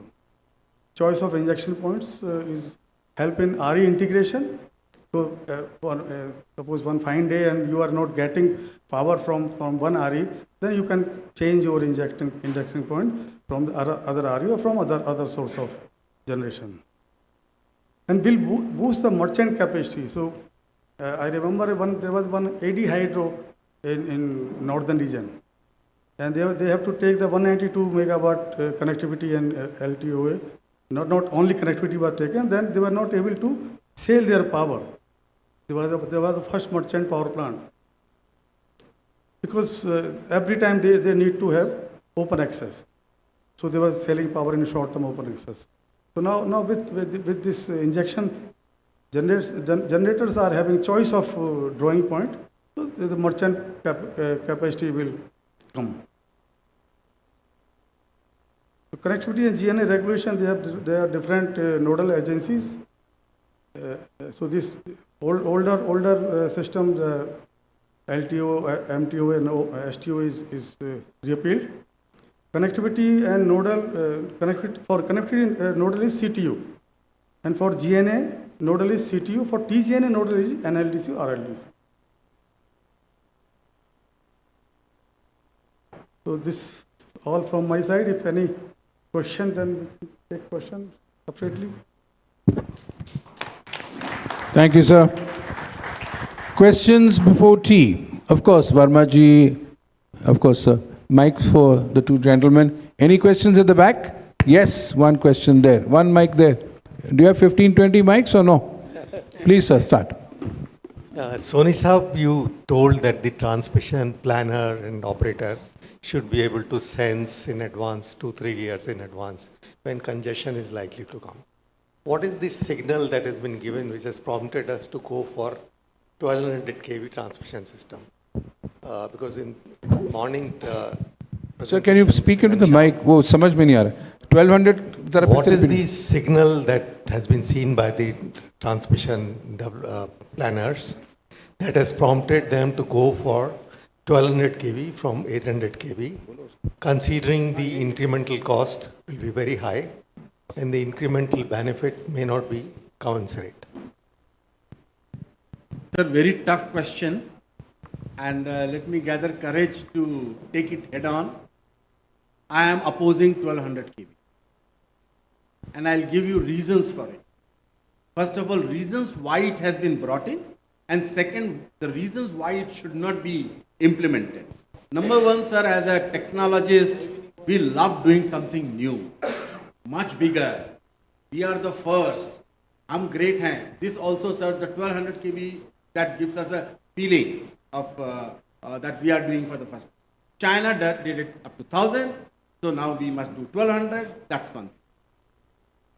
Sir, I will go back, sir. Look at our western neighbor. Western neighbors are more wise than us as far as the transmission is concerned. Why? They have gone for 500 kV. We have gone for 400 kV, then 765 kV. Now look at the tragedy of that. We have 132, 220, 400, 765. 765, 400, 220, 132, up to 400. Concordia says we draw wire 6 times from load to generation. Engineers have to think over it. We need to reduce transformation capacity. The transformer capacity in India is of the order of 10 lakh MVA. Huh? 12 lakh ho gaya. So now partly it is driven by vendors. They want to survive, so they are pushing. Now why it should not be done, sir? I'll give you 5 reasons for it. Number one, sir, the surge impedance loading of 1200 kV itself will be so high that we can never load it because we cannot absorb the shock of that line tripping. Even 765 double circuit also sometimes sends such creeps because it will carry 5000 megawatt. If it trips, then how do we handle? Number one question. Number two is the right of way which it utilizes. It's like a football ground, sir. Each tower is like a building. It's a huge, huge infrastructure. Getting that kind of a right of way for this 1200 kV, when people will come on ground, they will really realize that it is non-implementable. Third question. The reactive power which this 1200 kV will generate, it will be impossible to handle it. You will need many, many reactors. Good, you will keep it, but then how do you switch off those reactors? That will be the next question. Third, sir. Fourth, I have to give you 5. Fourth one is, where is the supply side manufacturers? How many 1200 kV transmission lines you will have? There will be not enough manufacturing capability, and then that would cause another difficulty. The last is, sir, this 1200 kV utilization factor will be single digit. And then states will come back to us and say that why did you build when you cannot even use for 1% of the time. So as with reading all the things, I strongly feel that we need equally strong voice as a democracy, vibrant democracy, that why it should not be done. Thank you, sir. My question is on the transmission planning and with GNA. Since you have abolished the point of connection, point of draw, and the anywhere from anywhere, whether the transmission planning and building of transmission lines, is it adequate that one can have that much of flexibility, number one? Whether the transmission builder's job, planning and building job, has it not become very difficult to accommodate such demands? So now transmission builder does not have to plan. He doesn't plan. Okay, planning, right. Yes. So the planning is done by an apparatus called CTU, which is from the statute. It has to have the enough capacity to find out the most optimal line, and then overseen by CA. So from where to where, which line should be built, that's a $1 million question, sir. And that requires Telegrams theorem, a new way of looking at it. Because there are personal biases when we build transmission. And there is a part of politics also comes in. That's setting aside that. But the transmission planning is an art as much as it is a technology. Why do we build? Somebody goes for very high capacity because he feels next line will not be able to build, so better go for this. Somebody is conservative, slightly goes for many small lines. So here I have not seen any clear-cut answer to it. But a lot of simulations are done, and now there is a lot of checks and balance with all the STUs and CA and CTU, they are able to do this. And you have to accommodate TGNA also. Sir, it is like this, sir. TGNA, T से ना sir मेरे को ये जो अग्रवाल साहब बता रहे थे ये सब तात्कालिक समस्या है सर. ही मैं बोलता हूँ तात्कालिक. देखना है नैसर्गिक. बड़ा प्रॉब्लम नहीं आएगा ना. मान लीजिए कभी थंडर आ जाएगा, कभी बहुत बड़ा साइक्लोन आएगा, तब हम कैसे हैंडल करेंगे? उसको यदि हम हैंडल करना जानते हैं तो फिर ये क्या इशू है सर? ये तो TGNA का इशू है सर. इसके लिए मैं सर एक ही एग्जांपल दूंगा सर. नहीं, पहले आप मार्केट को मना कर देते थे that so much power can not flow. अब वो नहीं करते हैं. वो क्यों नहीं कर सकते अभी जब व्हाट इज दैट चेंज? नहीं sir, the question is sir one thing. Yeah so I tell you sir what is. Ultimately sir economics में एक ही प्रिंसिपल है that marginal cost should become the same. Equal lambda criteria engineering में बोलिए, economics में बोलिए that marginal cost. सो यदि congestion आ गया तो प्राइस स्प्लिट कर जाएगी. There will be somewhere higher price, somewhere will be lower price, and that is not good for the economy. So we should allow as much power as possible so that price doesn't split. That's the point. Sir, all of you are asking tough questions, sir. Mr. Raja, use the mic, please. Thank you. Mic next to you. Thanks. As the quantum of renewables goes into the grid more and more, obviously uncertainties increase. Because of its infirm nature, it has been brought out in previous presentations also. So there have been some countries like Germany, Spain, etc., which tried to run the grid only on renewables for I think 3 days or something like that. But the result of that is not available in the public domain. At least I couldn't get it on the internet. But one thing is clear, that uncertainties increase. Like sudden, Dr. Ghanshyam Prasad also mentioned that it can, go down from 3,000 to suddenly 300. Wind is more fluctuating. Solar also fluctuates. There could be a cloud cover. So at that time, the grid must have sufficient excess capacity.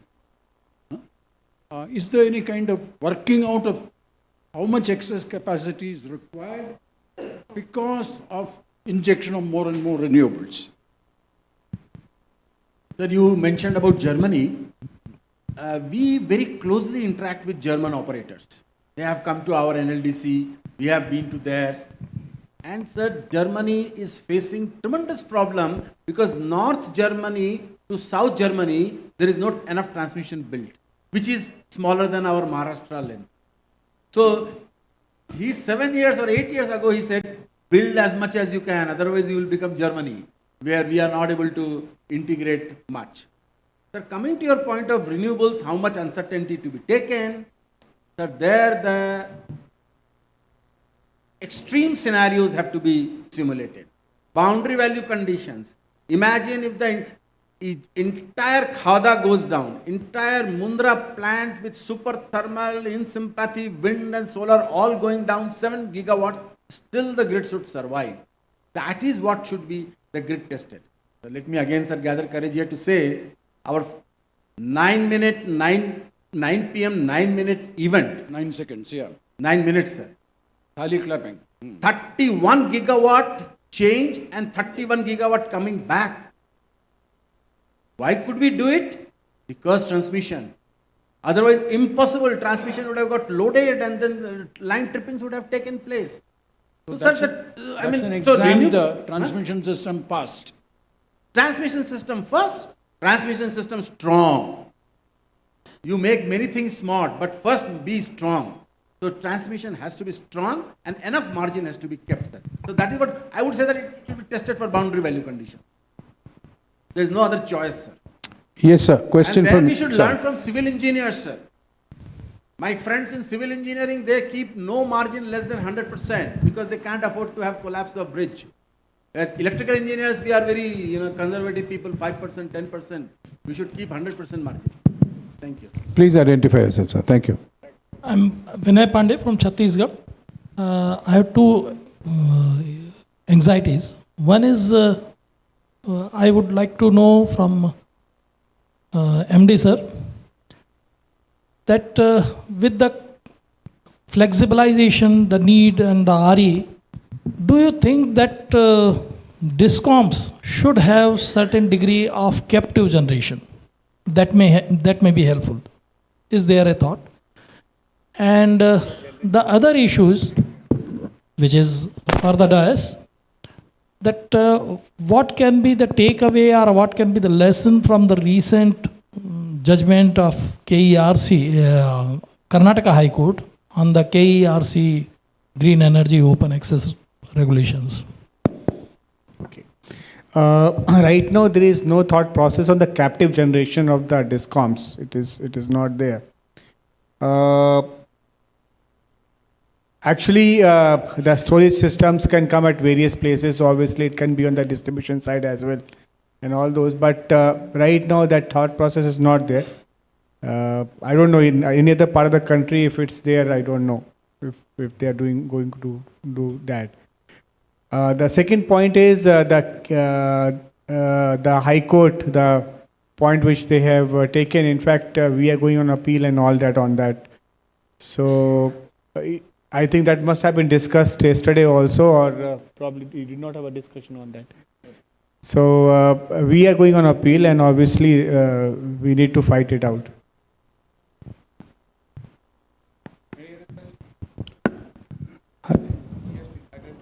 Yeah, my name is Praveen Goyal. I'm from Noida Power Company, distribution company.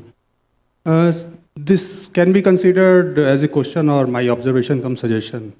Sony sir, when you talked about it, is really very nice. And when you talked about on the multiple facets, and I was trying to just connect the dots. So we have the CTU, we have the transmission utilization factor also, we have the present generation availability. Then on top of it, we are going to add more and more renewable energy, for which utilization factor is much less. Now, and you also talked about what we are going to be offering to our offsprings. So considering all such facets, say down the line after 10 years, 15 years, if I connect these dots with the land availability in the country, which is getting much and much scarce, then how this transmission after planning, then its execution is going to really taking place in the absence, if we are not going to have any central agency like CTU for at least urban and industrial town planning.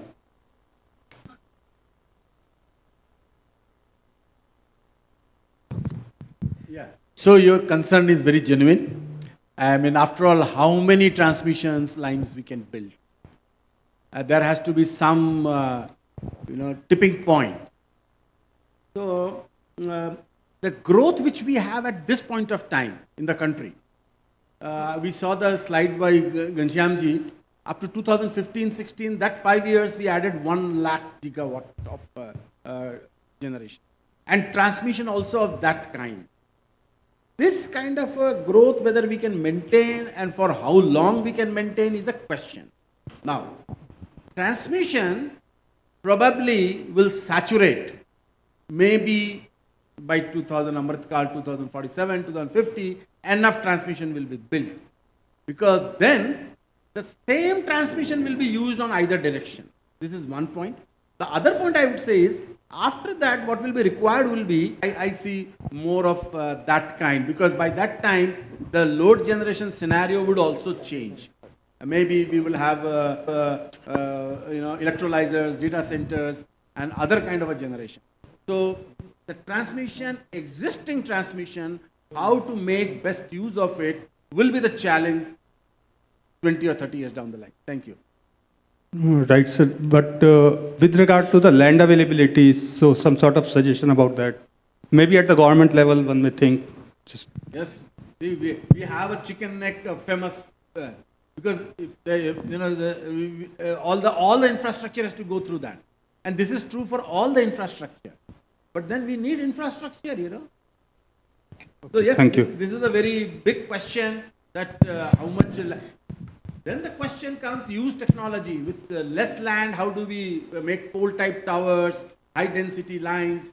Those are the things. And then operating of transmission lines, upgrading of transmission lines. Those are the things which will happen after some time when right-of-way would not be there. And this we see in Karnataka area and Kerala area. We don't get right-of-way. So there is some, innovative methods are found out. Thank you. Yeah. I would like to supplement these things, and there are written published document also, because distribution system engineering is not taught in the engineering courses. Only the books are available. For your information, long back I introduced in NPTI when NPTI was running the BTech courses. I wrote the syllabus for distribution engineering, prescribed the books, prescribed the journal.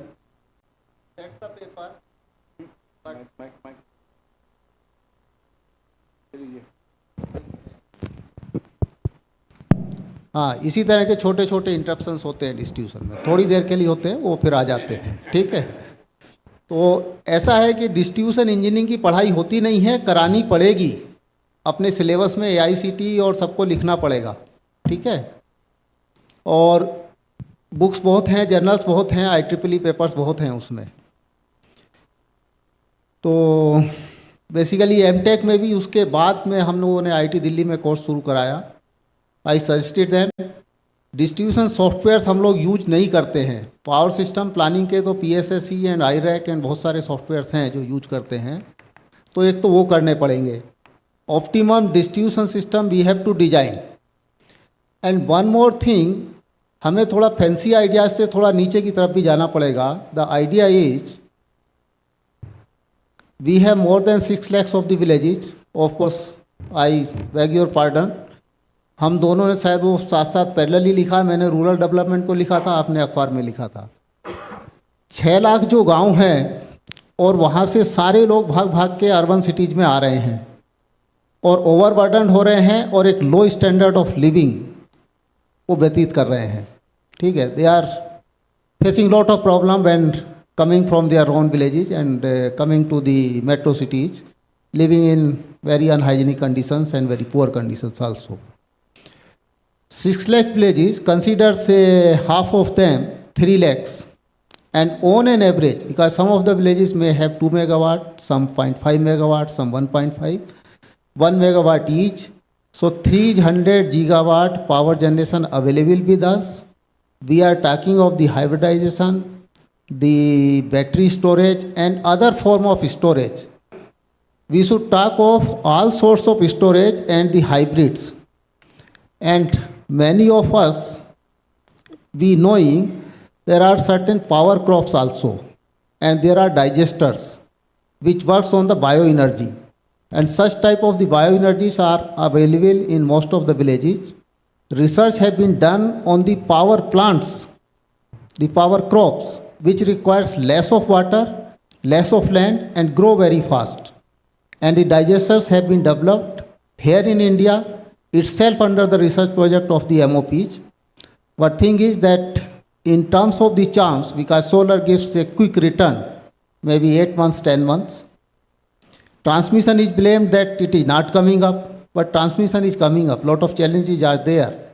Even installation of one tower takes many a times crores and crores of rupees in terms of the compensation other than the material cost. What we have to do right now, what Sony sir is telling and others are telling, that US STLS conductors are there in the country. The core used, which is the 5th company of the CTC Global in the world, has started manufacturing the core for those conductors in India itself, and that is the 5th company, 5th factory in the world of the CTC Global. So that is part of the Make in India. We should not demean, actually we should have a pride and the self-confidence in ourselves. Many things have been done starting from 2017 under the parent order of the Make in India. So time is less, I cannot tell many things, but there are many. So this way we have to do. And we have to see and rise above the commercial means of selling the goods, particularly the distribution transformers, which needs a very, very rethinking. They should operate near the highest efficiency point. The loading, I mean to say that the loading on that should be that they operate most of the time near the highest efficiency point. If you analyze the data, the highest efficiency point occurs nearly at 40% of the loading, which is not desirable for the particular distribution transformers.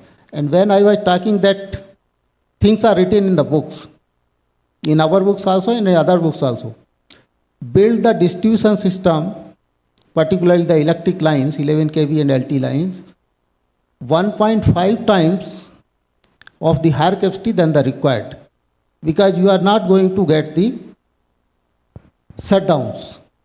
You cannot switch off the supply to reconductor them. And reconducting cost more than the double of constructing a new lines. So that is what I want to supplement. We are talking a lot about the hydrogen.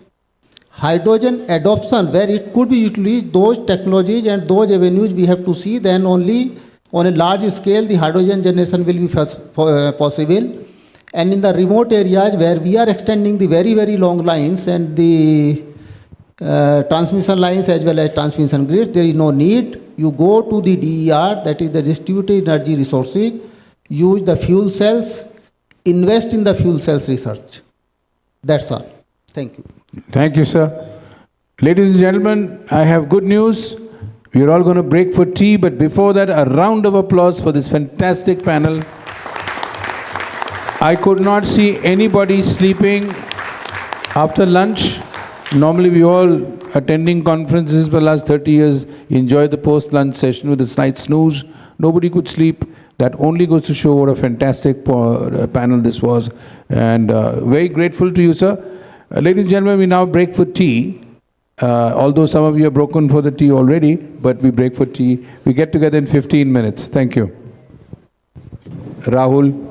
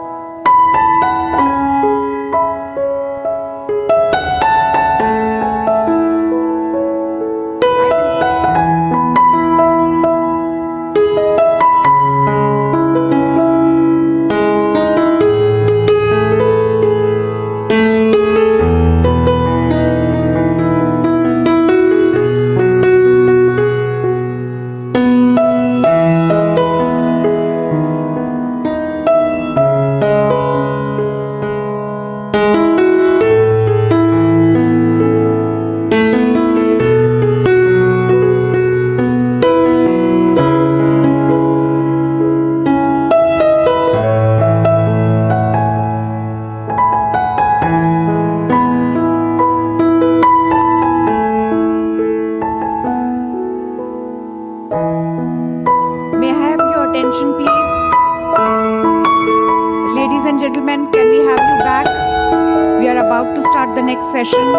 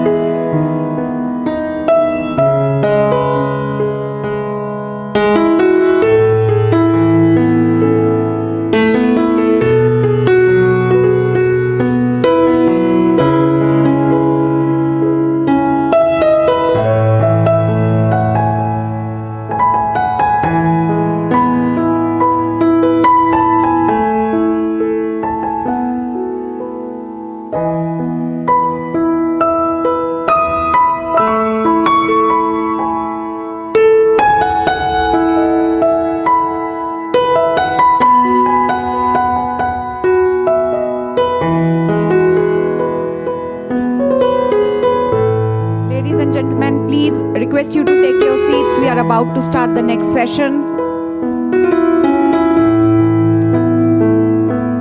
One of our panelists has a flight to catch.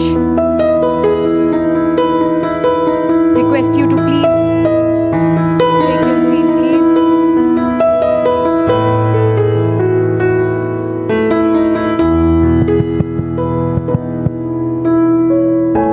This session is on emerging technologies in energy transition. We'll be covering scope of small modular reactors, scope of green hydrogen, ammonia, pumped storage plants, financing of emerging technologies, battery energy storage systems. And our moderator for this session is Dr. Valavalkar. He's founder and chairperson of IESA. Our panelists are Dr. R. Shrikant, he is Dean of School of Natural Sciences and Engineering, NIAS, and Shri V.P. Raja, former chairman, MEREC. Dr. Valavalkar. Thank you very much. So it's always tough to be sort of in the last part of the day, but I hope that all of you had a very refreshing tea and are all engaged. Although the previous two sessions have been amazing, so I think the task is cut out for us. We have to match the energy. And the good part is we are going to be talking about the disruption and emerging technologies. So just I would like to start with maybe a couple of quotes. So one is the Greek philosopher Heraclitus said that the only constant is change. And perhaps I think electric grid in current decade is, I think, a perfect example of that, where so many things are changing. Where another quote by Mark Zuckerberg is the biggest risk is not taking a risk, especially when the world is changing very fast. The guaranteed way to failure is if you are not taking a risk. But at the same time, we are all struggling with the Newton's first law, where unless you apply sufficient force, no one wants to change. And perhaps this is applicable not just for physical thing, it is also equally applicable for regulators and policymakers. And that's where I think the role of innovators and disruptors is in terms of trying to shake the convention. And that's where I think another, good book, which actually I'm reading currently, which I don't know if you are familiar, but Marshall Goldsmith, who is considered as one of the best executive coaches, he has a book which says, what got you here will not get you there. And that's something which I would like to maybe focus in this session. That lot of, I think we have heard about the development, how the India's electric grid has evolved.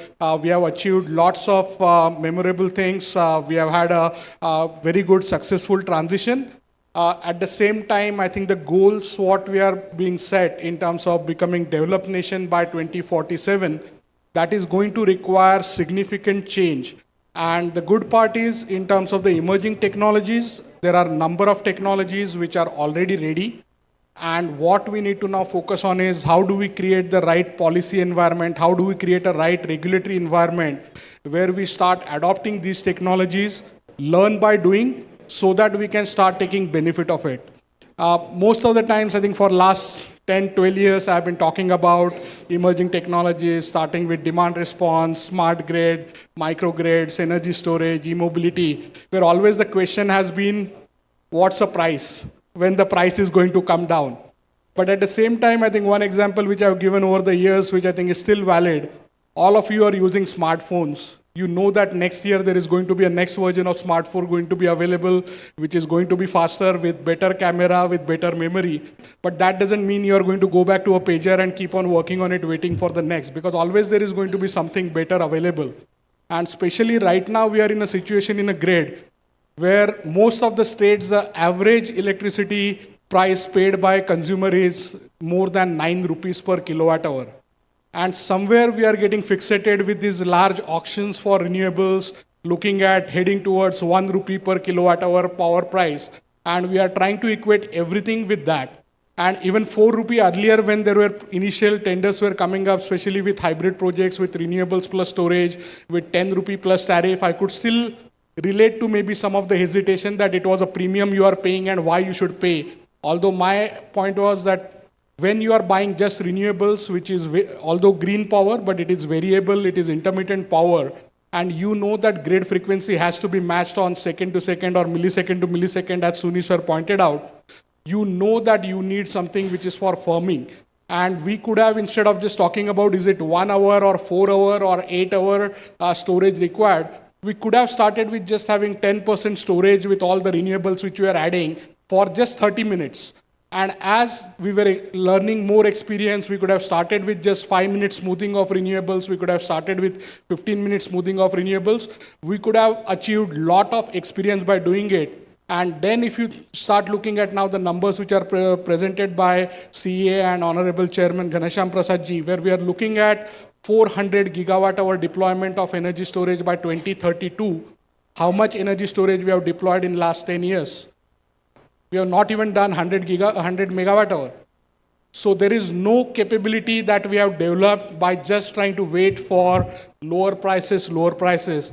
And I hope that at least for the coming decade, we are going to do much better by understanding from our mistakes, understanding from our success, and making sure that we do change and we do adopt and we don't stick to things where we just try to go and follow the traditional rules and try to stick with it. The great thing is that with the way the technologies have scaled up, especially two technologies, which is solar photovoltaic and wind in terms of the generation, and then especially lithium-ion batteries within the energy storage space, it has made a lot of things which are possible. When I started working on energy storage back in 2004, 2005, lithium-ion batteries at cell level were costing almost $1,200 to $1,500 per kilowatt hour. The first system level megawatt scale projects which were deployed, at that time the system level cost was more than $1,000 per megawatt hour. But companies like AES and others were able to actually find out business models where they were able to extract value which was even more than that by identifying right problems and using those technologies for right solutions. Currently, the challenge what we are facing is we are getting so fixated with the average numbers that we want new emerging technologies to come in at prices below the average prices, where we forget that the average prices are average because we have certain items in our list which is higher than the average price, certain items which are lower than the average price. So if we start deploying better technologies, even at above average price, but it is displacing certain outdated technologies or certain inefficient technologies, certain technologies which are not being utilized at a sufficient level, then you can actually start reducing system level prices. Again, it's great that if we all can afford lot of redundancy, lot of safety margins, but at the same time, safety margins can change, right? Like when you have a seat belt, when you have airbag, the safety margin required for a car is different when you are working, when you are sitting in a car without these things. If you are operating at that, maybe a anything about 20 kilometer speed can kill you in an accident. But if you have a seat belt, if you have a airbag, probably you are not going to die even in a crash at 100 kilometer. And that's where the pace at which the grid is changing. And we need to start adopting these emerging technologies. The good part is there are so many different technologies available where we can actually have a mix of technologies. It's not going to be a silver bullet. It's not going to be one technology which is going to be fit for all. So as a panel, I think, again, all of us will share our views, but I'm sure that everyone will agree that there is no one silver bullet in this case. We need these multiple technologies. But the biggest challenge as we look at sort of the theme of the conference, which is the net zero transition, we keep on talking about 2050 as a target. But what we need to understand is most of the technologies in the history have taken 40 to 50 years for going from lab scale to commercial scale deployment at a mass scale production. Even things like solar panels were invented almost in 1950s. And now we are seeing grid scale deployment happening after 2000, after 2010. Lithium-ion batteries were invented in 1976. The first lithium-ion cells were commercialized by Sony in Japan in 1993. It was not till 2008 lithium-ion batteries started getting used in grid-scale applications. And it has taken another 15 plus years where we have not yet even reached 1% penetration with these technologies at a price points at $100 per kilowatt hour. So a lot of promising technologies are there, but what we need to focus on is not just how we will deploy at hundreds of gigawatt hour or terawatt hour when the prices are at $100, but how do we find out the first projects when even the price is at $1,000, start learning the experience and then use that for scaling it up and provide a very clear pathway where the manufacturers, the investors, the innovators have a confidence that there is a very clear trajectory where they can keep on working on innovation and bring new technologies to the market. Unless that happens, we will keep on changing the goalposts. Right now, we are doing this conference with net zero by 2050 for electricity sector. In 5 years, we'll have it by 2060 and then 2070 and then 3000. So we'll keep on changing those. So that's a goal. So would love to again hear views from the esteemed panelists. So I'll request Srikanji has his presentation. He has a great experience with both industry and academia. He has worked with Tata Steel as well as now he's spearheading research in areas on sustainable energy, clean coal transition, as well as e-mobility. So Srikanji, handing it over to you. Thank you, Rahul, and good afternoon. So I really thank Mr. Raja for basically also being present, for encouraging me to work on this, particularly present on the small modular reactor. And I don't see Harry here, but he was the one who basically wanted. Last year I came here for the first time and I talked about small modular reactors. At that point of time, there are hardly any questions on that. I'm very happy to see that today in the morning there were a number of questions on that. So I'll just try to answer some of those questions as we go along. So I think this part I just wanted to put in pictures what I think everybody knows, that if you look at what has happened to annual CO2 emissions, I'm not talking about per capita, because the global warming is happening on the basis of total emissions, not on the basis of per capita. So we can justify what we are doing by using per capita argument, but inwardly we know that basically, yes, the per capita argument is not going to stand for too much time. So this is the way that things are, that our growth is, we are started in 1950, China and India started at the same time, everybody knows.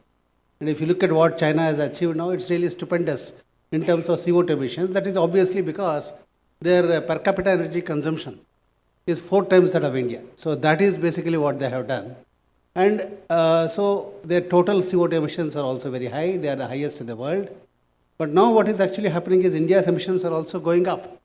And if we really want to, if you look at what Mr. Ghanshyam Prasad presented, for last 7 years I have been actually talking that we need more coal. But somewhere basically there was a fascination in this country that we will reach renewable 175. There was practically a ban on NTPC to order any more coal plants. And that was a big disaster because what really happened is many equipment manufacturers went out of business. Today when we suddenly want to ramp up 80 gigawatt, when the government realized that we are not able to meet the 175 gigawatt and the demand growth is much higher than what was projected.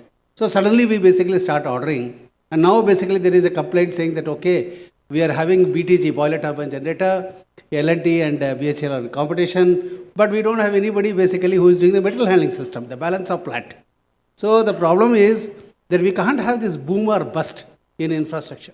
Same thing will happen everywhere. Our short-sighted decisions are so bad that we try to either basically over-project and basically then say kill everything else, and then this top-down decisions cost us very, very heavily. So what is happening is that the pressure on India to reduce emissions is going to continue. It is not going to be less. Though after Trump has actually taken over, what has happened now is he has been, I think on the first day he is going to walk out of the Paris Agreement. What happens is that when our grid is coal heavy, our exports are going to get penalized.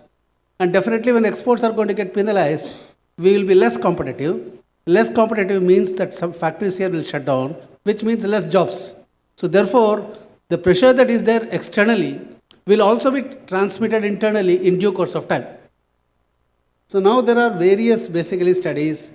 I discount the IEA studies on energy transition because they are all what I would say is driven by Germany practically. And every year basically IEA starts saying coal is going to decline from next year. I think last 5 years they've been saying it. Now finally they admitted basically that it is going to increase till 2027 mainly because of China and India. So this I have taken basically Bloomberg, which is more a business, so therefore I hope that they are more realistic. And this is the transition that they look at. They are basically looking at that if you want to have an economic transition, and this is very important. I think I think Harry mentioned about Germany. So therefore Germany has now become a model of what not to do, why politics should not dictate energy policy. Because now Germany is now, because the Green Party, which was a part of the ruling coalition, was anti-nuclear. They shut down their high-performing nuclear power plants. Then they realized that there will be days, suddenly, I don't know why they realized this, that you needed base load power. They actually reopened, shut down coal-based power plants. And the coal-based power plants in Cologne area required more lignite. So therefore, to mine more lignite, they displaced some villages to basically mine more lignite. It's really a tragedy.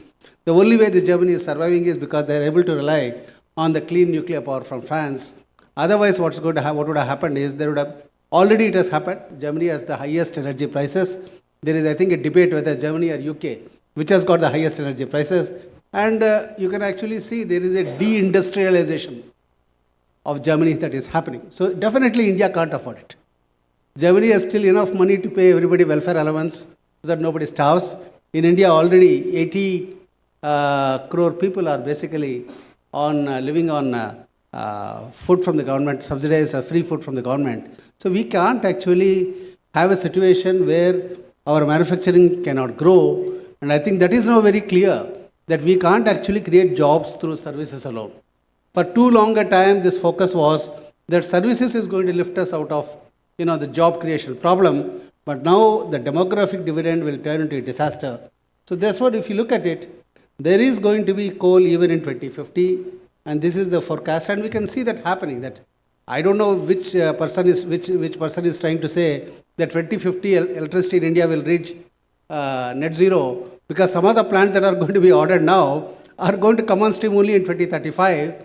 Actually, the projections that we have made are coal peaking will happen in 2040, not before 2040. So therefore, there is no way that basically electricity sector in India is going to reach, and trying to basically do propaganda on this. It is basically destructive because that's what is happening, because these result in wrong decisions. And when you do wrong decisions, it has got a long-term impact. And the minister concerned or whomsoever bureaucrat is concerned, he will go away, but the rest of the people will suffer. That's a problem. So I think reality we have to accept, and I think openly say it out that we need baseload power. India is the third largest electricity generator in the world. We are going to need everything. We are going to have solar, we are going to have wind, we are going to have hydro, pumped storage, battery storage. We need everything, and we need to grow everything. To say I don't need this, like what happened for 6 years, I think that's a very foolhardy move, and I don't think we can afford that. So this is a very telling graph, that's why I'm putting it. That if you look at our, no doubt about it, basically our renewable has grown very fast. So last 10 years we have done double the percentage share of renewable. But what has happened is because the growth of the country has been such, and we will continue to grow, coal has retained its share. It has not actually gone down. And therefore to say that that's what I'm saying, that the problem what is happening is, just to look good in an international conference, to say that I will reach net zero by 2050, is just impossible, foolhardy, never happen. So the whole question is, how do we bring down the 76%? That is the whole problem. And what we are basically looking at is that you need to actually switch to some substitute for coal, which can provide 24/7 power. Our NDC is looking about 50% of installed capacity. That is obviously, if you when you include hydro, it's going to be achieved. But in terms of 500 gigawatt, I want to tell this very frankly, it's not going to be achieved. Non-fossil fuel, 500 gigawatt, we are not going to achieve it. I think that's what is going to happen. But more importantly, the question I'm looking at is, how do we actually replace this 74% with other sources of energy in an affordable manner, in an energy secure manner? So if you look at, so Rahul is an expert in batteries, obviously. So we need batteries, and what, as he said very clearly, 2022 witnessed a record high in battery prices, sudden hike. 23 has actually seen a fall, and therefore what happens is, if you are able to do research on other battery chemistries, if you are able to take the decision, as you said rightly, that we have to start somewhere. We are not starting, we are just stuck with numbers, and therefore if you are able to start somewhere, we will need batteries, and they are going to play a vital part of it. And I'm very happy to see pumped storage is now basically, private sector is showing interest, states are showing interest, particularly Maharashtra. Hope that happens. But the whole question is that what about uranium? Everybody says, the IEA has done a report on critical minerals, that everybody knows China is the leader, if not in mining, in processing. The lithium can be mined anywhere, but ultimately it ends up in China for processing. So therefore that is the lead that they have taken in all of these things. So what about uranium? See, it's a fact of life now, 16 of our PSWR are now running on imported uranium. And that is going to continue very simply because we have limited resource of uranium. The uranium that we have is very high cost. Very, very high cost means sometimes it is something like 100 times the cost of the uranium price in Canada. So therefore that is basically the difference, because Canada has got large deposits which are actually, there are mining techniques which are bulk mining techniques. Our open cast mines, our grades are poor. We are doing all underground mining. And also another problem that we are facing is that in Meghalaya, where we have uranium deposits, sensitive area, both politically, socially, as well as environmentally. So people are just not allowing any mining to happen. So both for economic reasons as well as because of quantum is not sufficient, we are importing around 400 tons of uranium today. We have done a projection for Niti Ayog recently on how much of uranium needs to be imported for if you want to achieve the DAE figure of 100 gigawatt by 2050 and 200 gigawatt by 2070. Our estimate is something like 12,000 tons. 12,000 tons of uranium import, natural uranium, and basically about 2,200 tons of low enriched uranium, which is about 4.5% U235. So that's a huge jump. So the question that you have is, are we not making ourselves more energy insecure? Not very much. If you look at, that's why Japan actually calls this uranium is a quasi-secure mineral. Because the advantage of uranium is its energy density. So therefore, if you have this size room, you can actually operate a 1000 megawatt Kodonkulam reactor at 90% PLF for 1 year. So therefore, that's the advantage of that you are able to store in very small space, very large quantities of uranium. And therefore, actually it makes sense for India to go for light water reactor technology, mainly because of two reasons. One is light water technology does not require heavy water. Our pressurized heavy water reactor, domestic 700 megawatt, requires heavy water.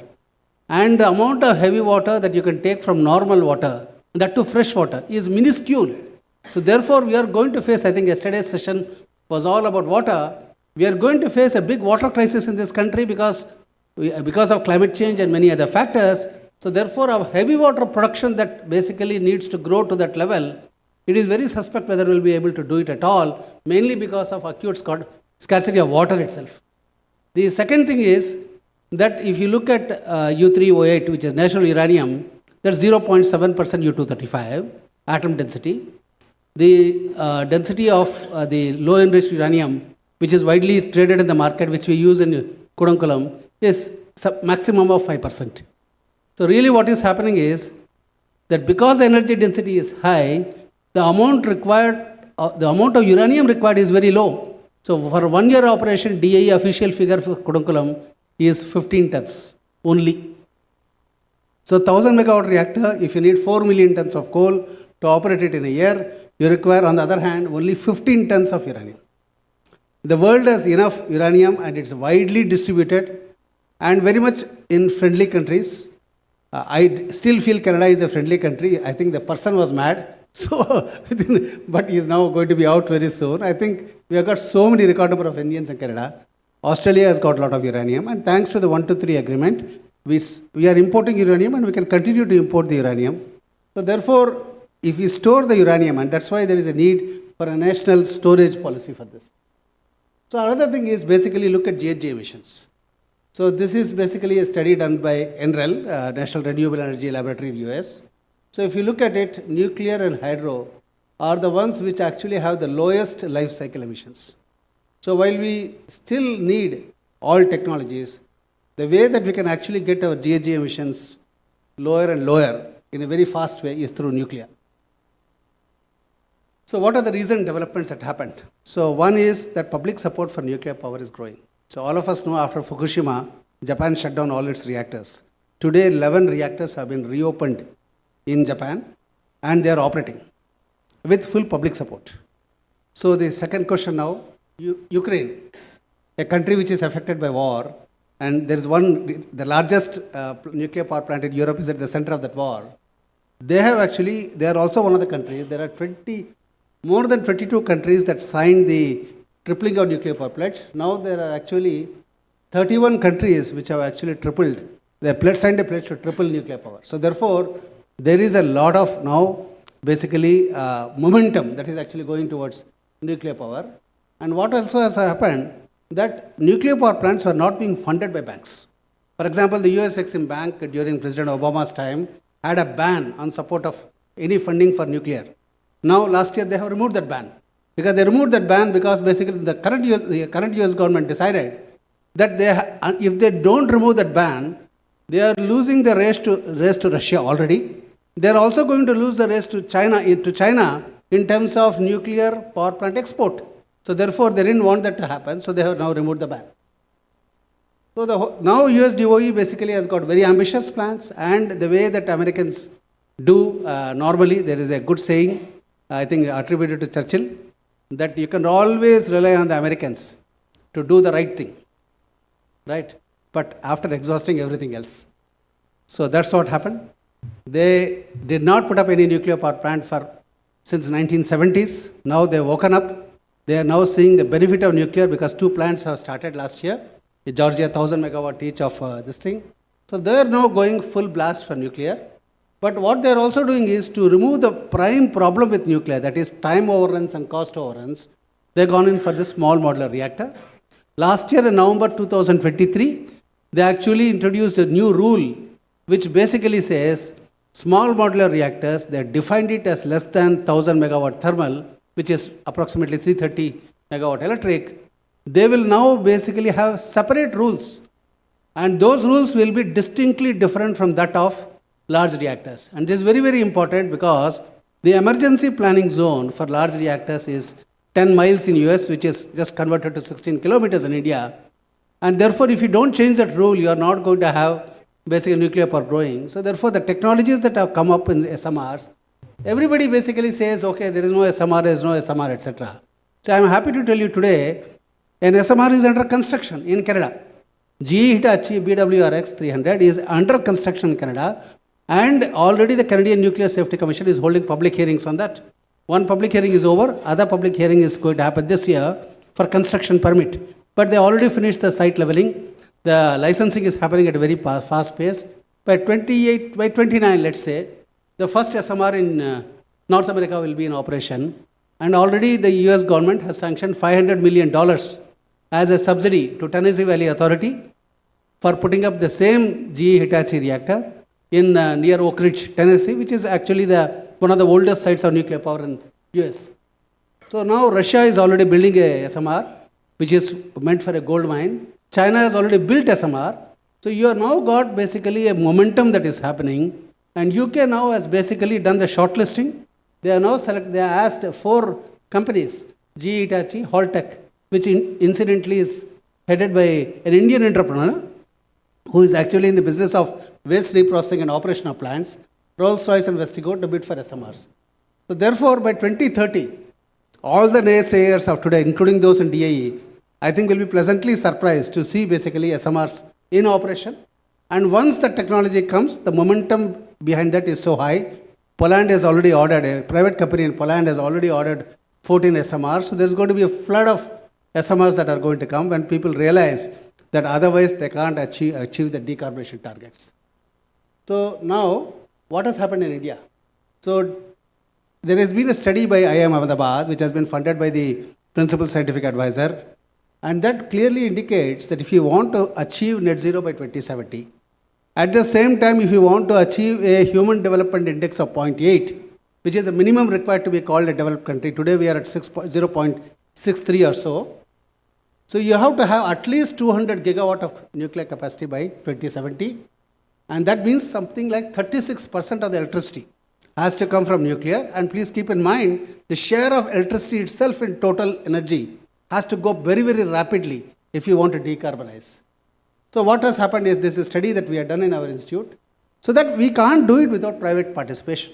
And there will be a lot of resistance from DIE on private participation. So one suggestion that we made is, let us do the reverse of a PPP. So what happens in reverse, in normal PPP is, you have got government owned, private operated, airports, etc., so many. But here it's the reverse. It is private owned, government operated. And I am very happy to say that basically that is a policy that has been announced. The RFP has come out from NPCIL on 31st of December. And I am also very happy to say that basically, though the RFP has got some conditions which need some very tough negotiation, one thing good is, the objective that they had is how they can actually do things within the existing Act, both the Atomic Energy Act and the CLND Act. And that is only possible by saying that NPCIL will be the operator, the private sector will only own the plant, they will have a right to the electricity, they can construct the plant, but design, everything, even suppliers, all will be selected by NPCIL. So therefore, this has now happened. So therefore, you have got Environmental Protection Act, you have got CLND, Civil Liability Act. So NPCIL will be the operator and project proponent. So therefore, the public perception is sought to be addressed by doing this. And I'm also happy to say that large number of private players have shown great interest. We are doing work for some private players, and already the demand for 16 reactors on specific sites is already now before the Department of Atomic Energy. So I anticipate that there will be demand of 30, 40 reactors. And this at a time when nobody knows the capital cost. But why are industries doing it? Industries are doing it because they see the writing on the wall, that if they don't decarbonize, they will lose the European market. And that is what is actually prompting them to invest in technology. And unlike public procurement, which is all L1, they are saying, no, I want to go. And by basically investing in serial manufacture, I will try to reduce the cost. So the question now is, how do you basically make it, actualize it? One thing that all of us know, environmental clearance. In US, what happens, the environmental clearance for an atomic energy plant, or even for a coal mine, it's done in an integrated manner by a specialized body. For mining, for example, it is called the Office of Surface Mining. In India, we don't have an integrated authority, and therefore, this is one thing that is a must, that you should have the AERB, also do the environmental clearance, and this Environmental Protection Act or the rules has to be amended to that extent so that you are able to have public participation. But it's all done together because the AERB process itself of site clearance takes more than 2 years because every nuclear power plant is approved by the cabinet. So therefore, it is very important that this actually be done. And obviously, if you have to grow our nuclear, we need to have more of storage, and very, very important is waste processing.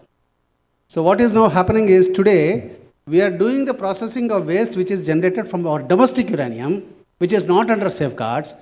That is under domestic safeguards, not international safeguards.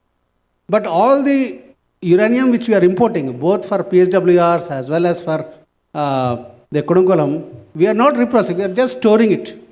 So this storage cannot continue forever. So you need to reprocess because there is value in that.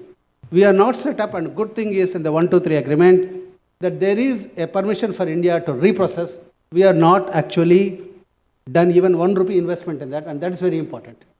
And therefore, the CLND Act is another big bogey. This was, I think, basically, let me say, some diplomats themselves have told me, this has been invented only to ensure that Russia has a monopoly. But problem is not with Russia. Today what is happening is, the CLND Act is not acceptable to even to BHEL and L&T. Because they say, I will supply to NPCL only if NPCL waives the supplier liability clause.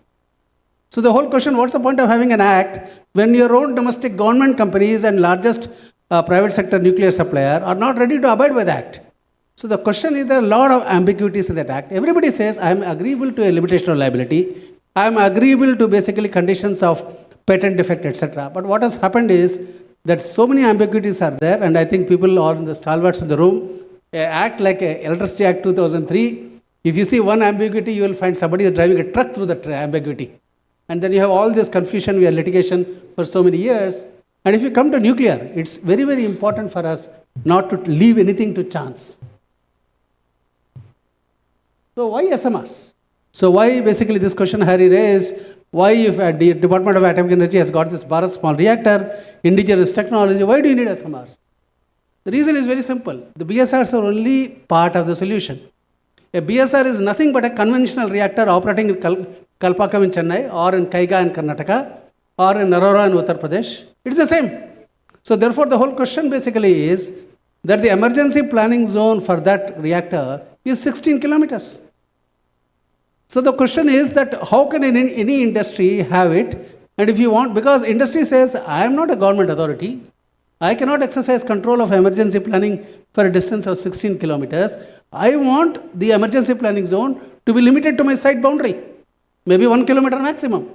So the problem is, particularly when you look at coal to nuclear transition, which is very, very critical for India, because we will have, after 2040, even after 2030s, we will have huge number of coal plant sites with obsolete, 110, 120, 200 megawatt plants. So if they need transition, you need to have these SMRs. The whole question is, how will the cost, this is a question that he always said rightly, how will the cost come down? The cost will come down only through serial manufacture. I think all people in this room know, when we went for supercritical, there was a tender saying that we will put up so many X number of supercritical, provided they are actually progressively indigenized in India.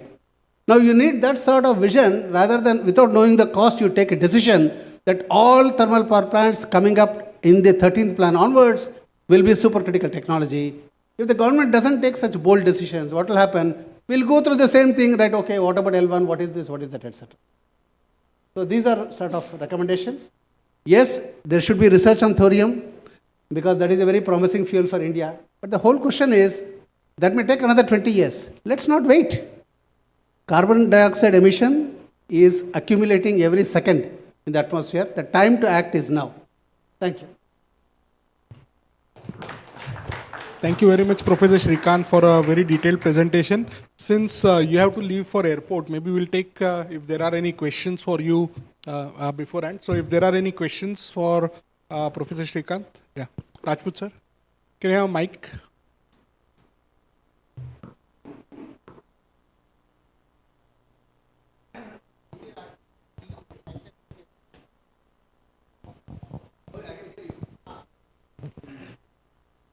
Nuclear we are talking, it's a good sign, but the progress so far has been very slow. Let us admit that. Another thing is that whatsoever we are doing from where land required and the safer zones required, see, we have quite high population density in some of the regions. And say if some areas, say Registani areas and like that, there we don't have the water. So that is the question. And also at the same time, because this flexibilization and all those things, nuclears cannot sustain and should not be subjected theoretically. So thing is that we should work on thermolysis of water to produce the hydrogen so that they run at the near about full load. Hydrogen is produced, which is an energy carrier and is much talked about. So whole cycle need to be developed. The hydrogen, nuclear, and the applications of hydrogen. So those things. And one more related question will be, are we working or somebody working a lot on barge mounted nuclear? They are in Russia, as I know, and also on the nuclear fusion. What are the progress?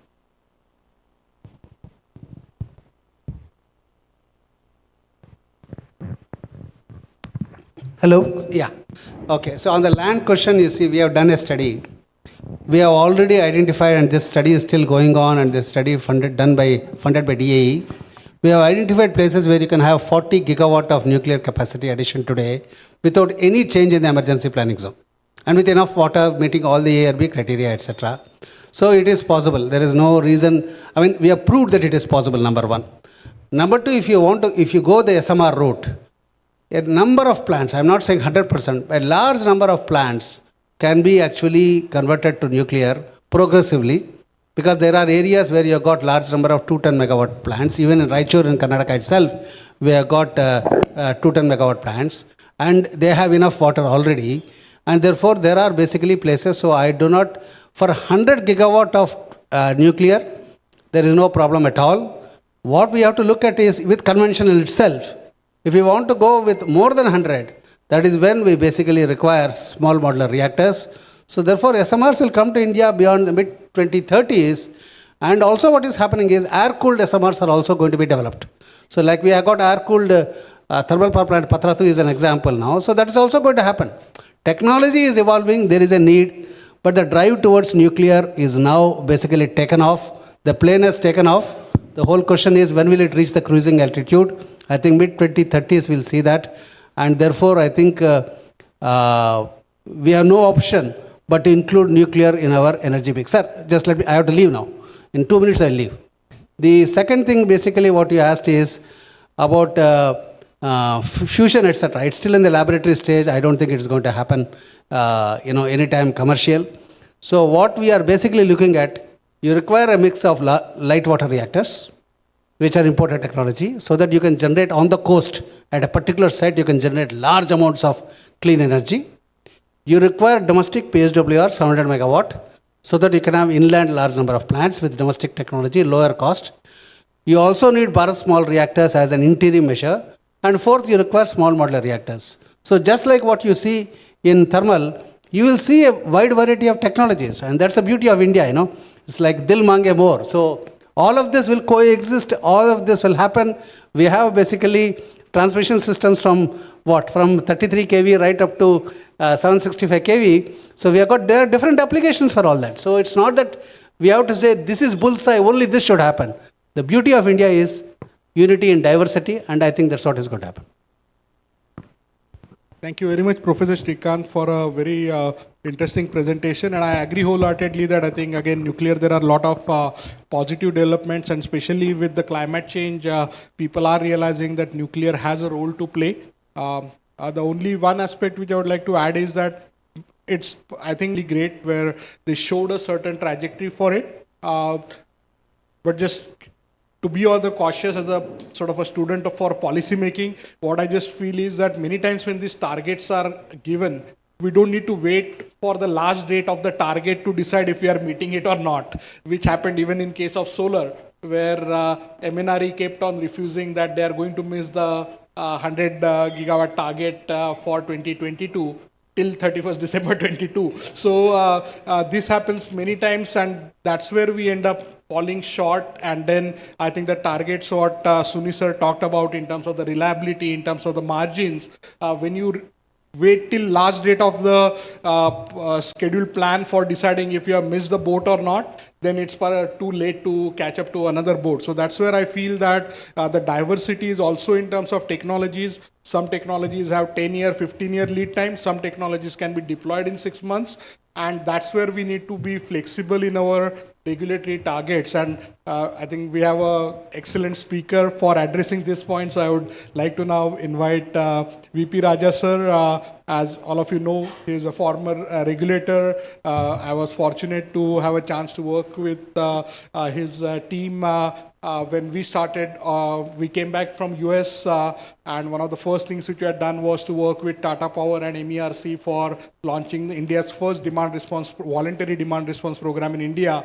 And that time, the first question which most of the people used to ask us on the regulatory side was, or even from the utility side is, oh, why do we need demand response? I can always switch a flip and get whatever demand response I need without paying a customer. Why should we pay? But again, under his visionary leadership, MERC approved the first ever pilot where we were able to pay a customer up to 4 rupees for reducing load. And again, unfortunately, that hasn't scaled up to the scale where we had hoped for. But I would love to hear his thoughts about emerging technologies and how regulators are looking at it, what we can learn from your experience for going forward. Thank you, sir.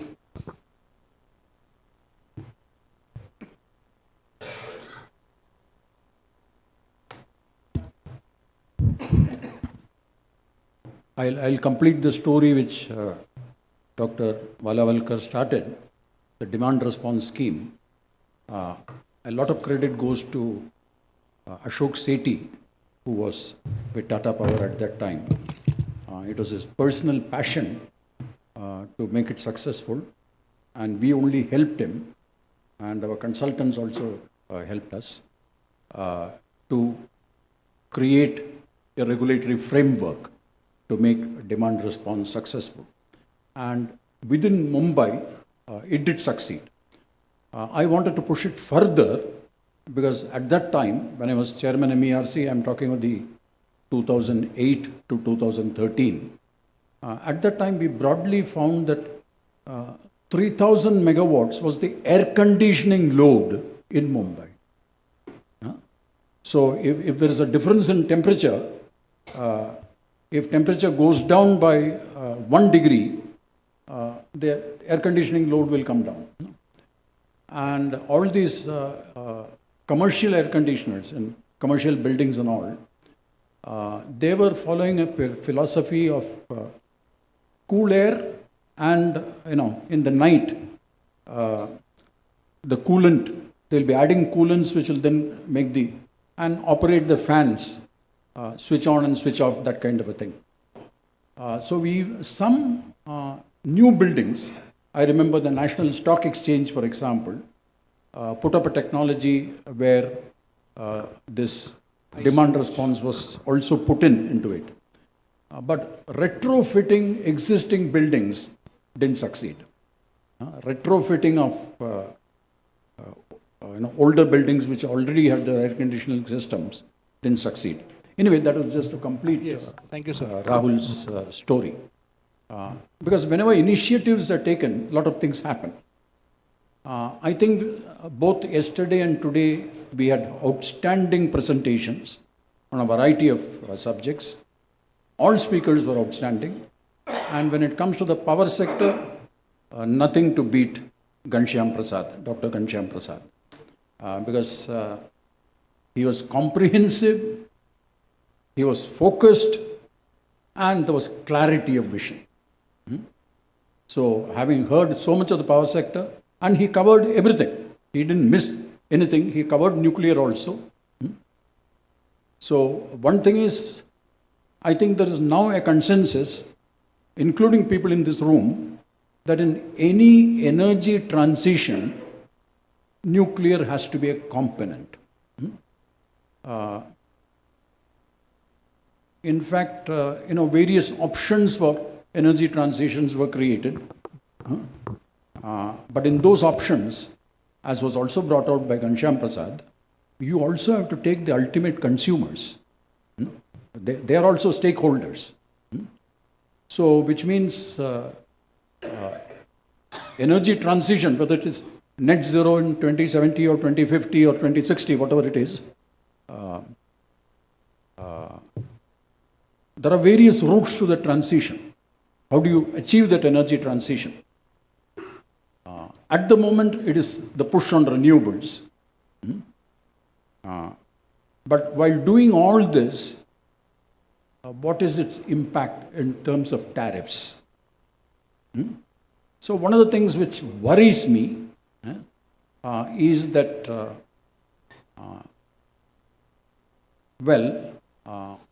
a lot of decisions are today being taken by the government of India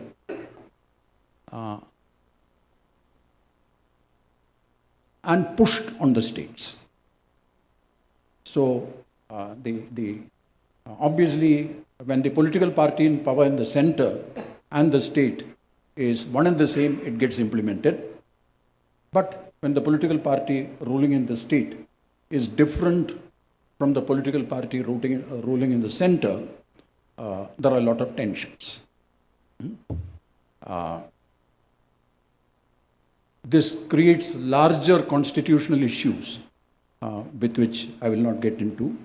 And all the debate will take place when the One Nation, One Vote bill comes back to Parliament after it has been seen with the standing committee. The entire issue of federalism, do we need federalism, or those kinds of legal issues are there. But to short circuit these problems, the government of India has been using a method of, in the Electricity Act, there is a definition of as specified and as prescribed. Wherever the word as prescribed is used, it means as prescribed by rules made by the appropriate government, which can be the central government or the state government, or the CEA when it comes to technical matters. But wherever it says as specified, it means as specified by regulations made by the appropriate commission, either the CERC or the SERCs. A kind of a method which the government of India has found is in items which are to be specified by regulations, government of India has started making rules. So in a certain sense, through the rule-making power, and all that rule-making power is using that last item Z, that is, there is a provision in the Act, notwithstanding the generality of these powers, the government can make rules on the following items, A, B, C, D. So the last item is anything else or words to that effect. They have been using that provision to make rules.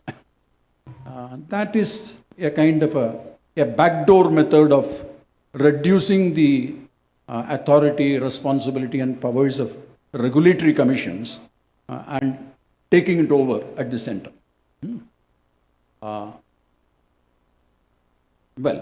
Those who believe in the federal structure of the Constitution are a little kind of, we are concerned with it.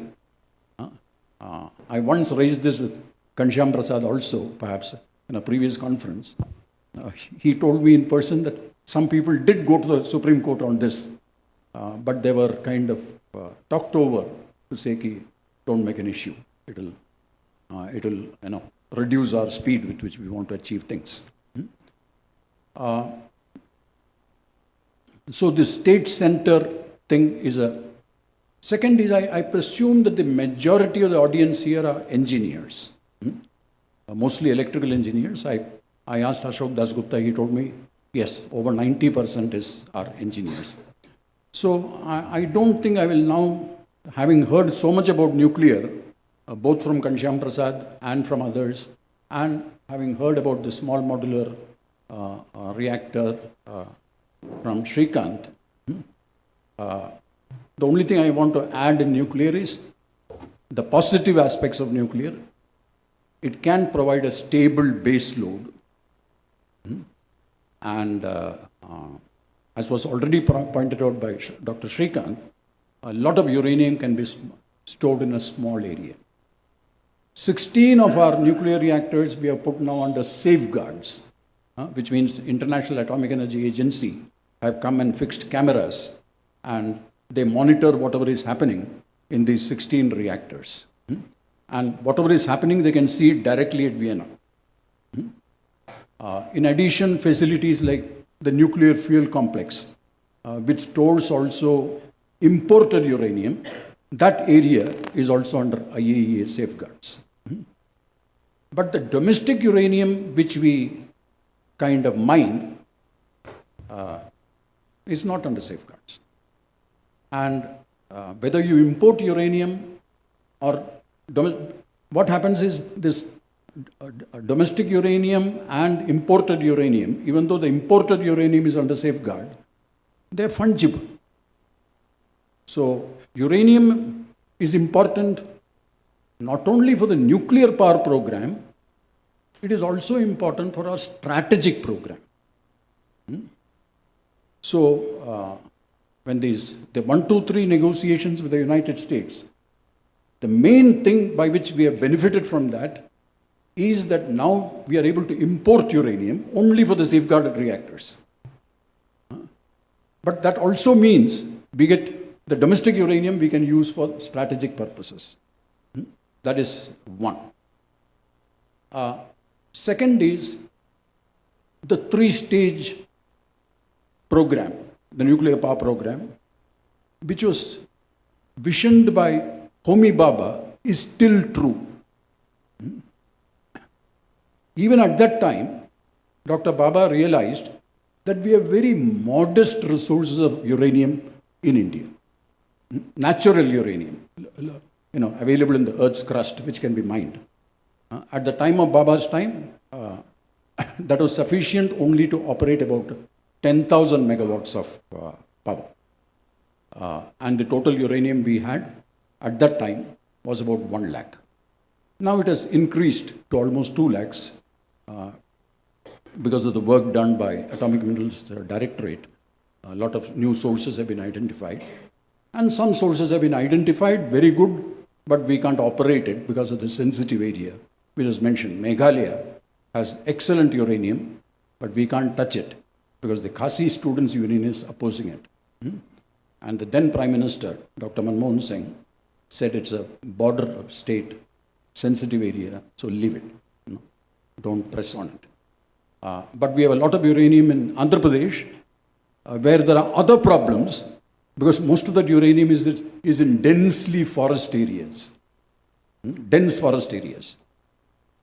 You can technically still do uranium mining, under 60 meters, 70 meters, and don't disturb the top forest or disturb it to a really minimum level. But in Andhra Pradesh, there is another problem, and that is Nagarjuna Sagar has become a big source of water supply to Hyderabad, which is growing very much. And I don't know how many of you live in Hyderabad, but one of the high density, where the natural uranium radiation is very high, is Jubilee Hills. A residential colony where a lot of rich people live. In the same fashion, in Rajasthan, Udaipur city is actually under uranium, huge uranium blocks. But these are historical. At that time, the impact of radioactivity was not understood.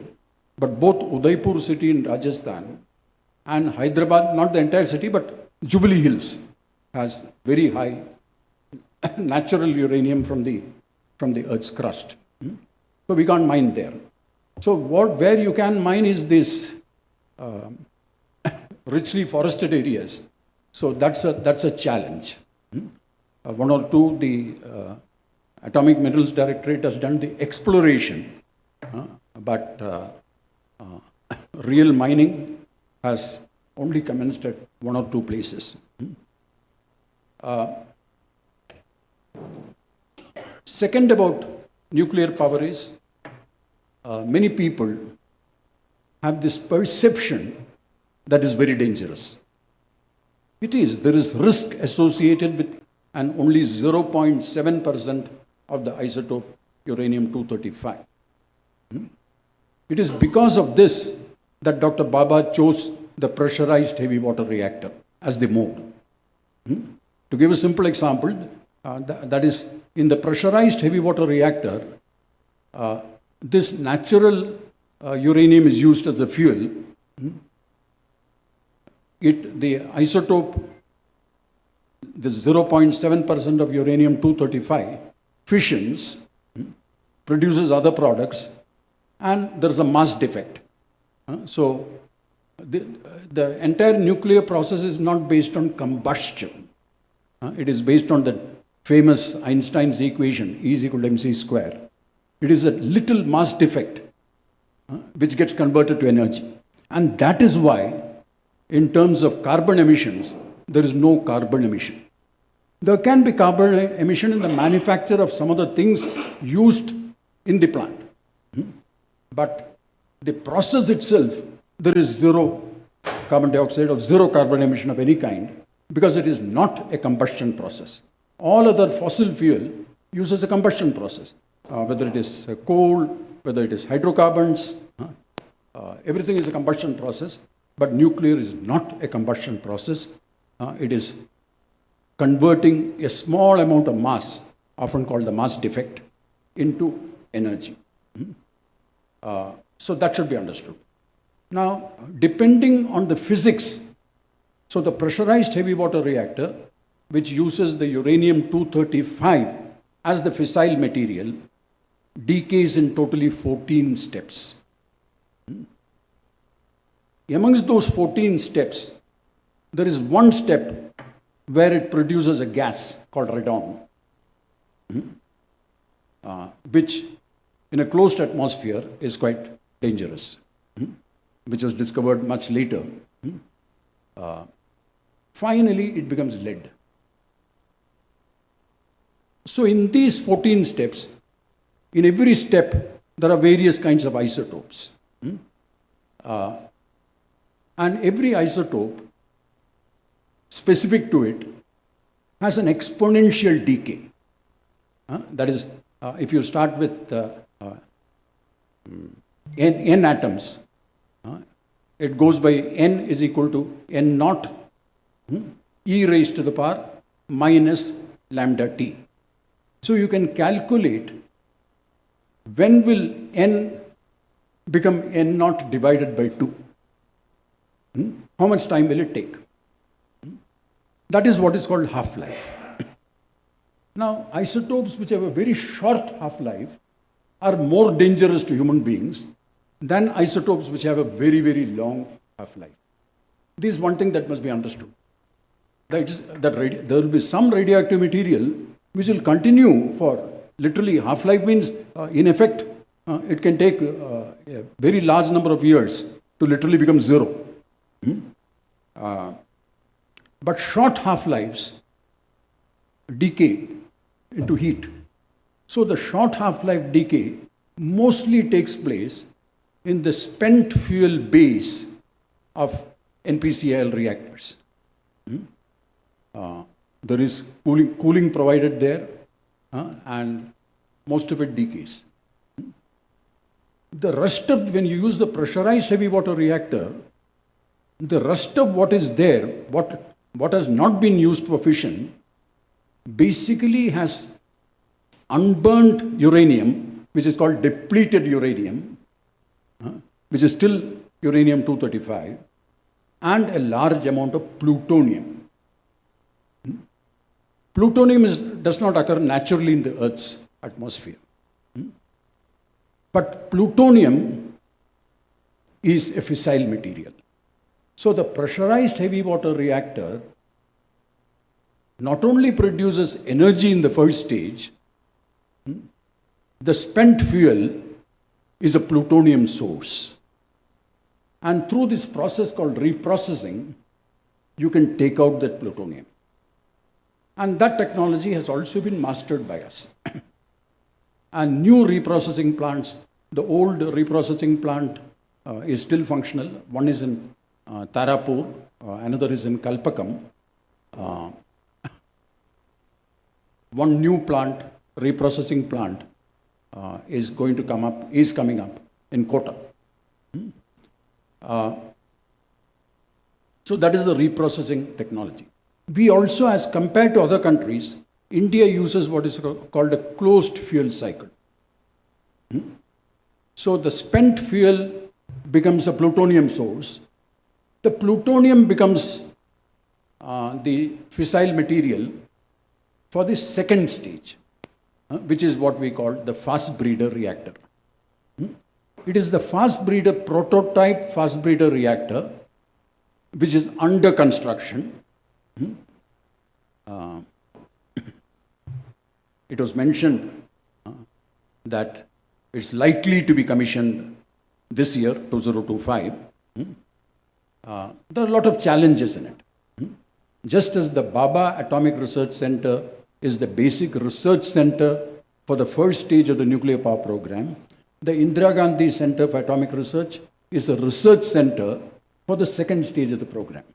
So there is a R&D reactor which is already working for a number of years in IGCAR called Kamini, and so all things are required. But the fast breeder reactor uses liquid sodium as the coolant. And liquid sodium is highly combustible. So there are a lot of technological challenges involved in it.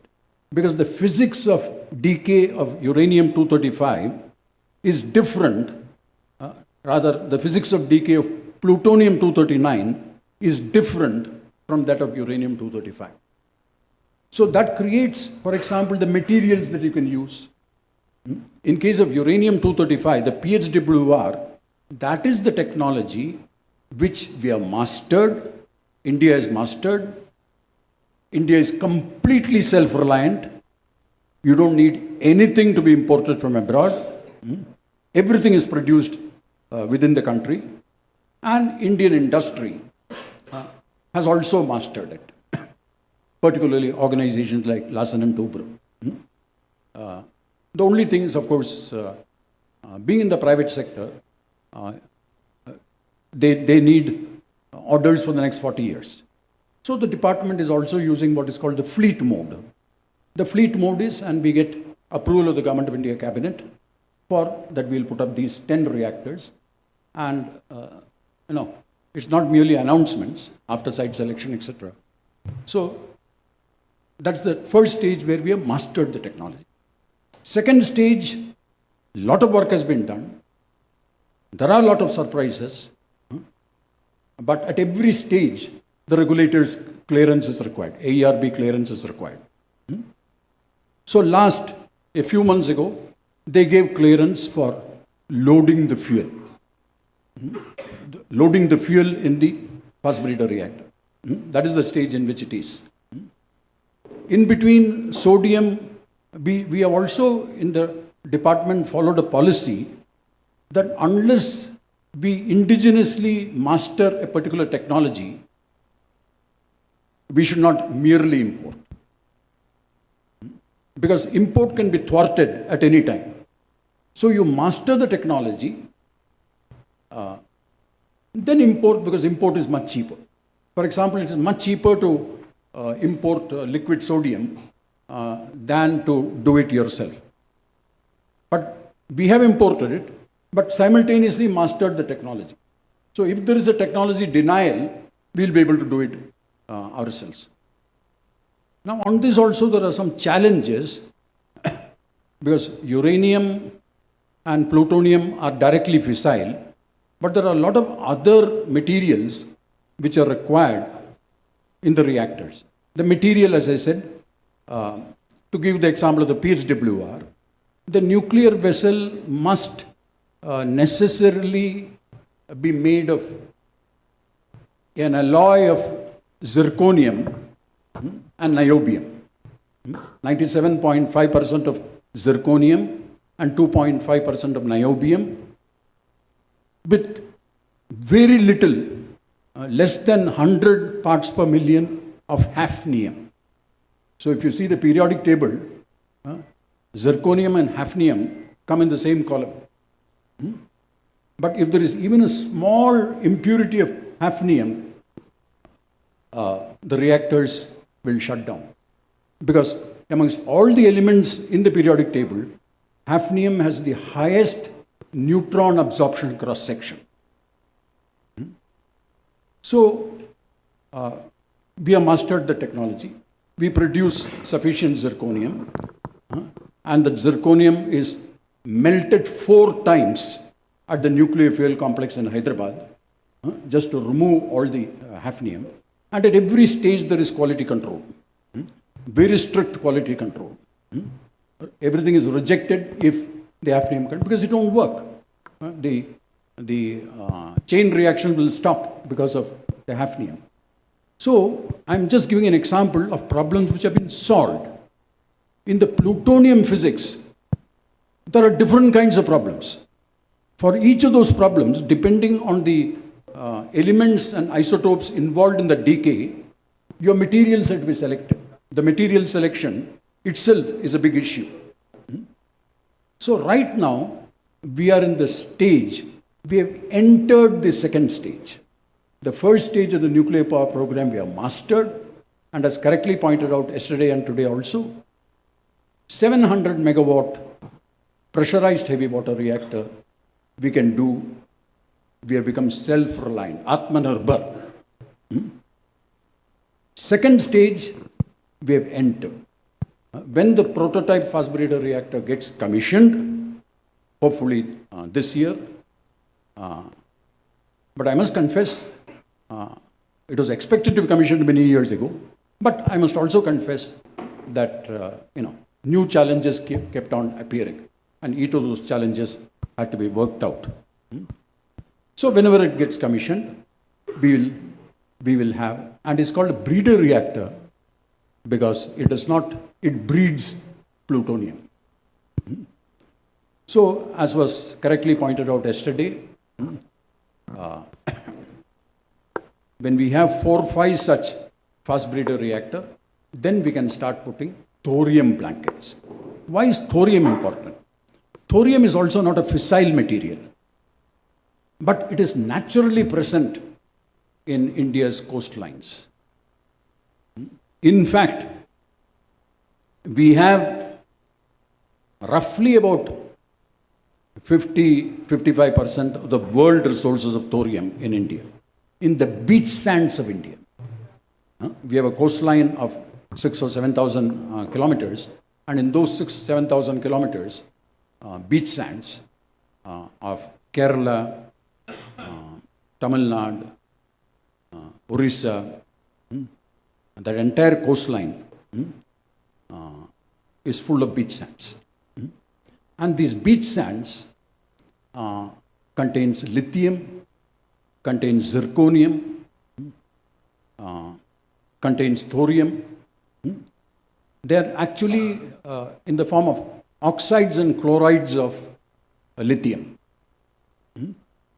Now, lithium is also a very important metal.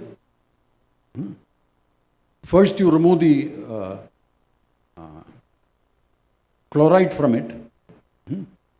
Then you get lithium oxide, LiO2, lithium dioxide, which is pigment, which is the main input for the paint industry.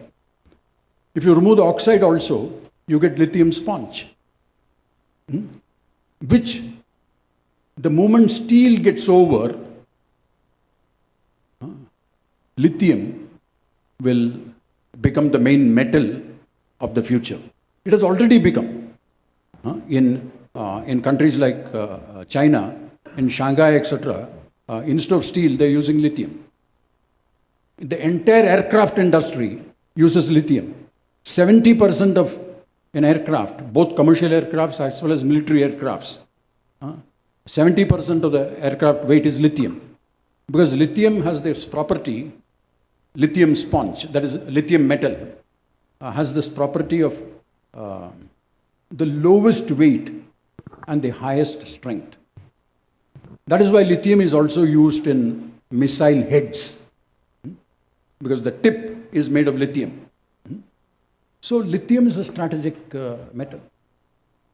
The point is, India does have many of these resources, lithium, niobium, tantalum,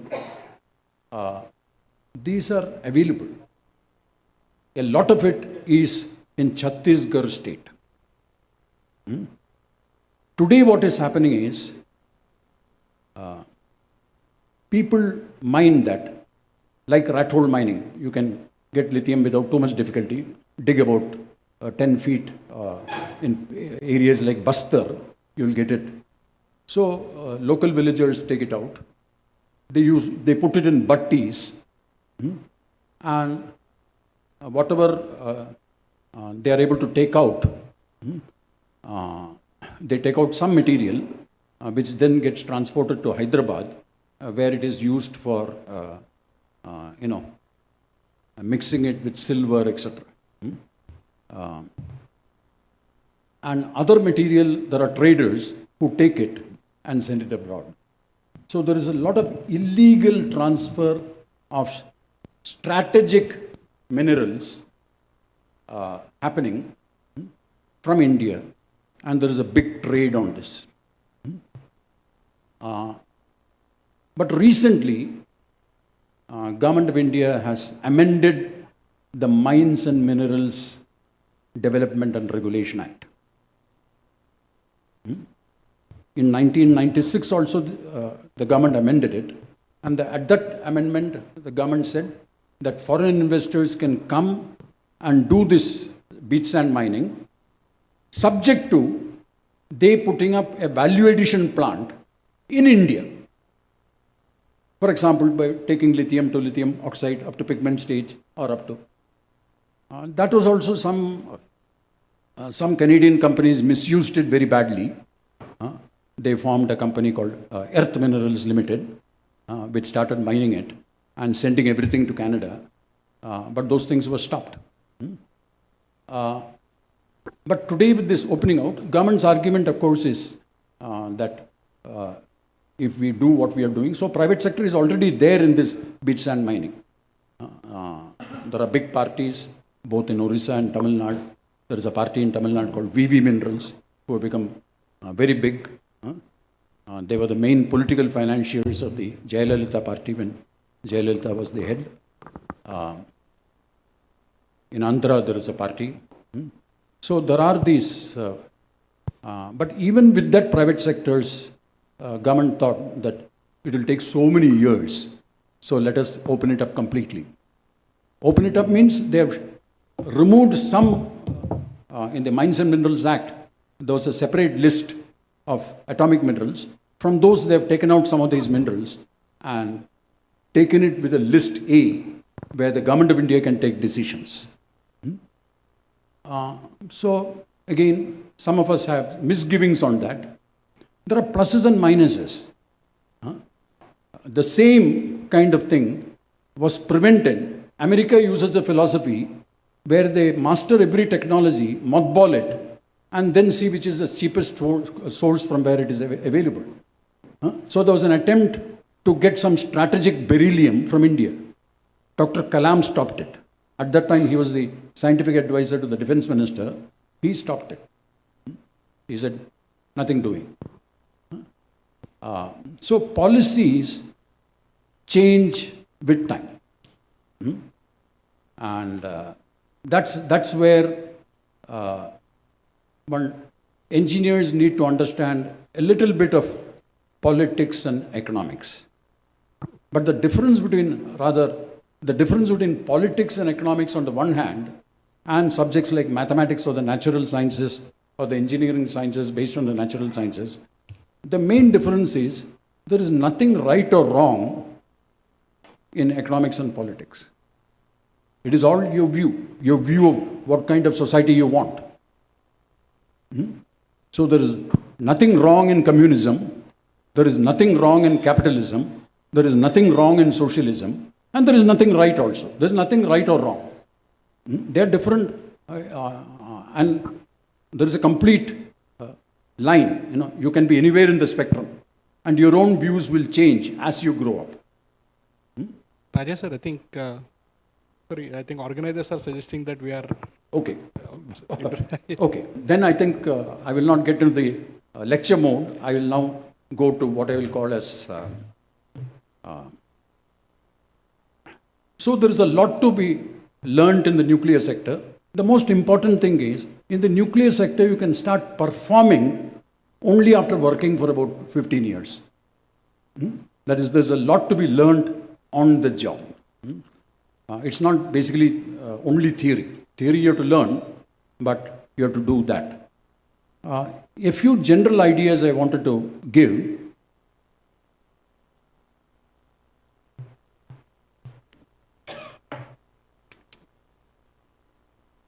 In the last 2 days, there was occasional discussion of cropping pattern.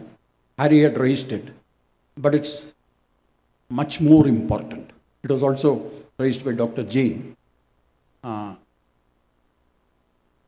won't tell the stories, not stories, actual experiences, but basically, groundwater is not a property of the person who owns the land. Groundwater belongs to a watershed.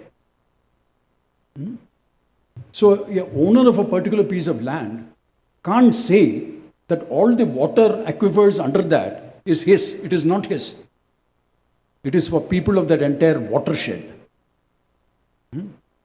So, groundwater, how to control, is a very major issue because there has been exploitation of groundwater. There has been mining of groundwater, which can be very dangerous. And that depends very much on the cropping pattern. That depends very much on the cropping pattern. So it requires at least a few hours of discussion. Another thing that has happened is when India became independent, most farming was subsistence farming. Over the last 70 years, subsistence farmers, many of them became commercial farmers. And now many of the commercial farmers have become profit maximizing farmers. So we have been using this word farmers, but you need to make subcategories of that. What do you mean by farmers? You mean the rich farmer who is cultivating sugarcane or bananas or cash crops? Or the small and marginal farmer? Or the landless labor who is working either as a sharecropper or as a tenant? So this big classification called farmers is not sufficient. You need to go deeper into that. And cropping pattern is very important. Cropping pattern is not easy to change because people are used to a certain thing. And this has to be linked to the fact that subsistence farmers have become commercial farmers have become profit maximizing farmers, and that increases the gap between the rich and the poor in the villages. And that gap has changed the entire politics of India. Politics of India. The entire agrarian politics has got changed because of this increasing inequality in income amongst the rich and the poor in everywhere, including the villages.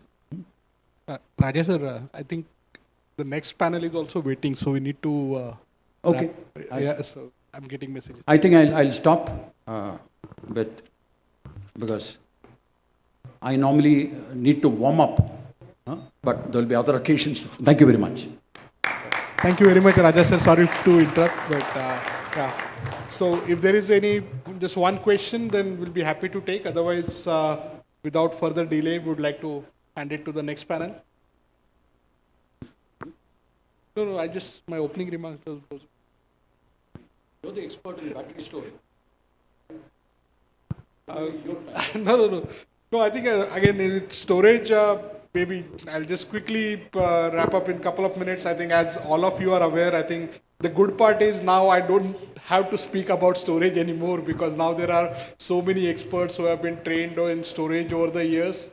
And now the good part is we are already now seeing, especially in last 12 months, series of projects where large RFPs have been awarded. The only caution, what I mentioned in my opening remarks, is the recent order of cancelling of the awarded tender because of delay in signing PPA. That sends a shockwave in the industry. We obviously understand regulators have their own view, but again, in my personal view, I hope I'm not damaging my chances of continuing on the CRC Central Advisory Panel, but I think the decision is very short-sighted. We need to actually, when we are adopting emerging technologies, we need to have consistency in the policy and regulatory framework. And if there are any delays or other things, we need to find a solution for that for future. We cannot, solution for delay cannot be more delays. And that's what we need to understand. But again, the overall, the good part is, I think, leadership with CA and especially Ghanasham Prasad ji over last almost 10 plus years, we are in a much better position than what we would have expected earlier. Now the only thing we need to focus on is implementation. And while doing this, as you mentioned, there is no technology without risk. With storage also, there are known risks. And one thing, again, most of the times it happens that when there are technology proponents, they only try to talk about positives. Whereas again, as an India Energy Storage Alliance, generally we have tried to create a framework for promoting all forms of technologies. At the same time, we want to make sure that we understand the risk associated with each of it. And especially when you are talking about lithium-ion batteries, fire and safety is one such risk. And that's where I just wish that regulators get beyond this fascination for lowest price, and we start specially giving some bandwidth for people who are implementing first of its kinds of projects, so that they can actually build a sustainable business rather than just looking for L1 prices. Because the only risk what we have for this transition is safety. If there are incidents like what happened in Korea, where Korea in 2018 had become the largest battery energy storage deployer, they even overtook US for 2018 in terms of the total number of BESS deployed, but they had 35 fires in a span of 1 year, and the entire industry got shut down for 3 years. So we cannot afford that, because already we have been sleeping for last 10 years. So we need to really make sure that we are focusing on quality, we are focusing on learning, because it is not about just buying something and just putting it in a container and everything will work just flawlessly. We have seen even in US, when in 2016-17, large number of storage projects started getting deployed. Everyone is learning about it. It was not necessarily fault of developers, but we had seen where certain projects which were built on a financial assumptions of having maybe 7-year life of the assets ended up getting into warranty negotiations with suppliers within a span of 2 or 3 years. And a lot of those type of things are going to happen in India. Right now, we are all reliant on China for supplying for these technologies. But the good part is with the PLI, the Production Link Incentive Program, there is 100 plus gigawatt hour of production coming up in India. In fact, next week, IESA is hosting a India Battery Manufacturing and Supply Chain Conference in Delhi, where we are not only focusing on the gigafactories, but associated complete supply chain. But for ensuring that we can actually attract investments for this, what we need is policy certainty. We need to make sure that market is developing gradually. We cannot have overnight development of industry in any sector. We have heard about it for nuclear a lot in this session, but be it any sector, even pumped hydro, we are suddenly like going for, in last 50 years, having deployed 5 gigawatt of pumped hydro. We are talking about suddenly deploying 50 plus gigawatt of pumped hydro. I'm not sure if we have really seen if there is a manufacturing capacity and all the other project capacity is available for that deployment. At least when I have had discussions with some of the Japanese and international companies supplying pumped hydro systems, they are saying they don't have capabilities because they don't believe the numbers what are being projected right now. So again, I don't know if there is a work happening on looking at those type of aspects, but it is going to be required for each and every emerging technology. So with that, I would like to end and hand it back to the organizers. Thank you. Thank you, gentlemen, for that, for your invaluable insights. Because of the paucity of time, we had to request you to, sir, cut short your session. Apologies. I request Shri Ajay Shankar, former Secretary, Ministry of Commerce and Industry, Government of India. Sir, we are honored and privileged to have you here. Sir would be addressing issues in our journey to net zero. Sir, apologies. No. So tell me how many minutes? Sir, stage is yours.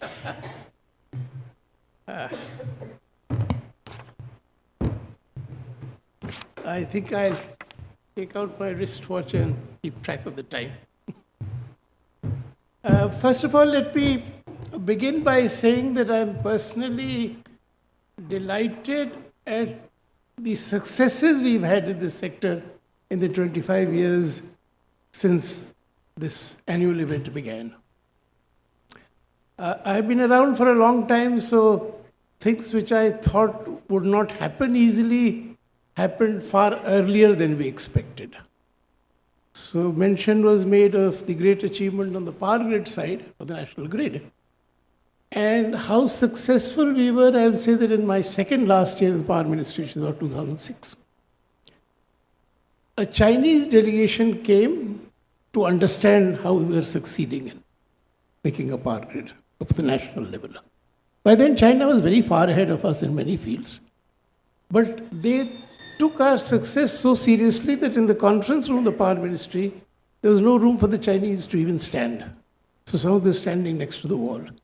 So that is the strength which they came to try and learn what we had succeeded in achieving by then. The presentation yesterday and today and the enthusiasm of private investors on pump storage is something which was unimaginable 3 years back. So having said that, let me begin by complimenting Ghanshyam Prasad ji for the superb presentation in the forenoon. And also that serious discussion is taking place in the country on long-term issues and how to think about it.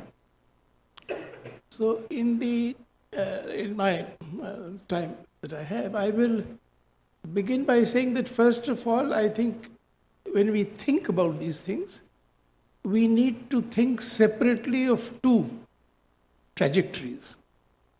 One is a purely technically feasible, physically feasible trajectory. And the other is the cost trajectory. Now, both are interrelated but need to be understood, analyzed clearly. Then we live in a world where technology is moving at a speed which we didn't imagine was possible 30 years back in the energy sector. And costs are moving very rapidly. So any assumptions we make about the technically feasible trajectory as well as the cost implications on that trajectory have to be made with the degree of humility that everything may change very rapidly in 2-3 years. And we may need to come back and revisit the fundamentals. Now, if we are looking at the journey to net zero, one major pillar of that journey or one major portion of the journey is decarbonization of electricity. The morning presentation said roughly 40-50% carbon emissions come from electricity. So that's the one big part. Then the other big part is where today technology doesn't allow us to think of using electricity to decarbonize that economic activity, which is essential for today's industrial society. So, these are called hard-to-abate sectors. Now, India has been very forward-looking in looking at the hard-to-abate sectors by launching the National Hydrogen Mission. So, if I look at our Prime Minister, he has displayed climate leadership of a kind which was not expected, and he has certainly been ahead of the professional opinion in the country outside the world. So when we joined the Paris Agreement, certainly nobody expected us to do it. When in Glasgow, he announced 500 GW of fossil fuel free capacity by 2030. We heard some time back that's not going to happen. Now I won't enter that debate. And he also said that 2070 we will be net zero. Now, you cannot be net zero and still be burning a lot of coal. It can't happen. So either we mean net zero seriously or we don't. And analysis has to flow in this kind of direction. rigor. Because there is one mirage that has been pursued by the fossil fuel companies for 25 years, which is carbon capture and storage. We in India were persuaded by the US to join a pilot project in 2001. We even paid $1 million for it. The project got never completed. And any kind of arithmetic that you do, the Earth's surface does not have the capacity to store the carbon dioxide that is being emitted through fossil fuels. There is some potential for carbon capture and usage, certainly. But any back of the envelope calculations would show that carbon capture or usage or carbon capture and storage will not give us net zero. Will not give India net zero, will not give the world net zero. So I believe the fossil fuel companies keep generating this mirage in the hope that they are not forced to act. I also believe, and this has been our position and I think the government's position, that we will not be pressurized by anybody. We will do what we think is best for India. But we will also act with a great sense of responsibility as far as global warming is concerned. Now, again, the hard facts were mentioned in many presentations. But the fact is that if things go the way they are going, we can forget about human civilization as it exists in 100 years from now. Now, climate change or global warming is one area where India truly matters to the rest of the world. Because economically, we don't have that clout. We have enormous military capacity, but, it's all for our neighbors.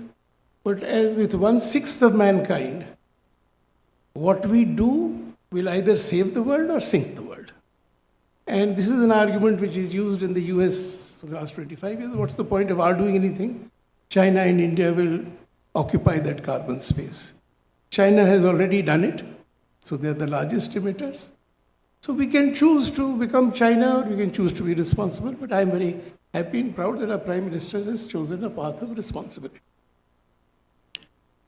Now, we look at LXT.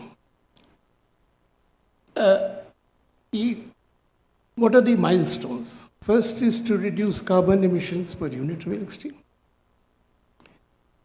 The second is we stop increase of carbon emissions from LXT generation. And the third is that we start reducing carbon emissions from LXT. So 3 stages. Reduction per unit, then peaking of all emissions, and then decline. Now, if carbon capture and storage is not a reality, an option is not in reality an option, then coal plants have to be wound down someday. Now, when we do it as a policy decision, difficult decision. But to analyze on the basis that we will keep burning coal in 2070 is a non-starter as far as net zero is concerned. Now, in the journey to net zero, there is also the accepted view globally that we use LXT in as much of economic activity as possible. And if we do that, I think more than 50% or 55% of reductions can go, of emissions can go. Now, the reduction per unit of LXT, of carbon emissions, will also have an impact on the areas where electricity will replace fossil fuels. So in India, we are seeing a dramatic breakthrough in electric vehicles. So if all 2-wheelers, 3-wheelers in the market are electric, the carbon emissions already come down because electric vehicles are more efficient, energy efficient.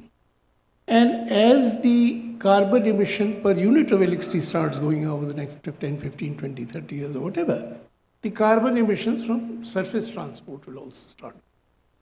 So you have 2 parallel trajectories of decarbonization of LXT and decarbonization of surface transport or cooking or a few other things.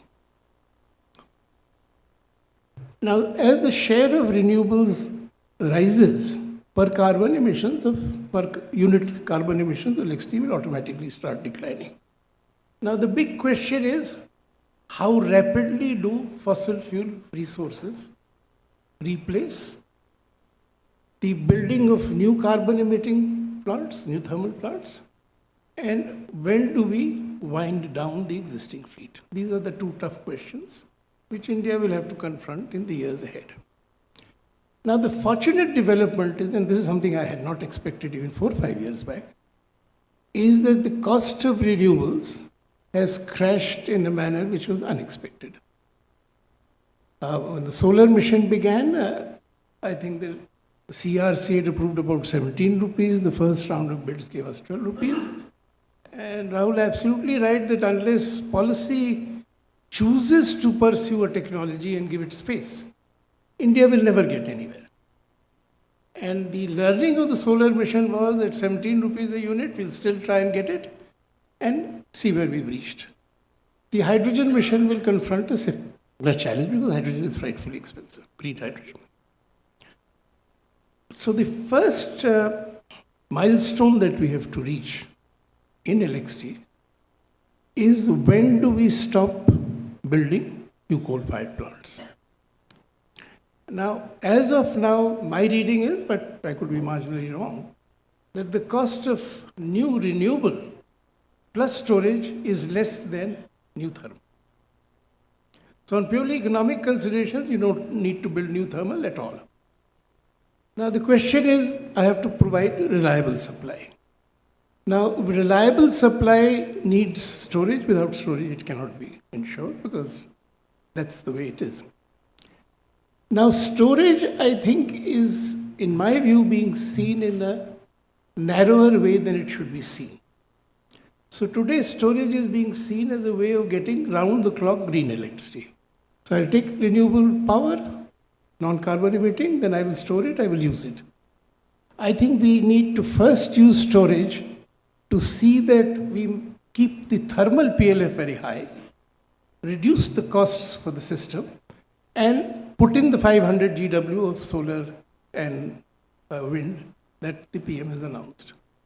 So if solar hours, the full electricity has to be absorbed, and the consumer doesn't have to pay more by backing down thermal, my first need of optimizing costs or burdening the consumer the least is to see why thermal PLF remains very high by storage.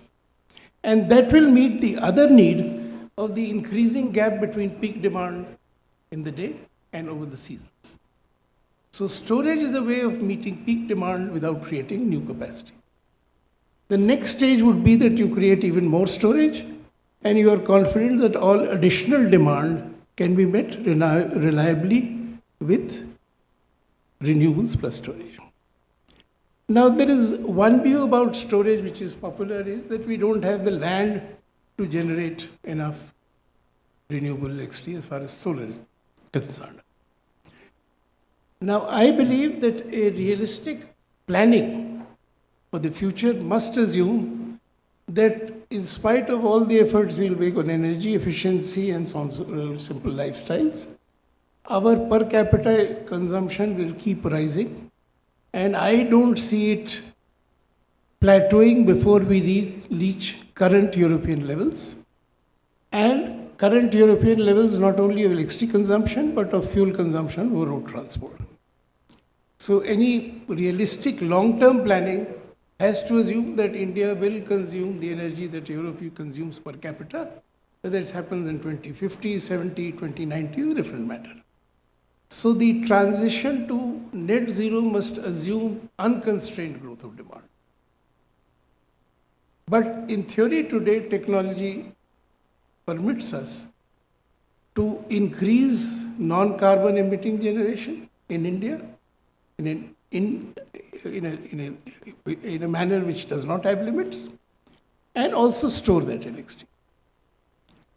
Now, on solar alone, there is a draft paper which is being done, and if you look at solar, then the entire land mass of India is available for solar generation, and I mean, back of the envelope calculations show that about 4,000 GW of solar power can be generated in this country comfortably. And that power is cheap. And between battery storage and pump storage and The other technology of storage, which I wish takes off someday, which is concentrated solar thermal with storage, we can store more than enough electricity. Now, nuclear should certainly grow and grow as fast as is technically possible, because this makes great sense. And I think once the present decisions that we will master technology and then make orders in bulk, and we will create the manufacturing capacity and the project execution capacity, really takes off, then we can certainly look at a much larger share of nuclear. And one view that is floating around, and not without merit, that what is the existing coal capacity must be replaced by an equivalent nuclear capacity. And then we are very comfortable, the rest coming from renewables plus storage. Now, the speed of building nuclear power plants is being underestimated in India because we had lots of difficulties in terms of technology denial, import of materials, etc. But if you look at France, oil price shock of 72, 73, share of nuclear power in the developed countries were about 25, 26. France decided we will ramp it up, and they took it to 85, 90% of their total need in about 10, 12 years. So that kind of rapid build-up is possible once technology is mastered and policy is clear. And I do hope that in the next decade, nuclear power can take off as rapidly as NTPC took off. I mean, NTPC took 10, 15 years to dominate the Indian market in terms of new capacity addition, or the private sector after 2008. More capacity came in the private sector than in the public sector. So I think we need to be a little more confident and optimistic about our achieving big results with the right policy decisions. Obviously, there has to be learning and course correction. Now, a few minutes on the hard-to-abate sectors, which is where hydrogen mission becomes very important. Now, I think as a country, we need to move beyond what I saw in a slide today and what I've been hearing everywhere, that we will become major exporters of green hydrogen. Now, if we become major exporters, our private firms are able to do it, is very good. But the country needs to decarbonize, and the goal of the hydrogen mission should be to use green hydrogen downstream to make India a competitive producer of green products, so that we export green finished products rather than green hydrogen. And there we have done a detailed paper and a presentation. I'm not taking time right now, but I request her to share it with all of you. But there we have said is that take forward the learning of the solar mission, or what Rahul was suggesting. So you decide to build a green steel plant with zero carbon emission. Not one is working today in the world, let India be one of the first. Or you do a green ammonia plant, or you even use ammonia as storage for meeting seasonal peaks. All pilot projects, you shouldn't care for the cost, because given the size of the Indian economy, any of these things, the cost is marginal in terms of the total impact. And you can get private investment into all this, as we did in the solar mission, by de-risking investment, by saying that like a PPA, we'll buy your entire production for 10, 15, 20 years. So if you buy that, then the project is risk-free. Debt will be serviced, return on equity will come, and the entire offtake will be assured by government through good policy. So take the case of a green steel plant. Government can say, I will buy the entire steel and all my government projects will use the steel, no matter what the cost. The impact on the finished per square foot cost of a building, etc., will be marginal. But once we have a first green steel plant, which emits no carbon dioxide, and what we have suggested, all our steel firms should be joint producers and be part of the joint management and building of the plant. So they all learn. So they learn, they run it privately, but government de-risks the investment by putting in the money and buying the steel. The same can be done with fertilizer or any number of things. So the way to succeed in the hard-to-abate sectors is to follow the point made so eloquently. Don't look at today's cost. Look at the technology, look at your future need for that technology, do pilots, develop technical capacity, introduce competition, move down the cost curve, and maybe by in the mid of the 30s, you will find you are the most competitive in the world in the hard-to-abate sectors. It's quite possible that you may replace China or be a better exporter or as good an exporter as China is on green, zero carbon goods. So that's kind of ambition and thinking we need. And in all of these analysis, it should be very clear that there is one cost which we can afford, which is the first pilot project. The second stage comes to the decision on a cost, which we want to either absorb in government with subsidies or impose on the consumer. So the renewable energy certificate program was imposing it on the consumer in very small quantities. But once the prices of solar came down, you didn't need to impose it.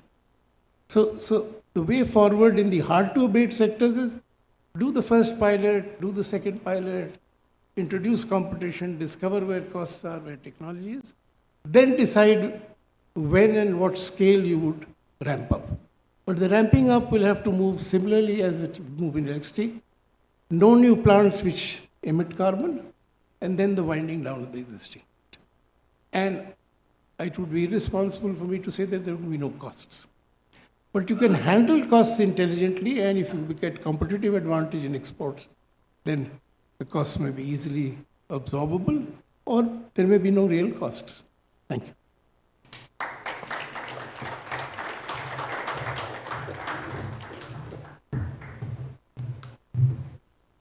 Thank you, sir, for that enlightening session. Ladies and gentlemen, we'll take a break for the day. And we have a music performance by Parasman. The performance will start at around 7:15, 7:30. I'm doing what I have offered that. And so tomorrow we will start at 10 o'clock. Any questions Yeah, to I can take sir? questions. I have taken less time than I Yes, offered. sir. Sir, you too. Any questions?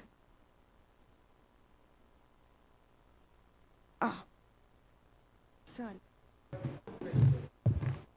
In the morning with Ghanshyam Prasad also. I'll stand there. See, I have one question. Cost is a fact. There seems to be tendencies to be able to push a particular program to hide some costs under the carpet.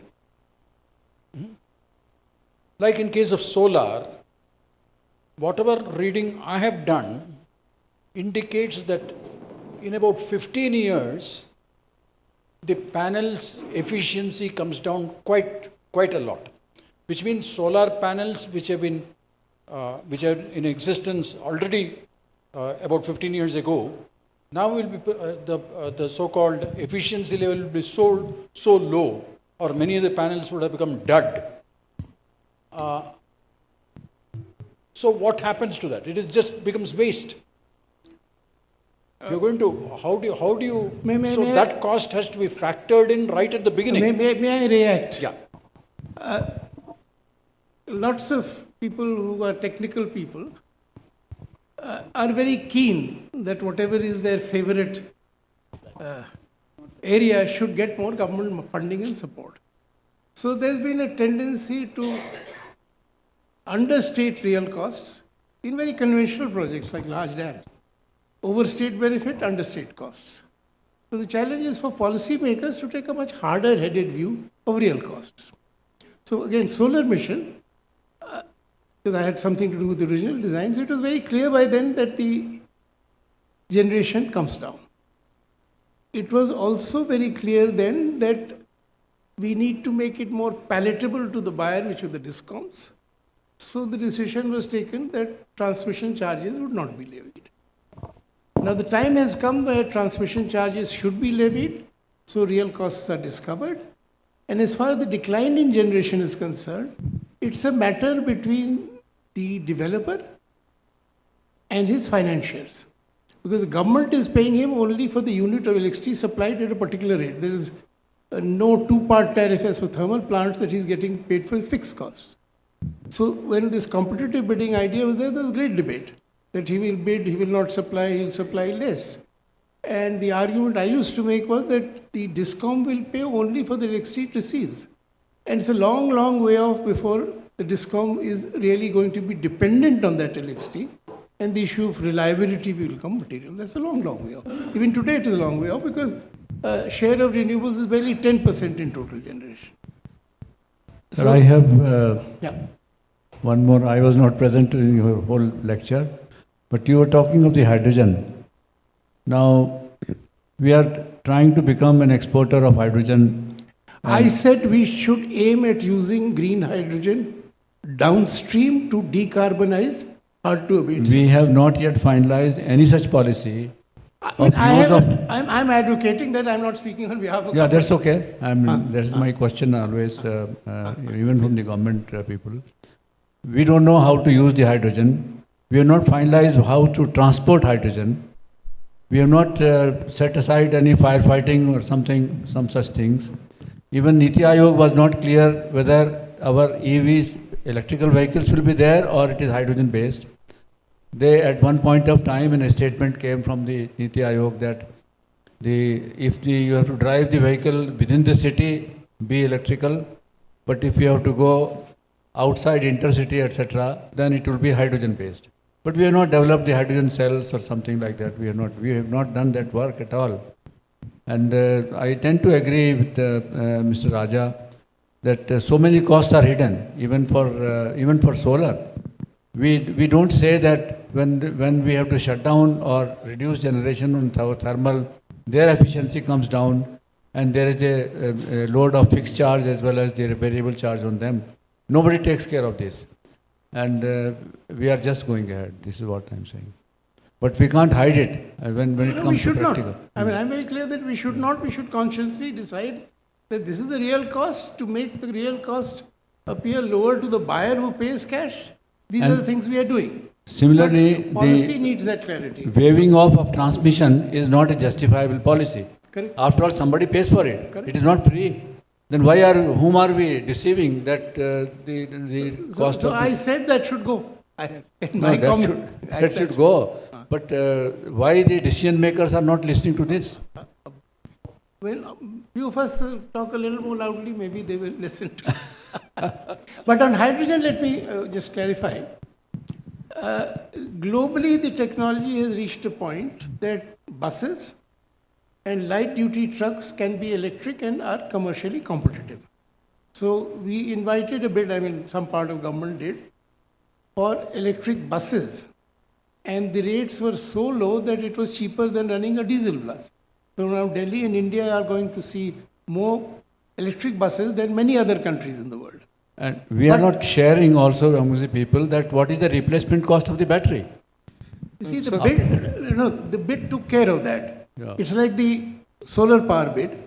It says you will run the bus, you will maintain it, we will pay you per kilometer usage, which is like paying per unit of electricity. So whatever price has been quoted factors in the battery replacement or retirement cost. Because government has not bought the buses. Government has said, I will pay you per kilometer. And that per kilometer cost in the first tender of 10,000 buses is lower than the per kilometer cost of a new diesel bus. This is the speed with which technology has moved, and Indian truck manufacturers are going to make hydrogen buses and they are ready to bid. But India needs only heavy duty trucks using hydrogen because the batteries do not yet have the technical capacity to run a heavy duty truck. On storage, there is one other point which I thought of making in the day, but now it will come up, I'll make it.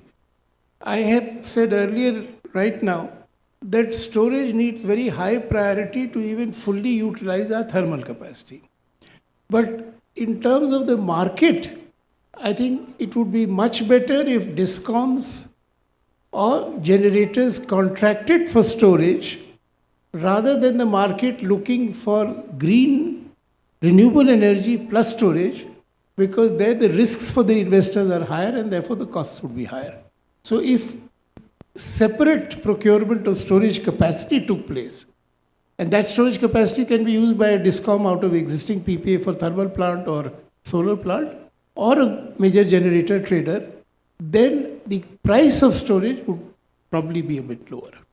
And in terms of reliable supply and grid stability, the DISCOM is the best placed in terms of its resource adequacy planning exercise to contract the storage it needs for meeting the increasing gap between peaking power and non-peaking power, especially seasonal peaks. And I do believe that a day may come when we may find that hydrogen stored in ammonia may be good enough to meet peaking power needs for the country, but that's a theoretical possibility. Sir, one just last point on the transportation battery replacement. I just wanted to point out that a lot of the concerns are actually way outdated concerns. Now, if there are manufacturers who are using good quality batteries, these batteries last anywhere from 1,000 cycles to 5,000 cycles. So if you have a vehicle which has say 300 kilometer driving range, that vehicle can easily battery can last for 300,000 kilometers. Most of the vehicles don't last that. You will scrap the vehicle after you have crossed 150,000 kilometers driving range. So that's where I think the concern about battery replacement you are is absolutely not. right. We don't know enough of what's happening in the rest of the world. I had the privilege of being out overseas as a tourist, and I was driven in a Tesla taxi. So I asked him, what is it like? He says, it's perfect. It was perfect. I said, have you replaced the battery? No.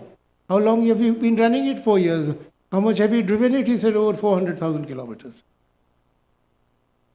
And he said, how do you recharge it? Tesla recharges it free of cost.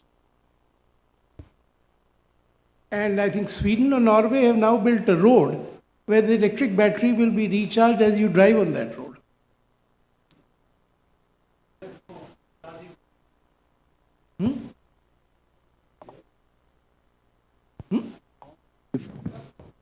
No, I charge my electric car at home. I've been doing it for 3 years. No, you do it at home, but Yeah. those who are traveling, for example, on the road, on the highways, once I saw in the morning, the fellow was searching where to charge my car. You are right. I said, I don't know where to go. No, that's a gap, and that is why electric vehicles have not yet taken over the market in terms of intercity travel. Intracity, yes. Intercity, we need the charging facilities, and I am hoping that the car companies will come out with a battery which can be replaced by a robo.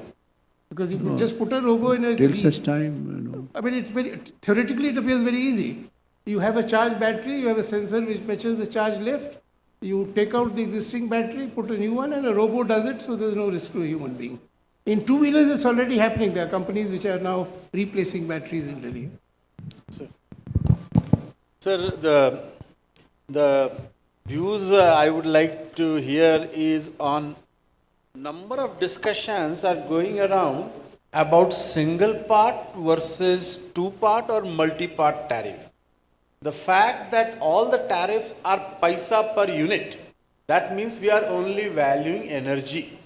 Since we don't value any other thing, so be it storage, be it renewable, it is all paisa per unit, and hence the comparison is not proper. And sir, you have been the witness to thermal power plant tariff also single part, and then it moved to two part. Even hydro with marginal cost 0 also moved to two part. So for a small quantum, single part is all right, like a taxi per kilometer. But once I have a fleet, I will have to have a multi-part, because single part tariff by design is unstable, not robust. It's prone to manipulation. And all these comparisons also go haywire. So if we have to go for 500 gigawatt of RE, then will this single part work? I just wanted your views on that. I would repeat what I had said earlier, that storage is the only way to handle the inflexible, variable, unpredictable nature of renewable generation. And therefore, the faster we ramp up storage and see storage as a way of full capacity utilization of thermal today and reliable supply in the future, storage will give us that capacity requirement. So then I think I must paraphrase my question. No, Let us come to storage also, sir. Would storage be paisa per unit, or storage will be also two part? Capacity. I am an advocate of capacity contracting for storage, not energy, because the price would be lower. Because the price of electricity for storage is so unpredictable in the next 15-20 years that people will put in very heavy risk premium margins in the prices they quote. But if the NTPC or a discount says, I will give the electricity when I have spare, I will use the stored electricity when I need it, the cost would be the least. So I am seriously advocating that resource adequacy planning, DISCOM planning, procurement should be for storage capacity, not for supply of electricity from storage.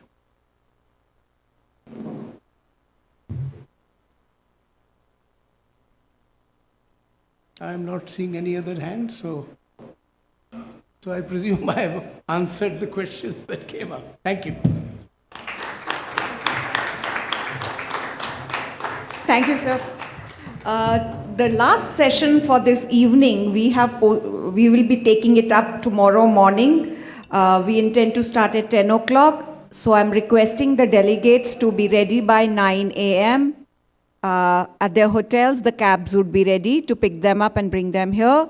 And now we will have the music performance at the upper deck. Fine, sir? So we'll join you there.